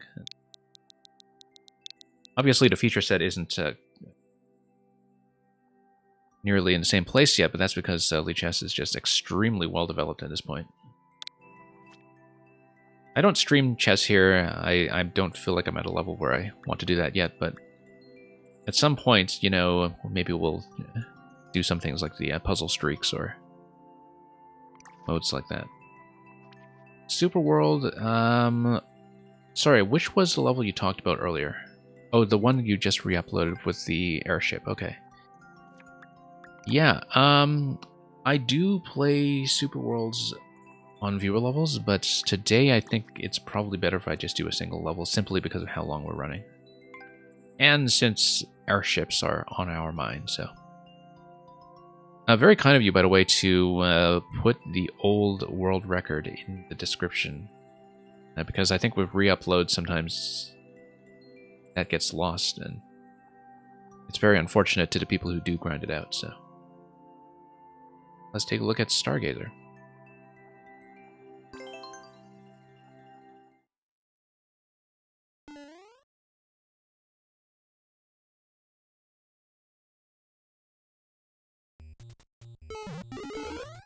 Okay. And yeah, coins down there.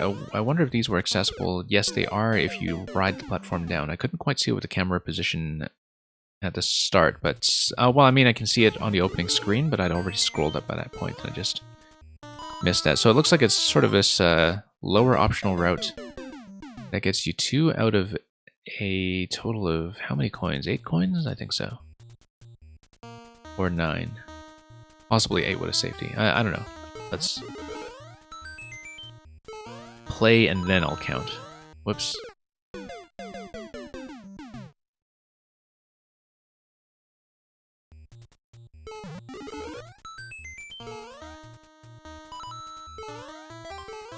Okay, there we go.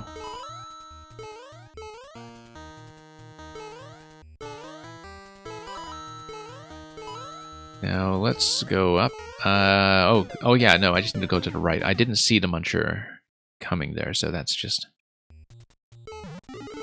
one thing I didn't really anticipate, although I probably should have seen that the height there would be just a little out of reach, given the placement of ground tiles. So let's just watch the semi-solids carefully. And door here looks like it's just there for a reset. Coins on the right side. I wonder what that's all about. But here's the airship. We're just going to board it now. And then, yeah, you can see one platform comes down afterwards. And then you would reset through the pipe in order to respawn platforms after that. So maybe with the coins that were on the right side, that would lead me to another pink coin. Did not see the muncher as the reason this got uploaded, yeah. I don't see anything to drop into on the right side, though. That would be useful, so... Okay. There we are. I mean, I can check it, but... Yeah, that whole coin stack on the right side there, I don't know what that's all about. We should check it at least once. It wants me to fall down here, okay. Ah, okay, and that's the door that gets you through on the left. That gives you a bit of a hit buffer with mushroom. Coins look optional, Blue Blur. I mean, sometimes you just have to read that by implication from the level that you're playing. I didn't know the auto-scroll would push me up that quickly, but luckily we had a bit of room to react to that. Yeah, no, I didn't realize that camera would be pulling up that way. So it just took me a moment to adjust because, of course, the camera is going up, but it's a section where I'm going horizontally, and so if I react to it too late, I can't actually catch up to what's going on there. But obviously we'll want to take the mushroom, and that's going to give me a bit of safety. Get a red coin there as well originally, okay. Yeah, I think I like that bonus mushroom as is.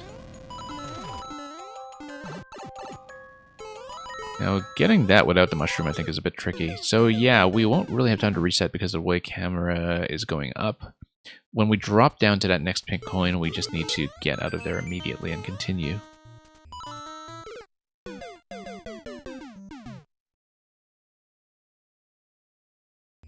Now, if I am tall, that first section in the airship is going to be a little bit claustrophobic, and I just need to see if I can do it without taking a hit. Because ideally, I do want to give myself a bit of wiggle room here in terms of damage. Koopa T, you're saying maybe get the star. I don't think I was paying attention to the star. Let's take a look here. Oh, that's star down below, yeah. If you crouch a bit... nope, hang on. Yeah, too slow. I just need to go quickly. There are stars that are obtainable later on, as you can see. Or look obtainable, and maybe they're out of reach by the time I run up to that point, so... I will be trying to do the optional route, though. I do want to get the coins if I can.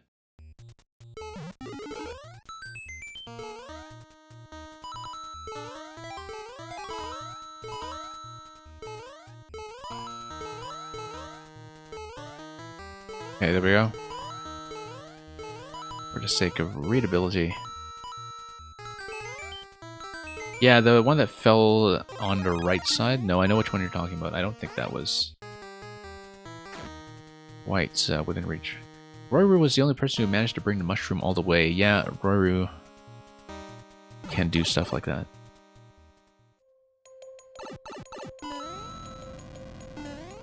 After, what is it, 9,000 expert clears, super expert clears or something, he knows how to play.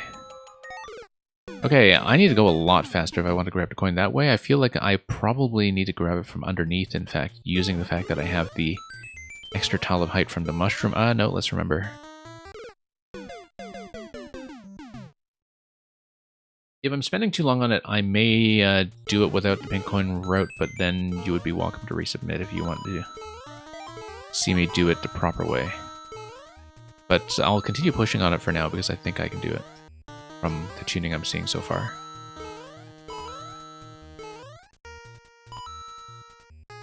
Okay, let's get over here. Yeah, no, it's just from a pure time management perspective. I mean, I like doing optional content. I like doing complete runs of levels that I play. So it's not like I feel some kind of terrible sense of obligation.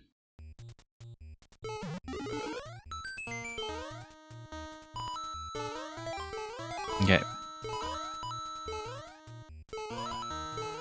Go up. And back down.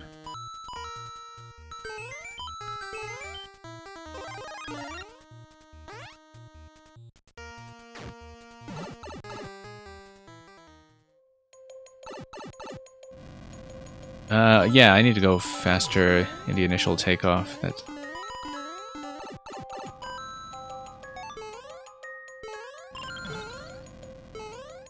You need to go really quickly here, in fact. That's not what I expected.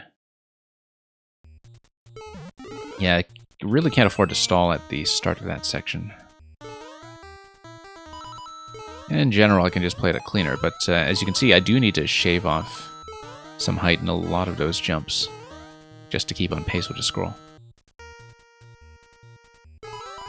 I'm not sure I died to is the reason for the re-upload, okay.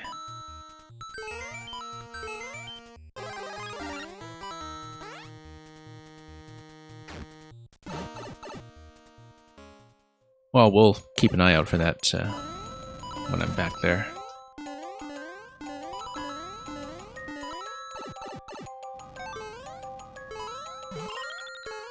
Yeah, I need to probably go over directly. I think I can.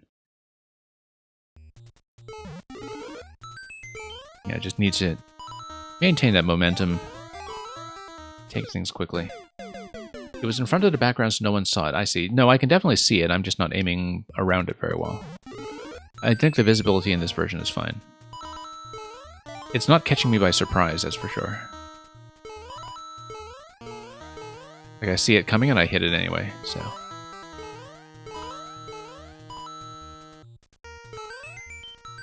Really doesn't look like the visibility is the major problem there.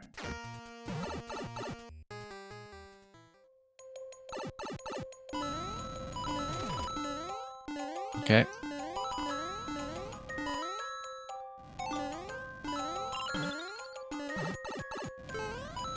Yeah, it is tricky with the mushroom. Also, when I fall behind pace like that.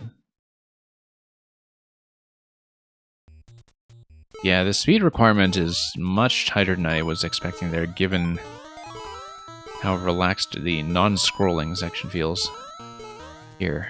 Like, it feels like a pretty sudden difficulty spike. Of course, that is just the main body of the level, and this is just the introduction, so...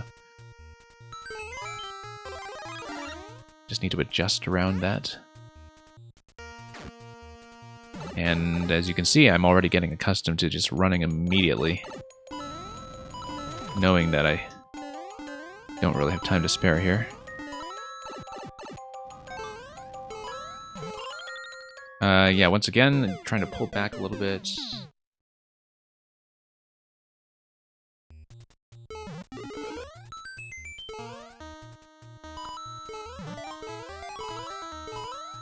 I guess I'm somewhat accustomed to counting on having like a really generous landing zone that I can slide into, and here, of course, that's not the case. You get to the muncher because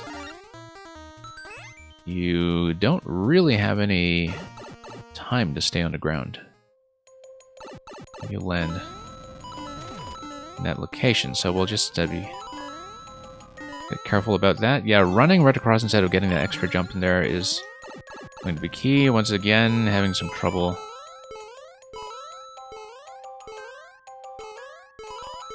And here, maybe I should have run directly across as well, but new record.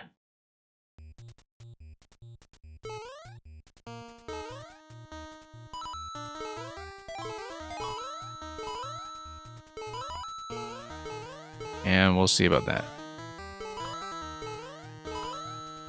I still want the mushroom though, even though I'm likely to lose it from time to time.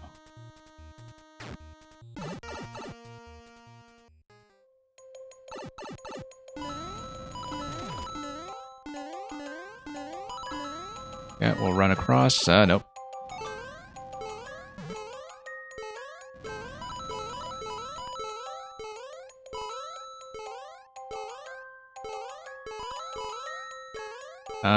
Coin over there. Yeah, we can take it. But then I don't have anywhere to go on the left side. Okay, checkpoint is right up ahead.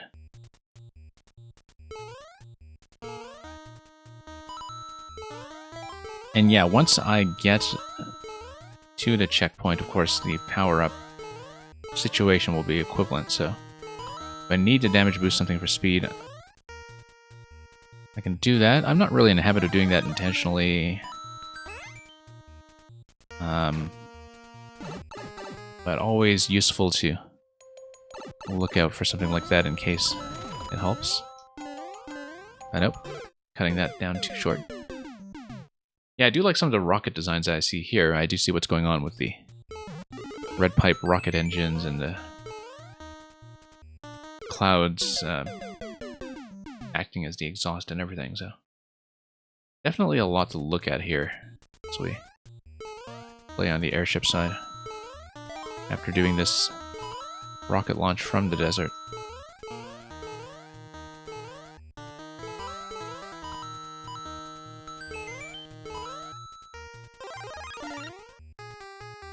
Okay, we'll go through here and up.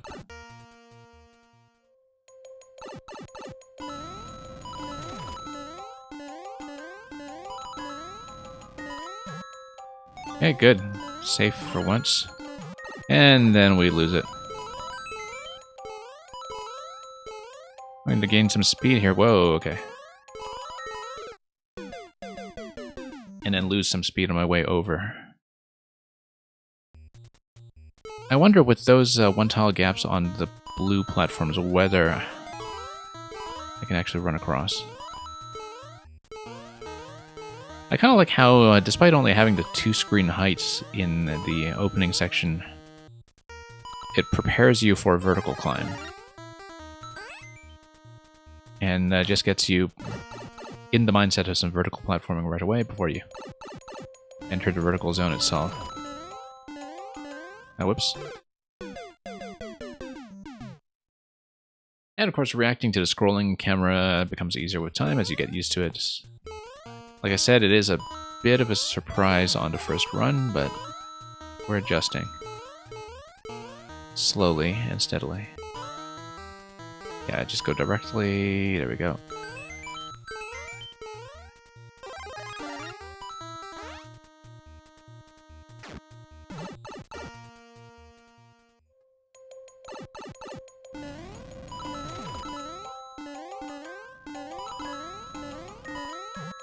Okay. Okay, I actually managed to get over that time, just took the hit immediately afterwards, that's all. And mistimed that, and there was the spike on the left side anyway. I don't want to go over the grinder even if I think I can do it. Because I'm likely to just slide into a death trap immediately after.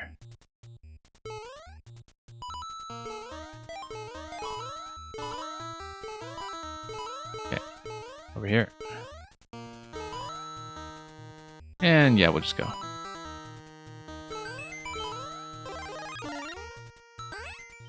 Grab all these 1-ups for endless, apparently.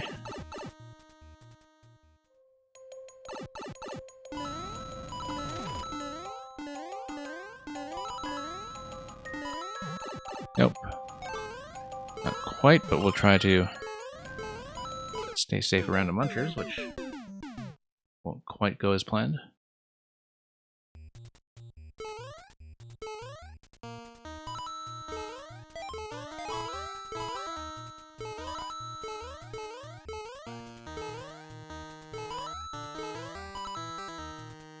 Endless and the Super World, okay.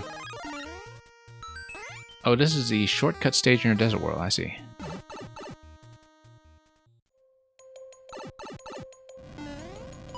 Yeah, given that you said you had just re-uploaded, I didn't know if it was involved in your Super World at all.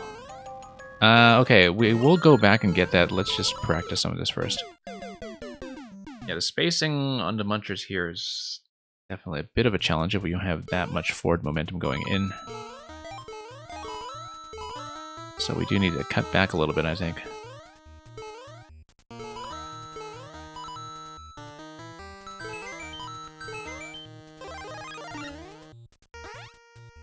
And yeah, might as well have a net gain in your Super World. That's how things are going to go.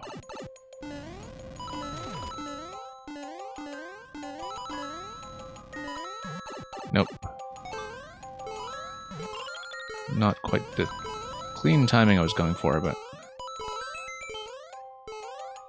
yeah, just mistimed that once again and pulled back a little too hard. I think the right side of that track should usually be safe, though. If I land cleanly there, I should just consistently aim for the right side, instead of getting thrown off by the blade pattern too much. Whoops. No, just missed a jump. No, I'm still alive. Hang on.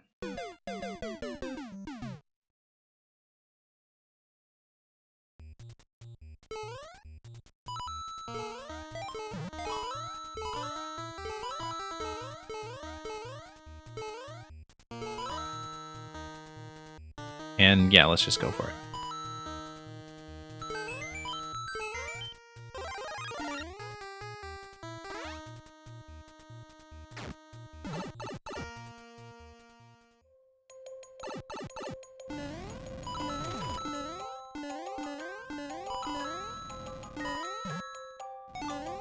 Okay.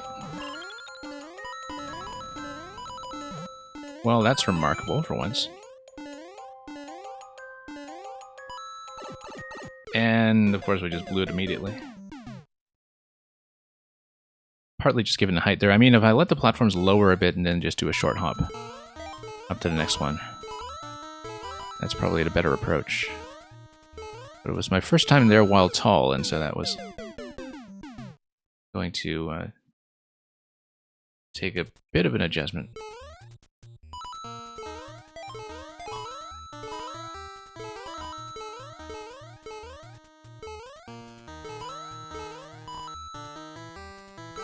And yeah, let's go.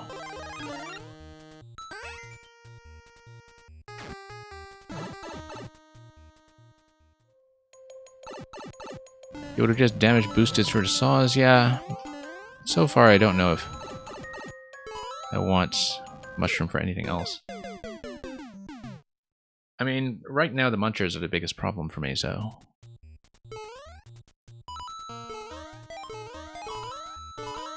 we'll see. At least I can do it cleanly once. Whether I can do it again anytime soon is anybody's guess.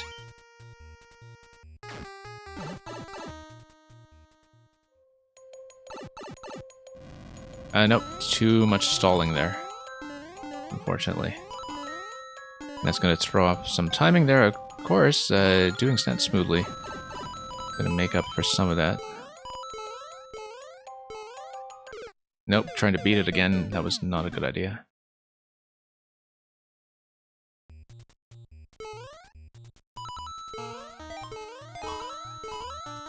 Let's just try to get all the way back up.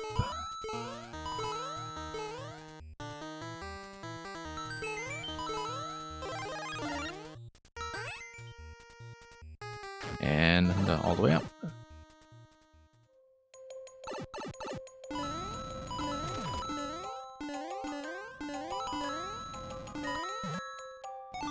Okay.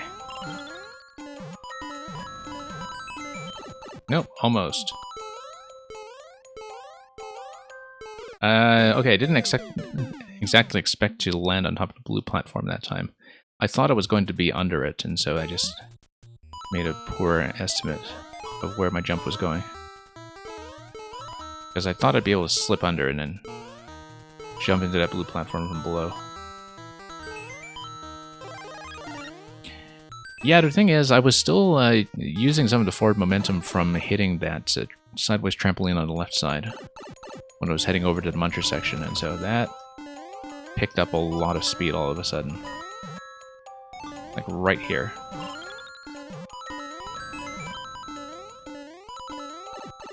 Whoops. Bad idea. I need to go to the lower platform first if I'm going for the coin, and then that would have been safe. If I go for the lower platform first, if it's still visible on screen, then that timing is sufficient to get me the next pink coin.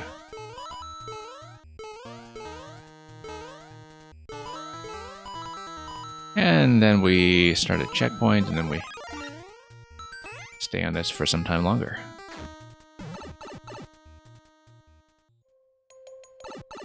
So anyway, let's see how it goes. Nope, not quite.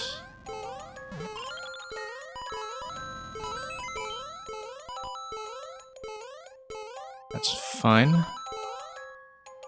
Yeah, I thought I'd be able to fall into it, but apparently I do need a bit of a short jump there, so.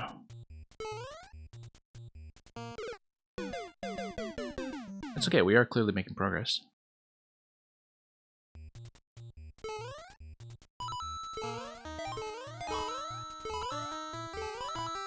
And yeah, quality humor, if for any reason I don't finish the whole thing, since we're still getting to a checkpoint here, you're always welcome to resubmit if you catch me again. Okay, too much stalling in the entry points. That's going to throw off some of the timing here. Nope, that's okay. Let's try to learn the rest of the timing first. I'll just take the death afterwards if necessary. I just want to make sure I can grab this. And yeah, let's not hit the checkpoint because I want to go back and get the coin. This seems rather precise. Yeah, not much time to stall here. Okay, so that's what we're dealing with. Yeah, those blades there that require you to land on the edge of the moving target, that's going to take a little bit of work, I think. But we'll see. Got reasonably far there for a first look.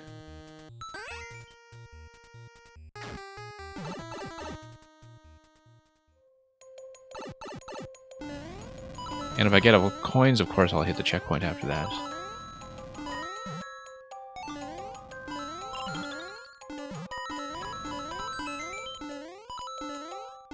Okay.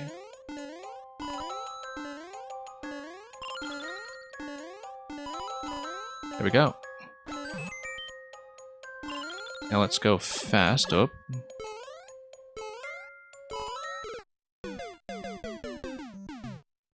I have a feeling I'll figure them out. Yeah, we'll see. Oh, I see. It was a synchronization issue, actually, with...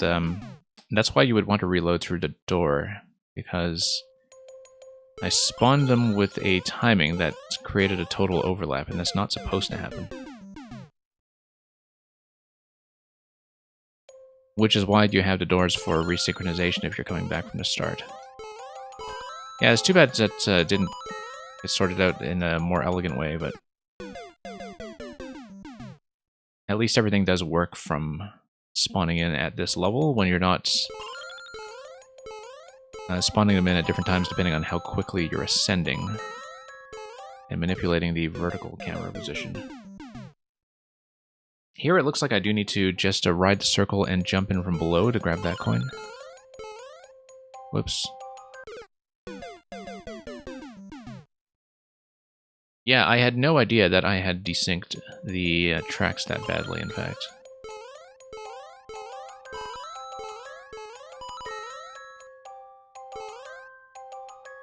I'm spending too long stalling in this location here. I can't wait that many cycles. I do need to go immediately and then buy as much time for that as I can.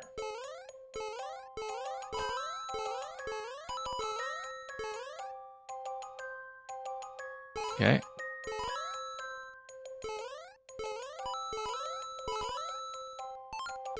Okay, couldn't quite see that.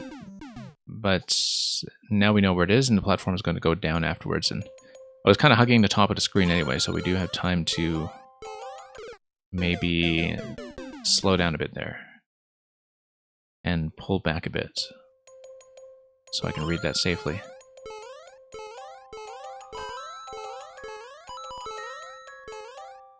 And yeah, I do need to catch that on that cycle, otherwise I will be too far behind.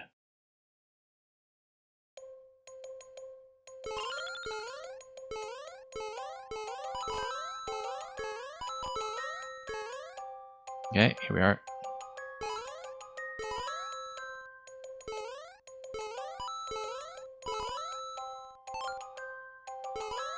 Okay, and then... Whoa, I did not expect that. Okay, no, I couldn't see the spike coming, unfortunately. It seemed like I was supposed to drop into that door if the platform came back down, but I could not see what was going on. Which is, I think, always a bit of a risk with vertical ascents, especially with a predetermined scroll speed. I mean, you're clearly doing as much as you can to mitigate that, because like the thing that makes vertical auto-scroll function is that you want things like optional content or some side-to-side movement on the perpendicular axis. And we've got lots of that here for sure, just to keep the pacing decent. But yeah, with vertical autoscroll, partly as a result of the wide aspect ratio as well, I find that just hitting the ceiling is always this persistent risk.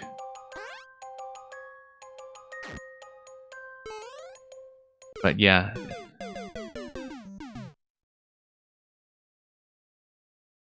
We'll see, especially, yeah, it's only really the top spike there that I'm a little bit surprised by. Like, I don't think I could have seen that on a first attempt.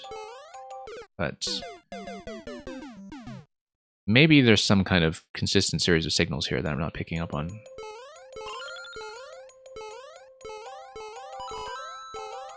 But we'll try it.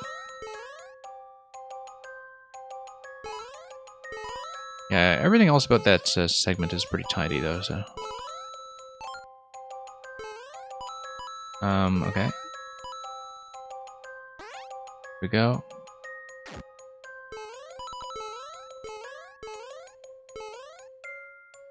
And 2 more coins at some point. One of them will be a safety coin, so it's just that this one probably.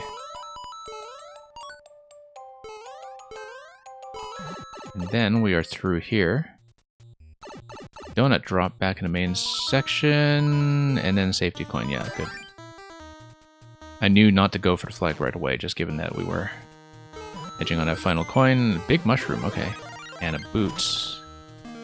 Whoops, shouldn't have tried to get that from below.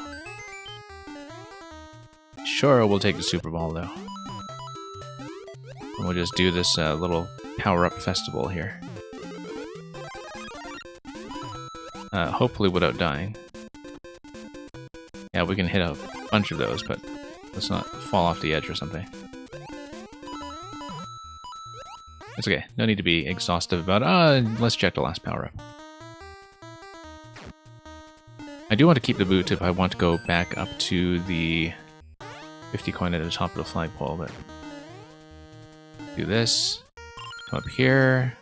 There we go. Oh, there's a pipe at the end. That looks decorative, though. Okay, thank you for that. Went pretty smoothly, actually, once I adjusted to some of the spots that I was surprised by on the first reading. But once I adjusted to the auto-scroll speed and kind of minded my head on the ceiling in the later segments, things went pretty well, and the coin placements were quite satisfying, I think, in terms of pacing. So thank you for bringing that in. Let's see what's next.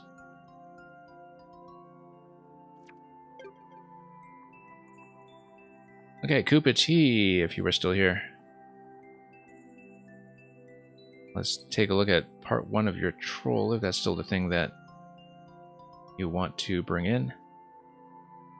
I do see Koopa T listed right now, so this will be first call, and if you don't respond, we'll give you a second call afterwards. Otherwise, we'll go on and check some of the other people. Koga, RKI, and Blue Blur. Let's do a quick check here. I think Blue Blur is going to be the only one other than Koopa T. So if Koopa T doesn't check in, we'll go down the list and we'll check for people, but otherwise, Blue Blur, you may actually be next. So Koopa T will give us a second call afterwards. Koga, please check in. Not, that will just be a straight removal.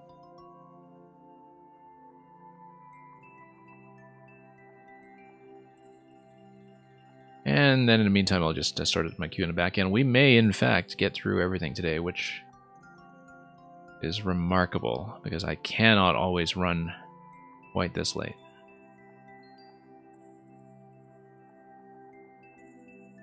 And SD is here. Of course, SD is not in the queue, so that evens out somehow, I'm sure. Okay, let's take out Koga. And Teramis, welcome. We're just getting to the end. Had a very long stream here. Even with a lot of dropouts late in the queue simply because I took so long with the earlier levels. Okay, let's try to rotate this in somehow.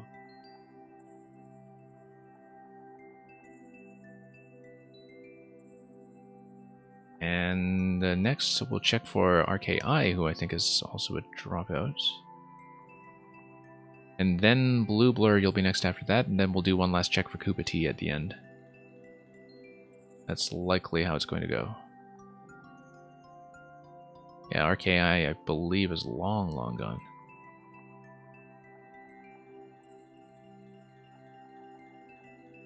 Okay, so at long last...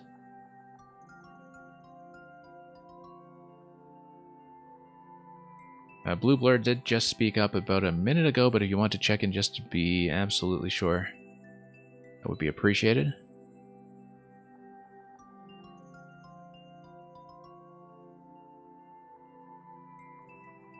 I think you just checked your position, so...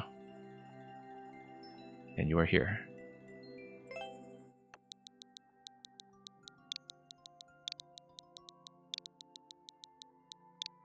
And look at that, kf8.2fx.jpg. One screen platforming. This took you a while to upload, okay. Well, thank you for offering me first clear. If it took you a while to upload, we'll see how things go. Ah, yes, no, I remember. This is the level with the floating elements that we had playtested an early version of, I think. Or something similar to it. Yeah, because it is going to be, whoops, an icicle drop, as with one of the other levels we saw earlier today. Come on. Which we'll get eventually once I adapt to all of the mechanics here. Let's... Yeah, just catch it on the way down, and then...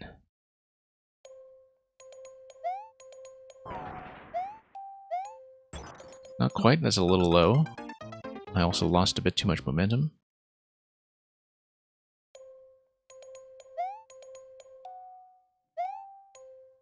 We tag this thing. We'll just wait for the next one.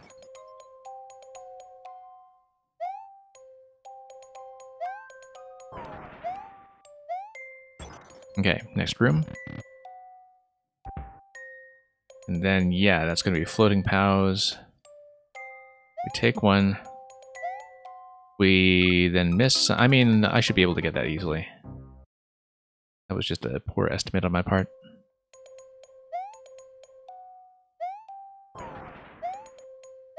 Nope, let's do it again. At least you do get a bit of a recovery position if you know that you are unlikely to make it over cleanly.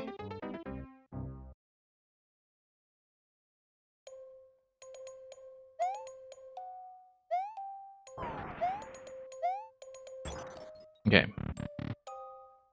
Let's ride some POWs.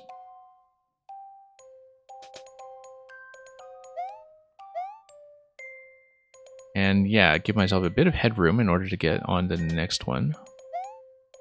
And then, nope. Coming in a little too low. Maybe I should go off the right side vine just to give myself as much height to anticipate that. as I'm able. Whoops.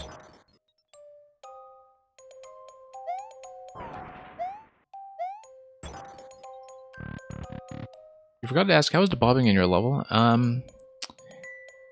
I think I noticed it at the start of the auto-scroll section, because at the same time I was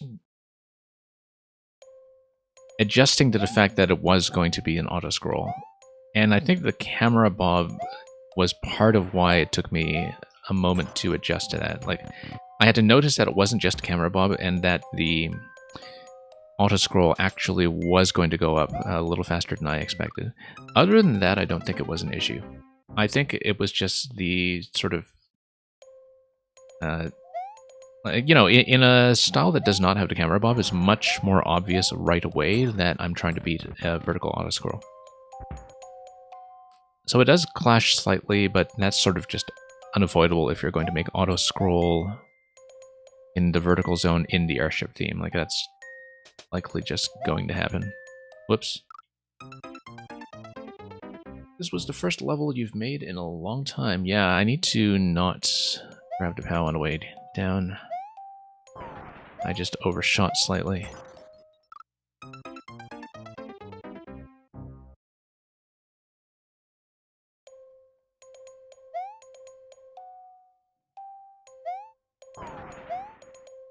But yeah, quality humor, I was definitely thinking in that previous level, like, why was I having trouble adapting to the auto-scroll? And now that you mentioned the camera bob, that's definitely a big part of it.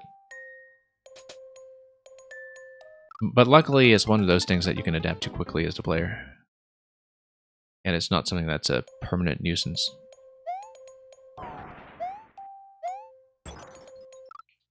I mean, there are some points at which, you know, you're off-screen a bit down below because of the camera bob, and you're still alive, more alive than you might think. But at that point, you're kind of in a danger zone anyway, so...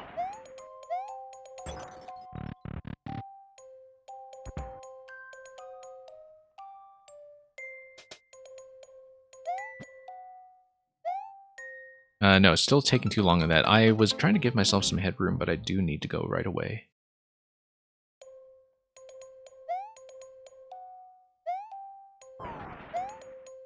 Okay, let's go.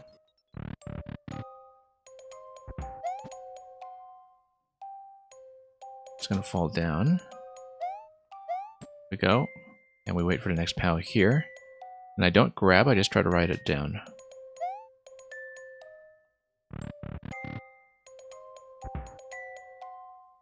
Okay, you hit the on switch, and then you need to ride the first platform back down on the left side. Okay.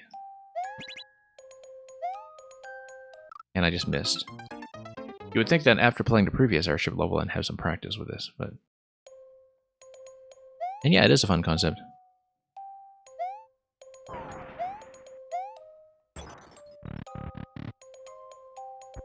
And yeah, Blue Blur had shown me an older level that had a similar POW drop concept that was a bit of a rougher level in that it had some camera spawn issues, as I recall. And I'm glad to see that in this level that's not really the case so far, that we don't have to deal with any spawning inconsistency here.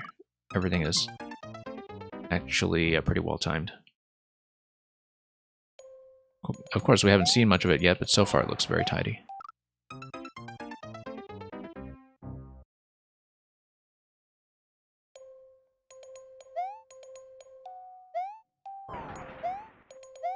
Okay, let's go around here. Ride the next one down if we can. Just go. And then take the next one here. Yeah, I'm glad I do have multiple chances to do that, so I can just time that out for myself.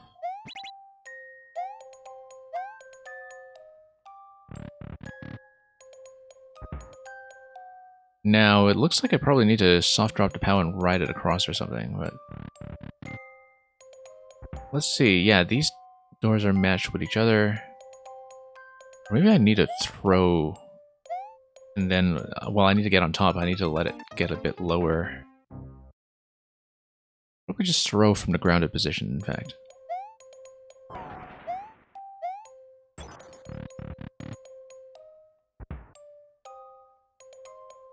And yeah, should not be too hard to recover my way back to that location. Everything here is pretty straightforward if I'm careful.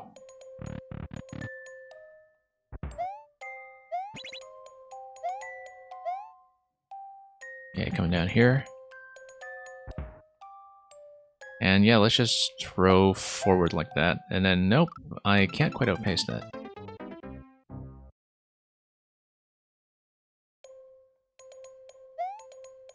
Yeah, the thing about the airship theme is that... I mean, I'm not great with some of those item drop mechanics to begin with, but in the airship theme, I know that I have to work with a different timing.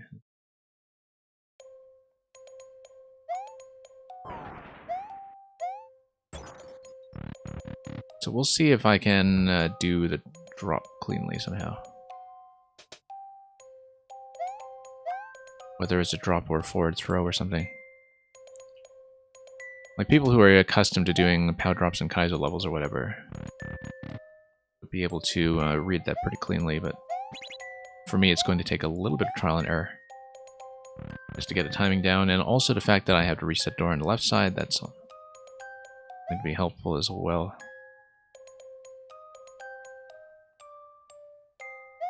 Yeah, I'm overshooting it, actually. That actually would have been fine to an extent. But maybe I do want a forward throw on it. And I need to let go in order to not regrab it, which is always a bit of a risk. If you have as much of a habit of always holding down a dash button as I do. Which was why I was dying to this POW on the right in that room as well earlier.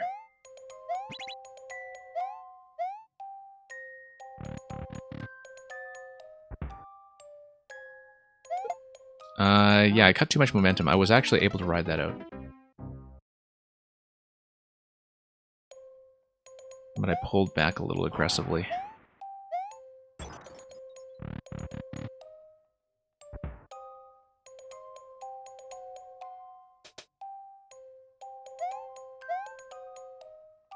Okay, let's wait for the POW.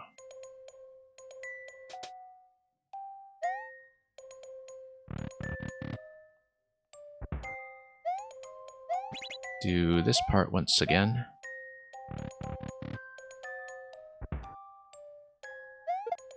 Nope, and I need to let go completely in order to land.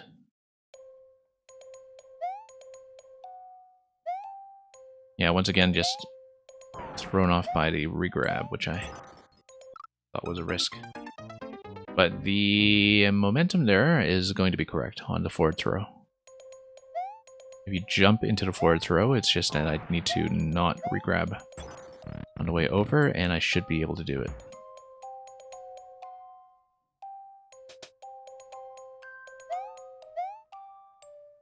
Yeah, a bit of a tricky timing relative to the rest of the level so far.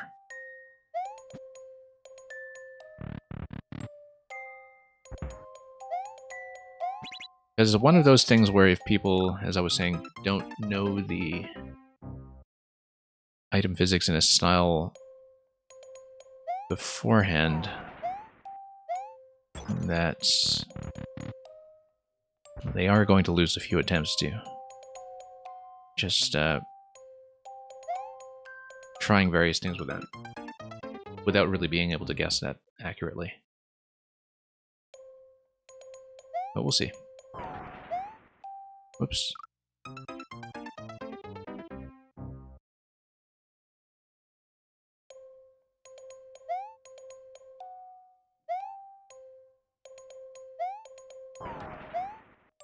Okay, same idea.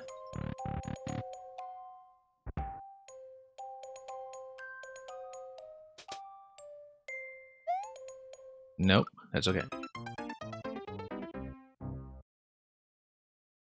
Need to clean up the easy stuff. And then, yeah, next one.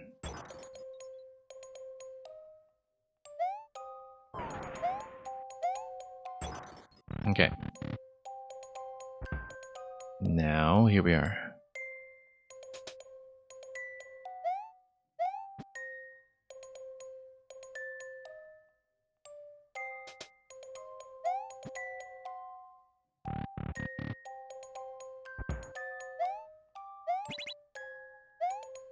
Okay, now we get through here. No, not quite. Yeah, it is more obscure trick than everything else we're doing so far. So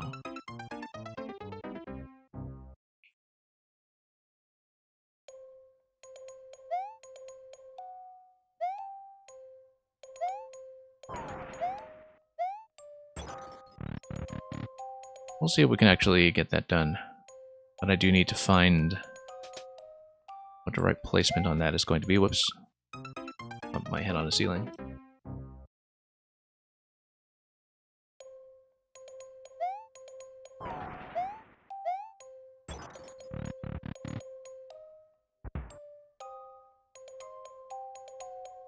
Yeah, while I'm generally not crazy about the number of indications like track markers and such that have become such a part of the firmament of Mario Maker, when it comes to things like item throws and drops that require a specific location in your jump in order to work, you can see why people tend to indicate stuff like that with throw markers and the like. I'm not saying this needs one, I'm just saying that, like, usually with this kind of interaction you would want that, and because it's missing, it does feel like it's a little out of scale with the rest of the level. Yeah, so you can see the forward momentum that the POW carries you through, but you do need to throw it at a certain height in a jump. And yeah, I dislike a lot of indicators as well, quality humor. I think that obviously there are some concepts and certain speeds that do require them to function, but you know, you go back to a lot of classic platformers and it becomes very quickly clear how much of the art of level design is about minimizing indication and about giving you subtle and intuitive clues. And if you need to tune the difficulty down to make that happen, it's actually still a good trade-off that doesn't make the levels less interesting so long as you can actually see them. I feel like I could have re-grabbed the powder and reused it. But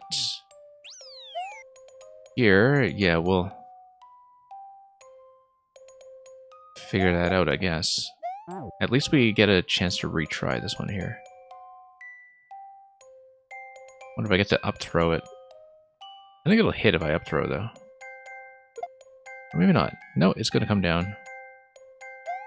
And then we don't want to nudge it like that.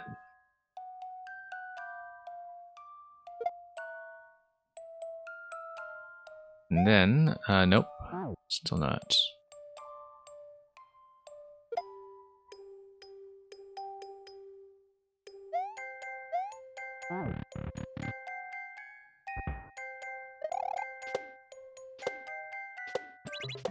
Okay. Nope.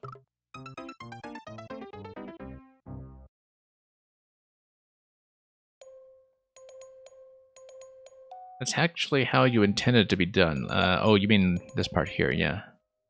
Yeah, because I was looking at the ceiling and thinking, okay, the ceiling is actually just generous enough to allow me to do that. Let's go forward momentum like that. Much better. Okay, Thwomp is going to raise this thing for me. Interestingly enough, let's say I move here. Drop the Thwomp. Okay, no, I can't quite get up there. Never mind. I was trying to find a way to smuggle the spring with me, but whoops. That's okay, we can get back there without too much trouble, I think.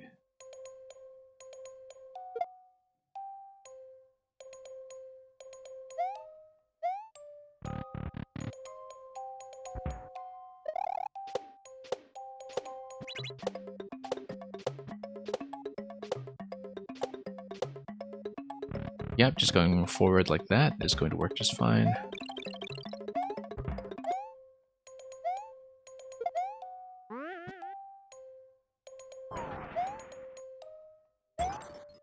Nope, still slipping a little bit on the ice.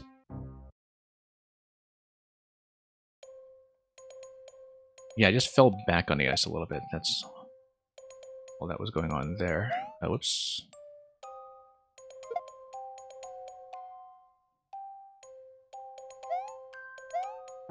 Nope.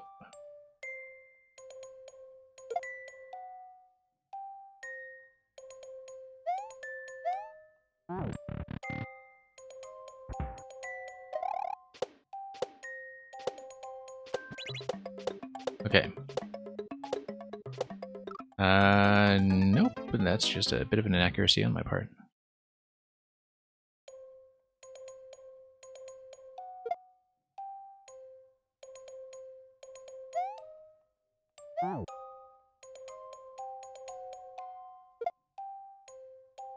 And let's try this.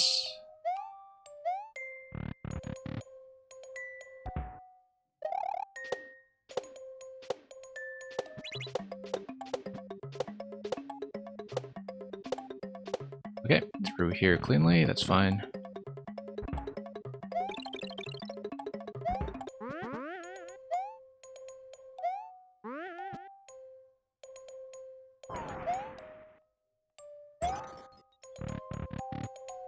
Yeah, I like that lamp behind the door. I don't know how intentional that was, but... Okay, this is going to be P-jump. And I'm going to miss the P-jump.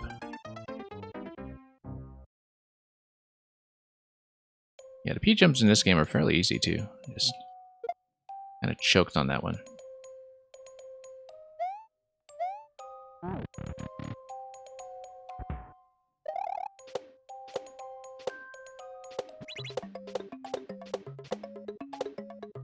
Okay.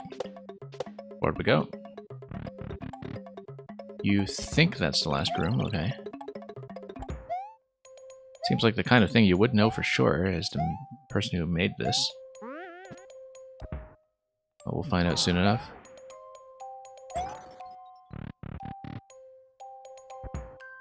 Yeah, this is purely just a P-jump.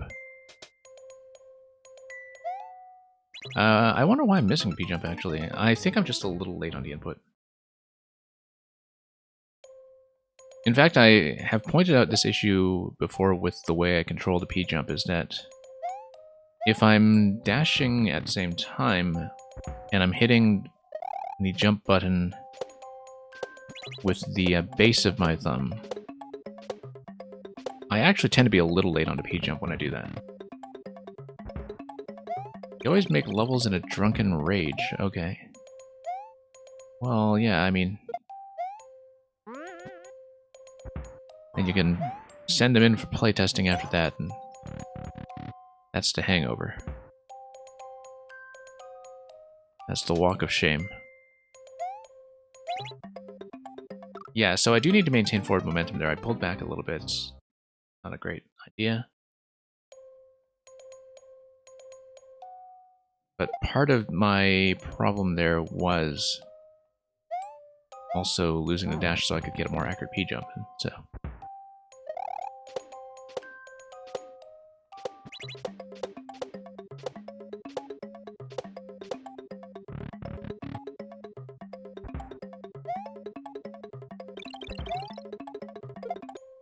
there are some levels in this game where I can totally believe they were made in a drunken rage. And that it just is self-evident.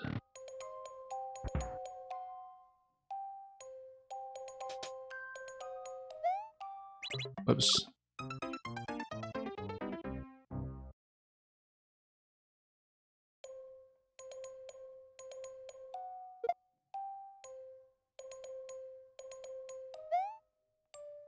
Okay, let's see here.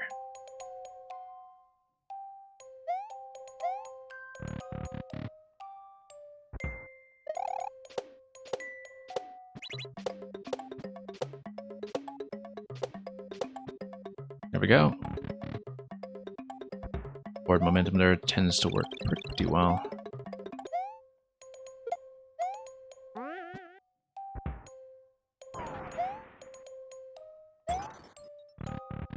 And we're almost there.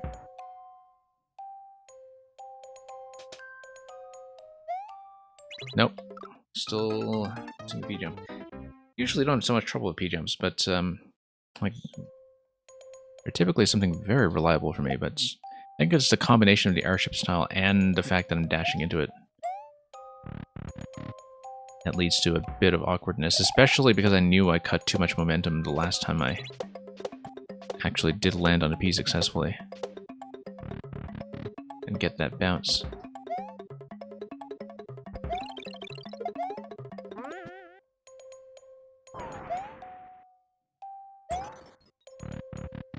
Okay, through here.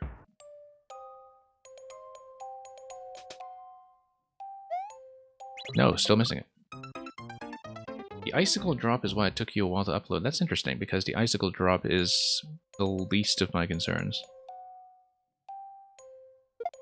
And of course we had the benefit of practicing an icicle drop level earlier today, but still.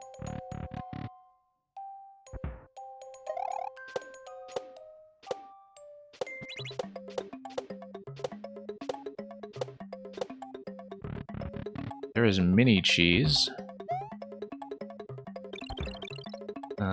Yeah, well, I have been keeping an eye on like whether there's any particular item smuggling that can be done here.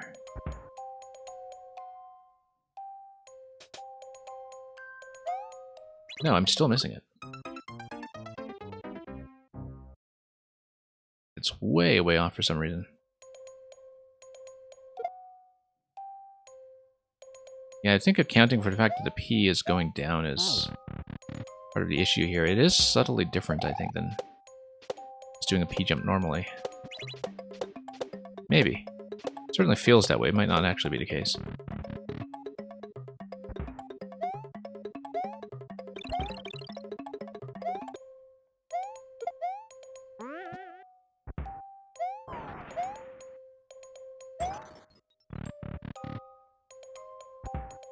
Okay, let's try to anticipate the P-jump a little bit better this time.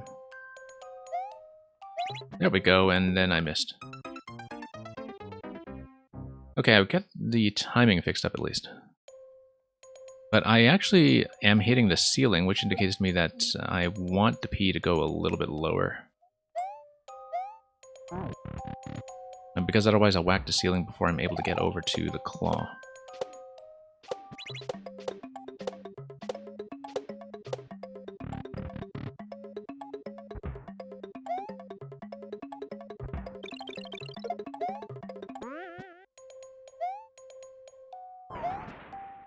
Nope, slid right off.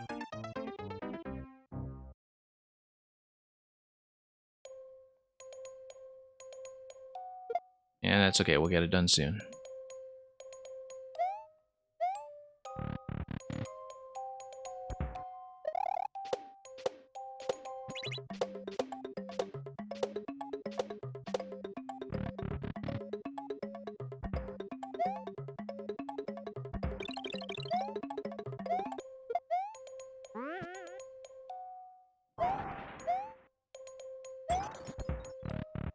Okay, back here. Let's try to get the P timing this time. There we go. And the P has to be active to go through the door, and then THX. 1, 1, 3, 8. And there's the goal, and you even get a conveniently placed spring for the 1-up, so thank you for that. Blue blur.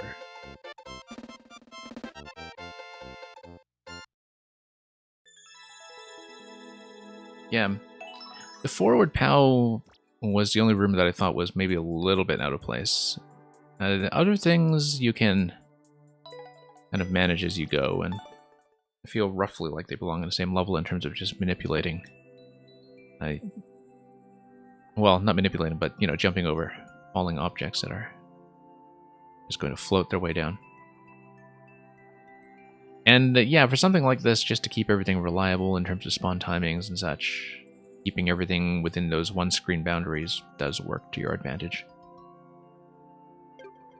So thank you for that. I'm going to do one last check for Koopa Tea, but frankly, I'm quite prepared to just call it a stream from here. I think if you're not here, we will then send you folks on to somebody else. You don't like the tempo of the Thwomp giving you to spring? Oh, I don't know about that. You mean just in terms of the initial latency of running up to the Thwomp, or? Yeah, I mean, it's a pretty simple series of interactions that you're dealing with, but yeah, at the same time, like a lot of these sections do give you the ability to retry some things. Definitely a very different pace, quality humor from the much more frantic level that we were playing from you earlier, where everything was, you know, go, go, go. And that's fine. Like, that was done pretty well for what it was trying as well. Okay, so in the absence of a check-in from Koopa Tea, we're going to do a quick removal here. And then that's going to be it for the queue, so we'll send you on to somebody else. But like I said, I will be back for viewer levels during the same time slot tomorrow. I will try not to run as long or spend so much time on the early levels, but of course it depends often on what we get. So thank you to all the people, old and new, who came by today, and especially to the very, very patient submitters all over the place. I'll be looking around to see who is doing Mario Maker today, probably. Or send you on to somebody else interesting, who knows. And we'll see you off for now, so thank you so much for watching. And for that matter, checking the preposterous uptime that we've logged. And you folks have a good day. Have a fine time at your next destination. Happy Mario making, and see you around. Fare thee well.